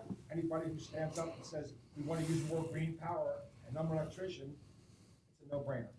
But I also used to work for the Fire Bureau here one time, and I believe all the safety stuff is good. I want to remind people of two things. It's not unusual to have an omission in a bill in Salem. I spent a lot of time down there. It's happening. The second thing is, a long day, you have to excuse me. I want to emphasize with Chris here, I mean, the number one problem in the world is the environmental challenges, right? Well, you can help me out and working people out by saying maybe the other problem is the income inequality. So maybe we could join forces, and if we wouldn't have so much problem with coal in China if we didn't buy the damn goods where they use slave labor. But that's another issue. So you know, our organization is part of the Energy Trust of Oregon. I serve on the Low Carbon Fuel Committee with the governor. I'm on the board of Drive Oregon, where we promote EVs. Again, thank you for your time. I'll pass it on to the next man. Oh, here you go. Don't get up. My name is Peter Tenow.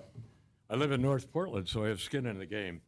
In an increasingly unstable fossil fuel market, what we are doing in approving this project is providing a Canadian corporation an outlet for shipping a highly hazardous product from a port site in the United States situated on a piece of land subject to liquefaction in the event of an earthquake, with that earthquake predicted by seismic science to be 1, enormous, 2, inevitable, and 3, imminent. This to support world trade. Trade in a commodity, the production through fracking, which is highly damaging to people, resources, the environment, and services in the areas of extraction. In the larger scheme, the product, transportation, and consumption subjects our population to the hazards of explosion and consequent air and water pollution on a vast scale, while adding, through both its production and consumption, to the Earth's accelerated global warming, this leading to an increasing list of dire environmental consequences. I don't think that Portland should be facilitating transportation of coal, oil, or gas beyond our need. Say no to this proposal. The port could find a better way to develop that property and provide far more jobs than 1 per acre. Create jobs, not in fossil fuel. Create them in conservation and renewables. Give the future a chance. Come on, port, find green industry. This is more in line with the state and our reputed objectives. Finding green industry. Find green industry. Use that site for green industry. More workers. I'm with labor. More workers. They can be employed in the construction of green industry just as well as this facility proposed here. And as a matter of fact, when they're done, they'll have more jobs. Thank you. Thank you.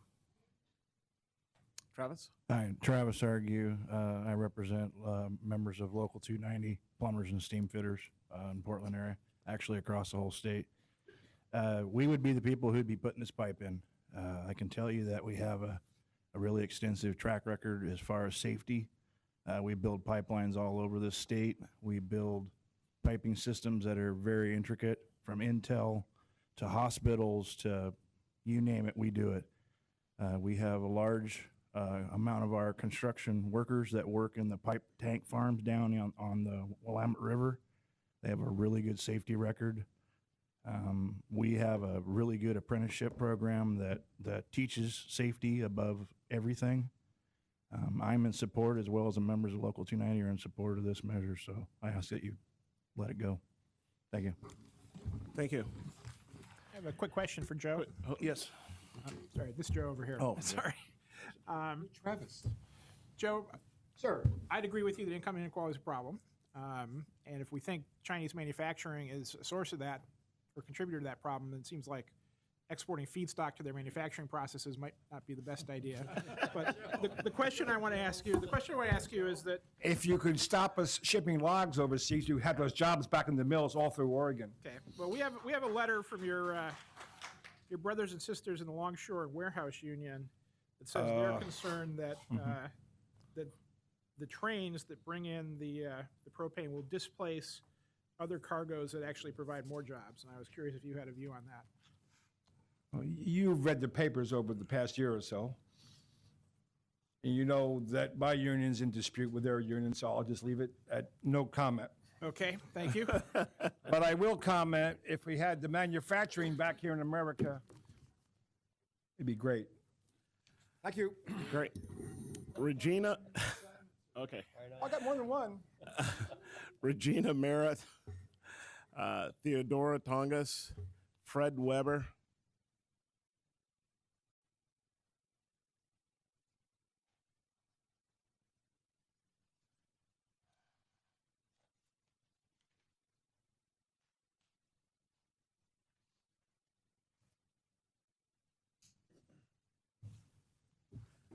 Fred Weber.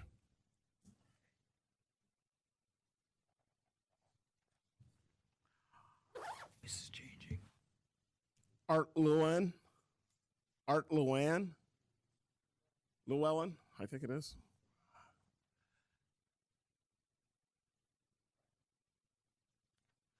Go ahead.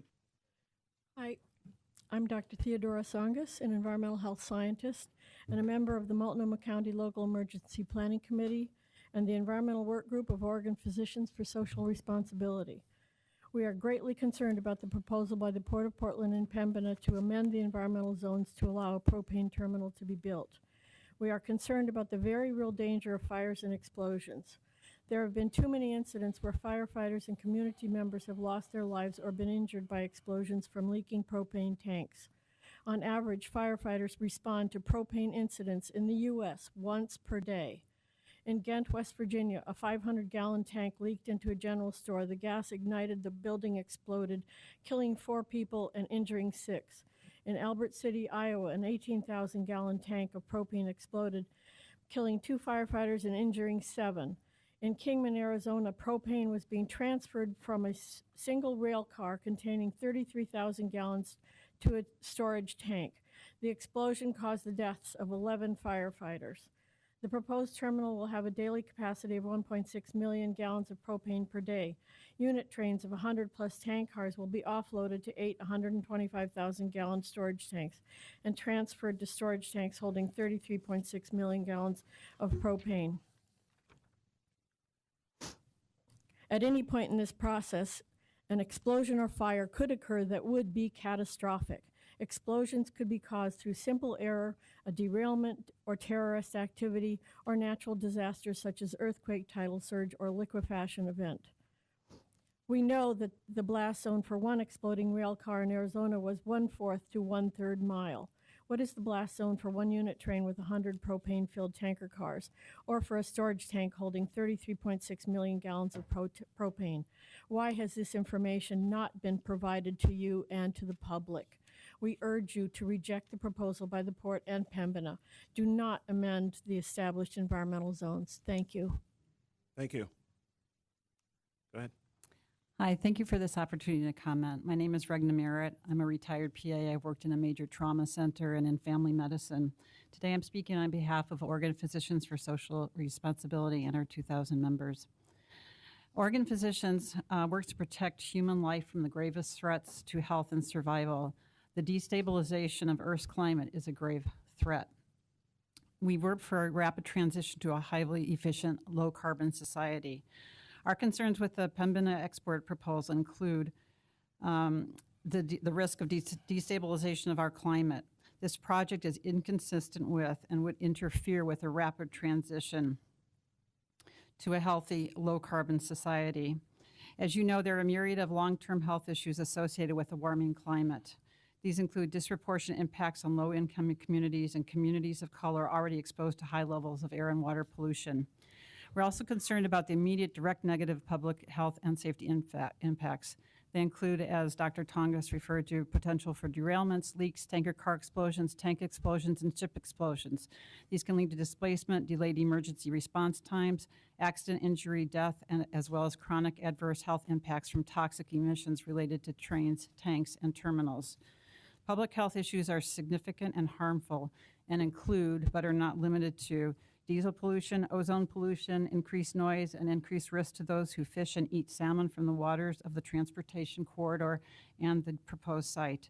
The City of Portland's 2015 state legislative priorities include, quote, diesel emissions and a need to improve air quality.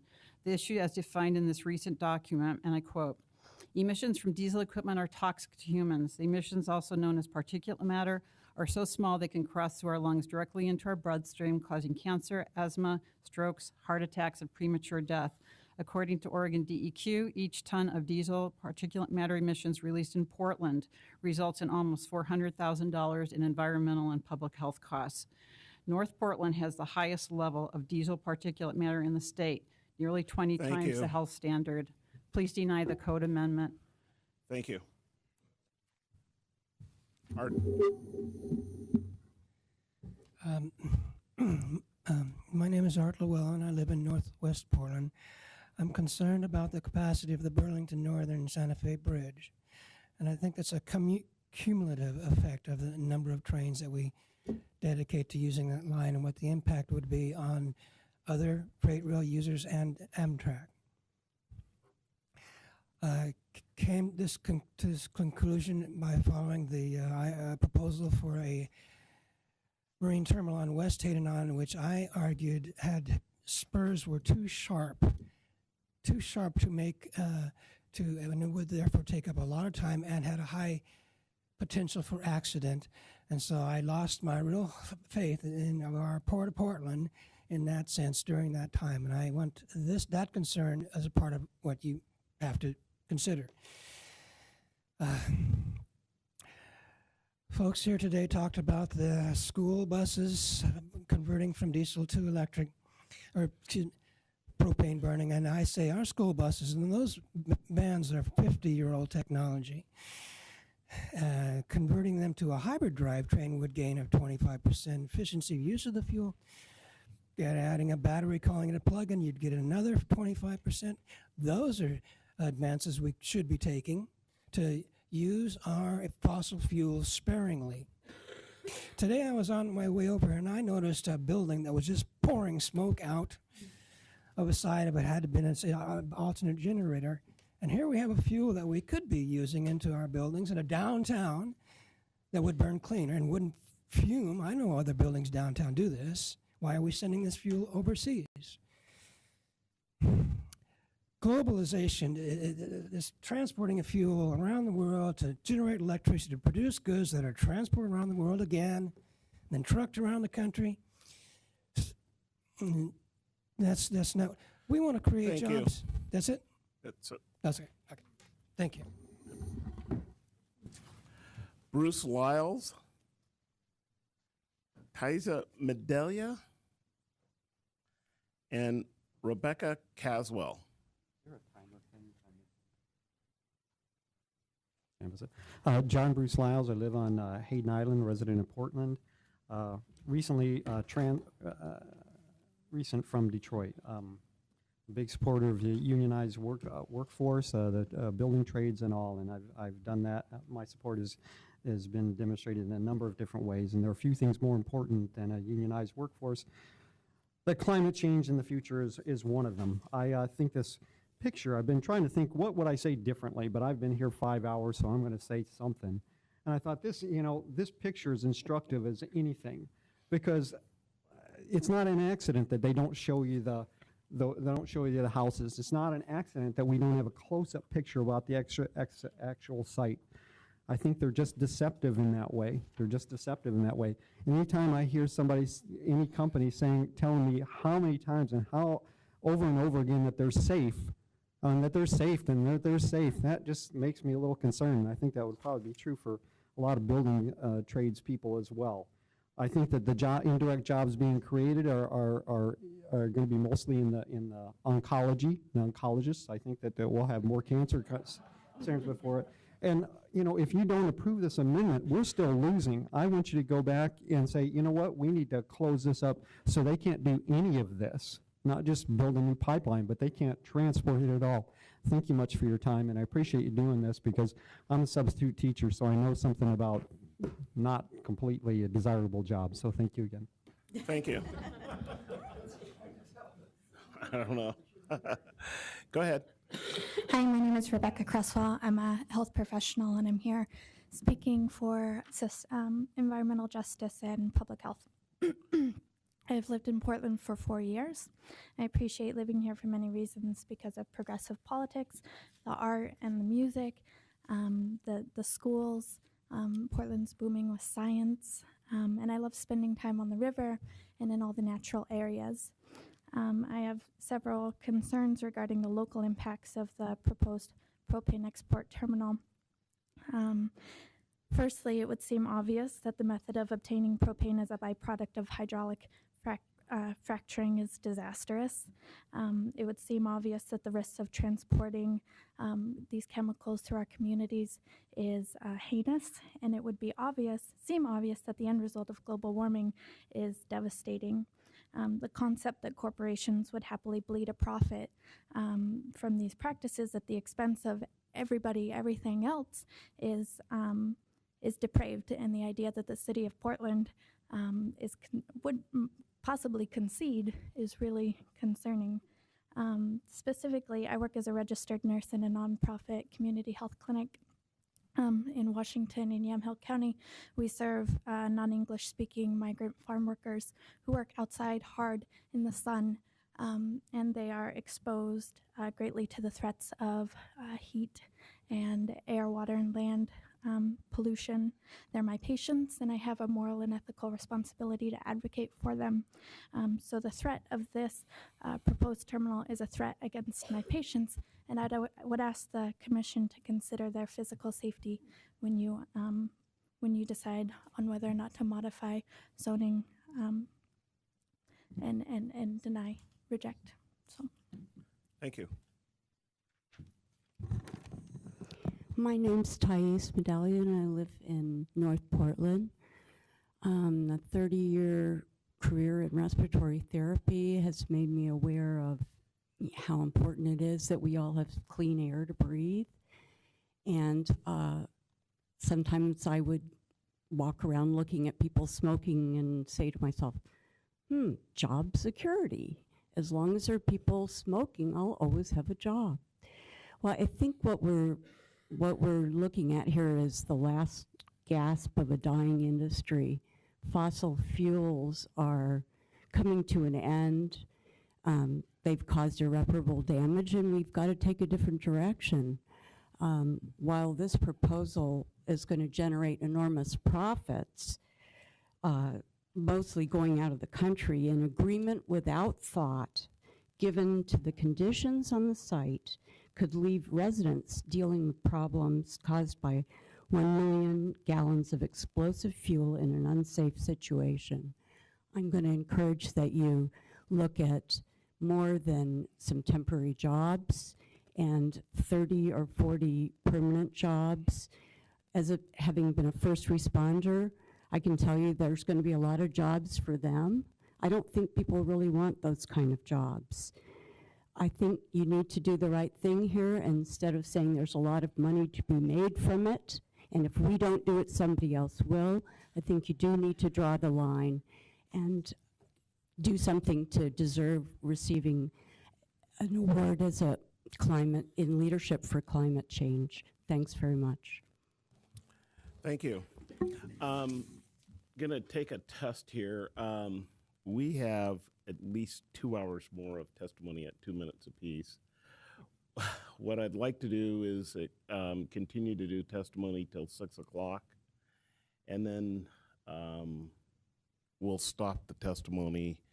We'll see who's in favor and who's against, I guess, at the end here, and just have you raise your hands, and then we'll go around and ask questions that you want to, kind of final questions or concerns you have to get addressed, and then wrap up what our next steps are.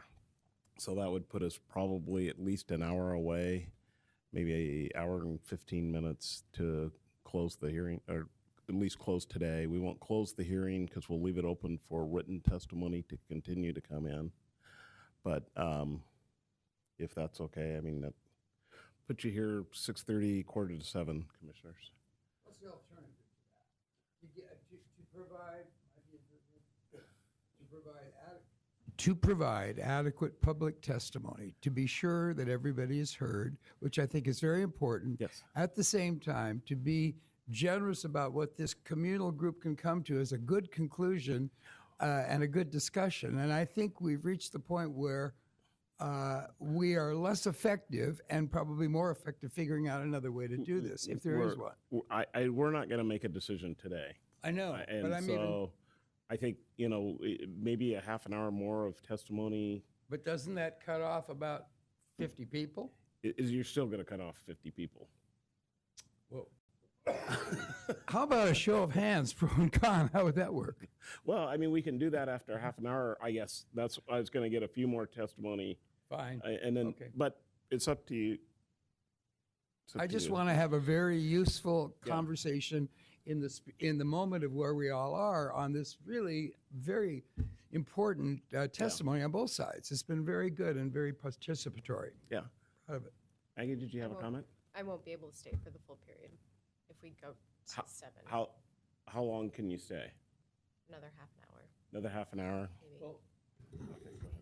What is the plan for next steps? We're going to have another session at some point. Is that going to include oral testimony, or are we going to restrict it to written testimony after this? So that's something for you all to decide partly, obviously. An option would be to leave the record open until and through the next meeting. I'm going to propose the next meeting for March 17th. In that interim time, be able to, hopefully within the next 5 or 6 days, you all get me every written question you're thinking about. It doesn't mean you can't ask something after that, but we compile those, we begin to answer those. We talk to the port, we talk to environmental groups, we talk to all the people who came to testify. We put together a response, we get those back to you.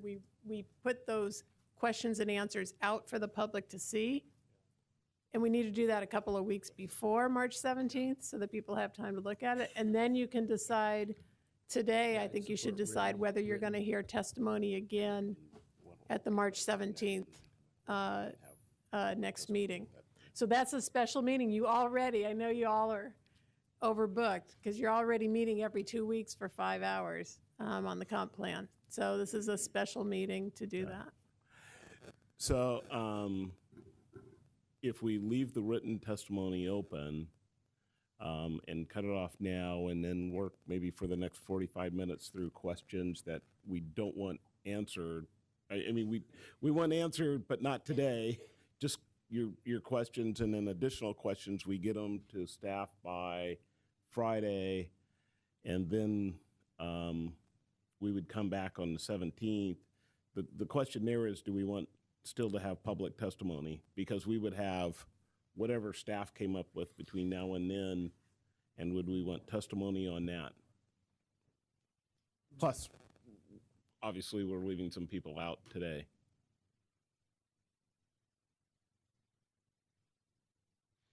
Written testimony for sure. Yes, okay, You're the chair. Make the call. okay. Yes. That if we're going to continue the hearing tonight, that we not go around the horn and that we give a little bit more, give some of that time to testimony, because we can always do our written questions back to Susan. That doesn't buy a lot of time, but it buys a little bit. And then I guess if we're going to continue hearing, it's a request out to the public to, if we've already heard it, please don't come up and testify. Give your time to somebody else who might have something new to say, because that's going to be much more helpful to us. Or if you want to kind of put your hand of support for something that somebody else is saying so that you don't have to come up, we're watching you, so that would be a helpful way of us to know that you support that comment. So you're in favor of testimony continuing? I personally can stay myself, Okay. but I can't With speak no for go everybody. round here that we can noodle. Okay, we're kind of balancing this just between hearing some more testimony and are there questions you want to ask staff right now, not for answers, but kind of get off now. Do you need to sleep? Yeah.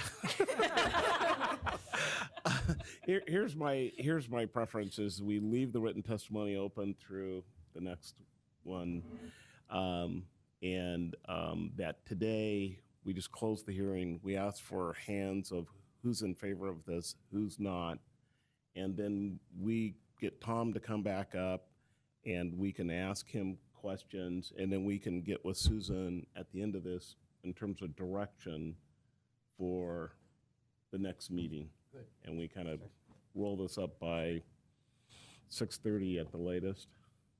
That gets you out of here. Well, she's gone in 25 minutes. Yeah, you're gone, Yeah. but you get your questions and all that. So I think what we'll ask the audience is who's in favor of the PIMNA just as a, from what you know today. Just raise your hands or stand up. Could you repeat the question? I don't. Yeah, who favors the PEMINA location here? Who favors You support the amendments. Who supports PIMNA? Who supports the T6 amendment as proposed today? Raise your hand or stand up.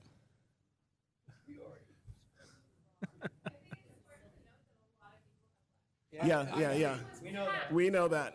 We know that.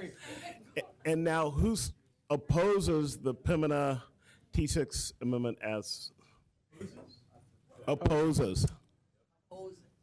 Opposes. Okay, yes, we appreciate that. We appreciate that.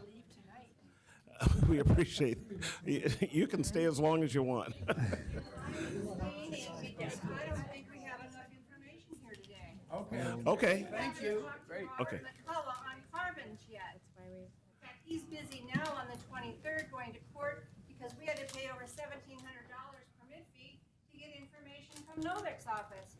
Now, Okay. I don't think we can close this until we really get more information. We're not closing it. We're I'm abstaining for that reason. yeah. Okay. We're not closing the hearing. You still have an opportunity to send in written testimony through March 17th. And so please do. And so now we're going to, questions, and Maggie, I'm going to let you go first because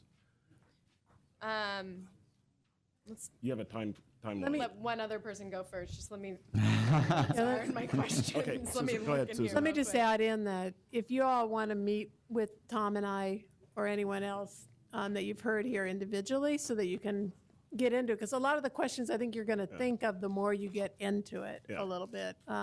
So feel free to do that. I don't want to pull a group together that makes a quorum or anything like that, but if you have Okay. specific questions and want to spend a little bit of time, I'm happy to do that. Okay. I would also ask if you had written testimony that you were not able to provide tonight because you're going to do it with your oral testimony, please give it to Julie so that we can receive it. So if you had written testimony, please provide it to Julie and we can read that.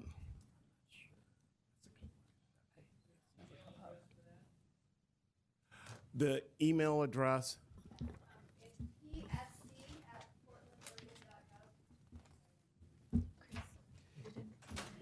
Yeah, so anybody that would like to submit testimony via email, the email address is psc@portlandoregon.gov. Can I ask a clarifying question really quickly? What's the rest of the process? I mean, when is the decision going to be made? We are coming back on March 17th. Between now and then, we're going to ask Tom some questions, and we're, as a commission, going to send in questions to staff as a commission. Staff is going to work between now and then to get those answers, and then at that point, those answers are going to be published, and then we're going to come back and review those answers, have a work session, and then we will make a decision. So you'll make a decision on March 7th? Tentatively.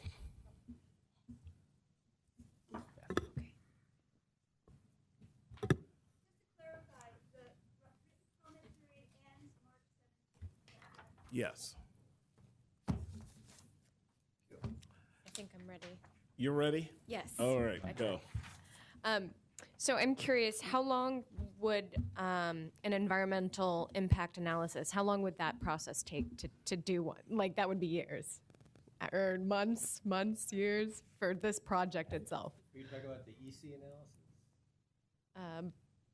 It would depend on what kind of analysis you're Okay. talking about, whether it's what we're trying to do, which is required as part of the land use process, which is the ESEE process, which we've done, but we also have heard lots of comments of how we can improve that. Okay. And so we're going to keep improving that. If it were to involve federal lands, federal money, it would require a NEPA process, which can often, having worked on them years ago, that can take 18 months or longer. Okay. And then we may have discussed this earlier, but there's been a lot of testimony. So is it in fact the discussion that Pembina wanted to possibly in the future double this facility? Where would that be located? On that same lot that is proposed? That can it actually hold double the facility? Okay, we'll figure that out. Okay. Yeah. And then a list of the organizations, the communities that Pembina has reached out to, including the tribes, environmental justice I groups. think the Pembina testimony that was distributed either last night or this morning has that in it. It had that in the appendix. Yes. Okay. I think that's all for now. Thank you. So it seems to me that there are, very real safety questions to work out. The blast radius has been mentioned as one question. I'd like to see us get a view on that from not only from Pembina, but from some independent experts. But to me, I mean, the key issue here is climate. I've been poking at all night whether there's a way to put a positive climate spin on this, and I didn't hear it. I heard a lot of grasping that we'd like to find a way to put a brave face on it, but to me the question really is this sort of inextricably that's not the word I want, inalterably in conflict with our climate action plan. And we're looking at a climate action plan update later this spring, which already includes language about coal and oil exports. And to me, the question is, do we need to have a fossil fuel export policy? And I think that's really what we're grappling with here. So the question is, how do we kind of develop a policy on the fly? And I don't know the answer to that, and I hope you guys will come back and give us some options to think about how to do that. But to me, that is the central question. Howard?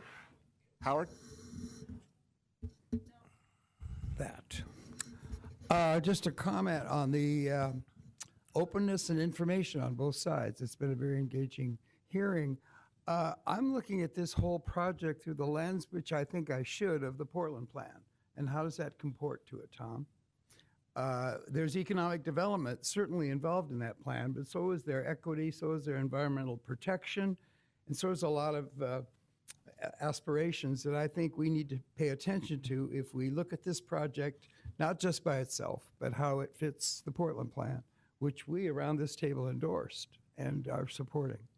So really, I'd like to see an overview of that, but I'm still unsettled about earthquakes and floods, Tom. Need a little more information about why this isn't going to just go one way or the other in a bad way. And that fire plume is just an imaginary thing that only a war games guy could figure if it, how it works out. So what does that really mean? How far does that plume go if it goes really bad, really bad? And I guess the last question is, if the cars pile up here because the ships haven't showed up, what happens then? Thanks.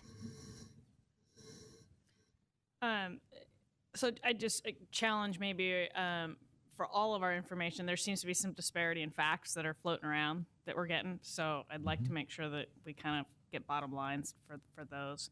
And then we keep hearing about the difference in carbon emissions when compared to oil and coal, but nobody's talking about the difference in oil emissions when compared to renewables. So I guess a challenge to look at it both ways. Mike? Well, I'm not unconcerned about the climate implications here, but I'm gonna harp on the jobs end of things here. I understand. I would like to have a better understanding of why that site could not be utilized for other purposes. I realize it's a water-dependent site, and not diminishing the 30 to 40 jobs. I'd love to see 200 jobs out there. I'd love to see the port utilize that site to produce more jobs, frankly. So that's going to be the big question for me, is why this versus other potential uses that could actually generate more jobs and more revenue. I'm going to mirror what Mike says. Are there some alternative site uses that either have been explored or could be explored? Gary? I'm concerned about the climate issues and, what kind of policy framework are we using for that? Also concerned about the safety issues. I think the information has not flowed as freely as I would like to see it flow. And I am particularly concerned about the potential for setting a policy precedent inadvertently for this case, for other river uses. And one of my nightmares is we could, there's a circumstance under which West Hayden Island could become developed for a very low job intensity sort of development, and that I think would be a terrible outcome. So I'd like to hear more about that. Great.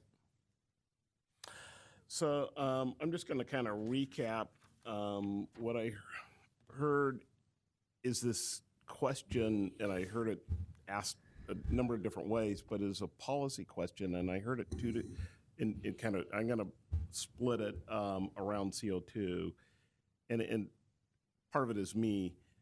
I don't know that we can control whether or not they drill for natural gas or do any of that in terms of what can we control, and whether or not we're assured that they're going to use it for plastics or replace wood or replace whatever. But there's a question about how we deal with the CO2 coming through the city relative to climate action and a policy, and also fossil fuels, and how we look at that as a city, just as a city. And that is a big policy question that they're not going to stop drilling for natural gas if we say no or we say yes. They're not going to increase, and they're not. I mean, at the end of the day, it's to me, what can we control, or what can we affect? Jobs, we heard that clearly. The other things that I've heard today are public safety. I am confused by the facts that were given today. We had Pembina say one thing, we had Bob state literally the opposite. And two credible sources, but so I would like the city, us, to create a fact sheet of what are the facts. I mean, how big is the plant going to be? Is it you know, is it a pipeline or is it pipe above the ground? You've stated a pipe above ground. Let's get some facts on the table so that we kind of understand what we're actually dealing with, and the public does too. The blast zones, some of the fire issues, and some of those things I think are just, you know, how much CO2 is produced. I heard different stories from that, whether or not the port in their paper says that producing plastics doesn't produce any CO2. I've read differently. So I would like the city to definitive say yes or no to some of these things, and we'll let whoever else dispute it. But, you know, what are our facts that we know from that standpoint? Because I think that's important. In terms of communities, I didn't hear specifically from the tribes, and we had made a specific request back in when we did West Hayden Island to include the tribes in these significant decisions and make them part of our conversation. So request that we engage them and understand their concerns or just their thoughts on this issue. To the communities, we heard from communities, the people that live on the river and other communities. I'm not sure if there's going to be a good neighbor agreement, but at least I would like that we address somehow, I don't know if we can address their concerns, but set up a process by which the port and Pembina can help. We have a good neighbor agreement in our Portland plan. So let's use it. Let's use that process and at least help those communities engage, ensure that they're engaged with, and there's a long list of people they've done outreach to, but I didn't hear engagement. And there's a difference to me from that. Part of that facts, the wages, I heard from 50,000 to 120,000. What are the wages? I mean, it does matter how much the wages are. The other thing that I did not hear that was a concern to me is, what's the port's responsibility? I heard Pembina, I heard Pembina, I heard Pembina. I did not hear what the port's responsibility, what they're going to do specifically, what the plan is. And I really, they're the landlords. I mean, they're going to build, they're the people at the end of the day that get to check. In terms of safety is what you're... Everything. Just, you know, safety. They've got, you know, what are they doing with the trains that are coming in, the ships? I mean, there is, you know, diesel emissions here, and it seems that they're negotiating with their potential leasee to do something, and what is the port? And it gets back to also this CO2 question, the question of health.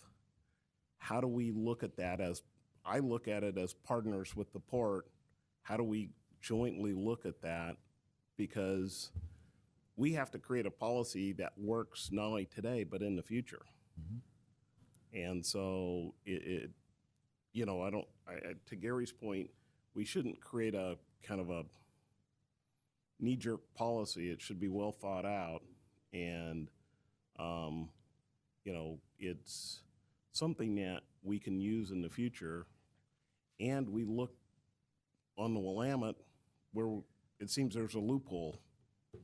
And how do we then, you know, look at that and apply whatever we think is the right policy to that too.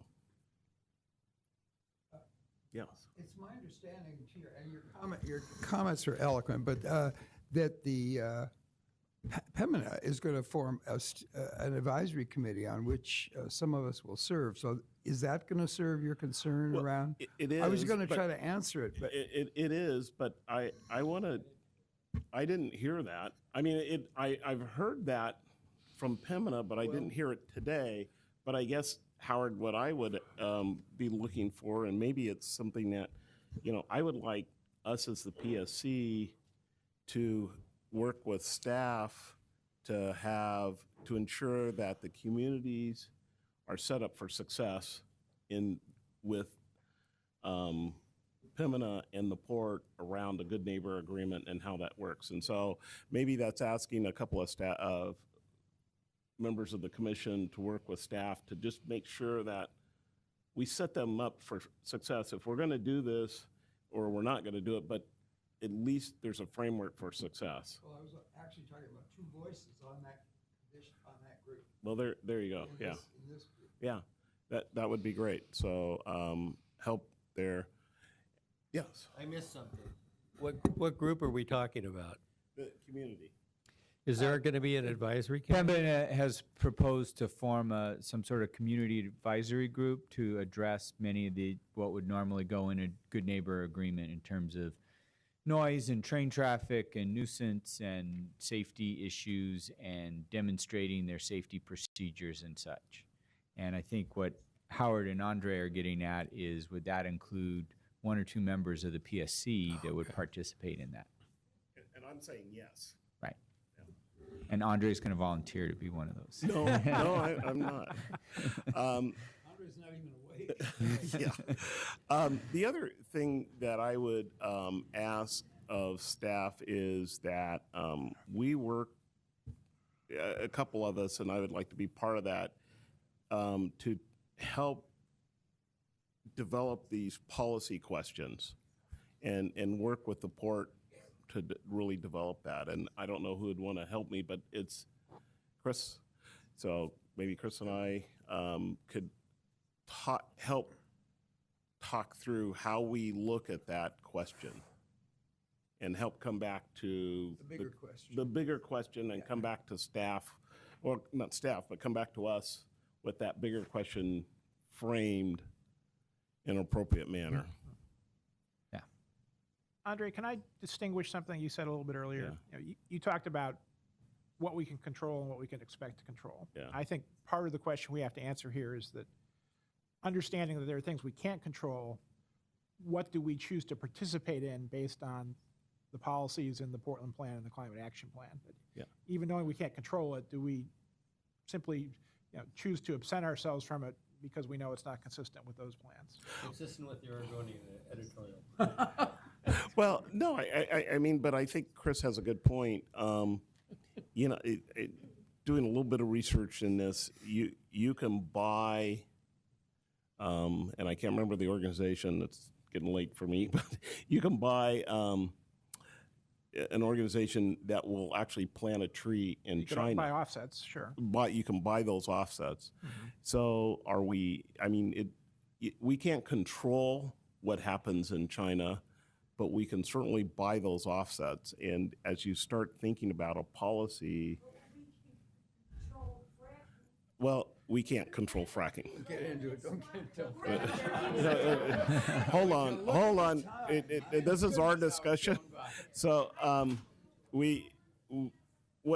as we think through that, we just need to, I think, come back with a policy, and we'll certainly have that discussion with the port and try to fashion something that I think lays out a series of, maybe it's just a series of questions, and how you might address those things relative to the question asked.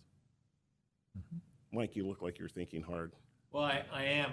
I'm thinking there are a lot of technical issues. I'm just wondering how staff feels about addressing some of them and whether or not there might be other resources that could be brought to bear with staff. Yeah.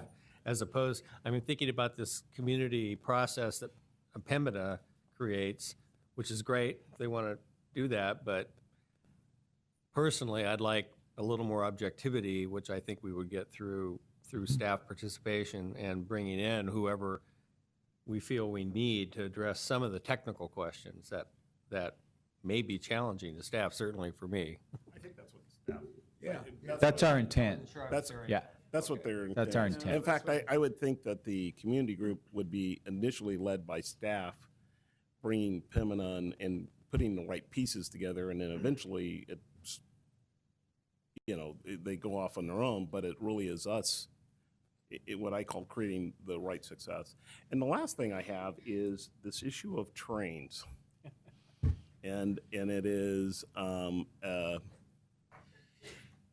it is not specific to propane, but it is specific to traffic. And it is relative to the Midwest has experienced that agriculture and containers have been restricted in train traffic due to oil trains. Yep. And we have a port that has a fledgling container, but those containers come out of our eastern part of the state, a lot of them, and if we're, I want to make sure that we're not selling out the east and constricting train traffic for something else. Yeah, having just taken the train, Amtrak, from New York City to Portland, about every hour on the track waiting for oil to go through. It's a reality. Yeah. Well, it's probably worth pointing out that we have written testimony from the container operator at T6 wondering if these ships are going to block the access for their ships. So there's contention on the water side of that as well. Yeah. So I think those are just questions we can get addressed by some experts in the community. Yep. And then we will send all of our other questions that we create between now and then, one Friday. That would be appreciated. If you can send questions to Julie by Friday, that would be great. If you have an extra one after that, keep sending them. We won't answer them all the first day. I'd also like us to think about, and I don't know if you need to make this decision right now, but whether you're going to take any testimony on the 13th. If you choose not to take any additional testimony, if you got enough here, that you would continue to take written testimony we already agreed on, especially new testimony based on the information that we put out in response to the questions. You might want to consider inviting some of the tribes, the ones that we've worked with before with West Hayden Island, to provide testimony. We've made a commitment to that, and we might want to do that as part of the next hearing. You mean the March 17 meeting? Yes. Yes. Mr. Chairman, there is a contradiction to accepting money through and asking staff to process it instantaneously for a decision on March 17.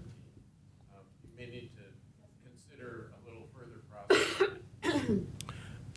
Well, our testimony is for us, but the idea is that the new information that we publish would be at least 2 to 3 weeks before that hearing, and would give the public an opportunity to review and comment.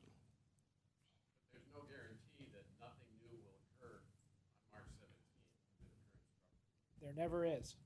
Yeah, you're right. There's never. Yeah. Let's get it in earlier. Yeah. Yeah. Maybe the sky will turn blue. And spring will come. There- Do you all present as one voice, or do you all vote like the Supreme Court? Yeah, that's us. That's us. We will take a vote at when we get to a point of taking a vote and we're done. We'll close the hearing, and we will take a vote, yes or no, on individually.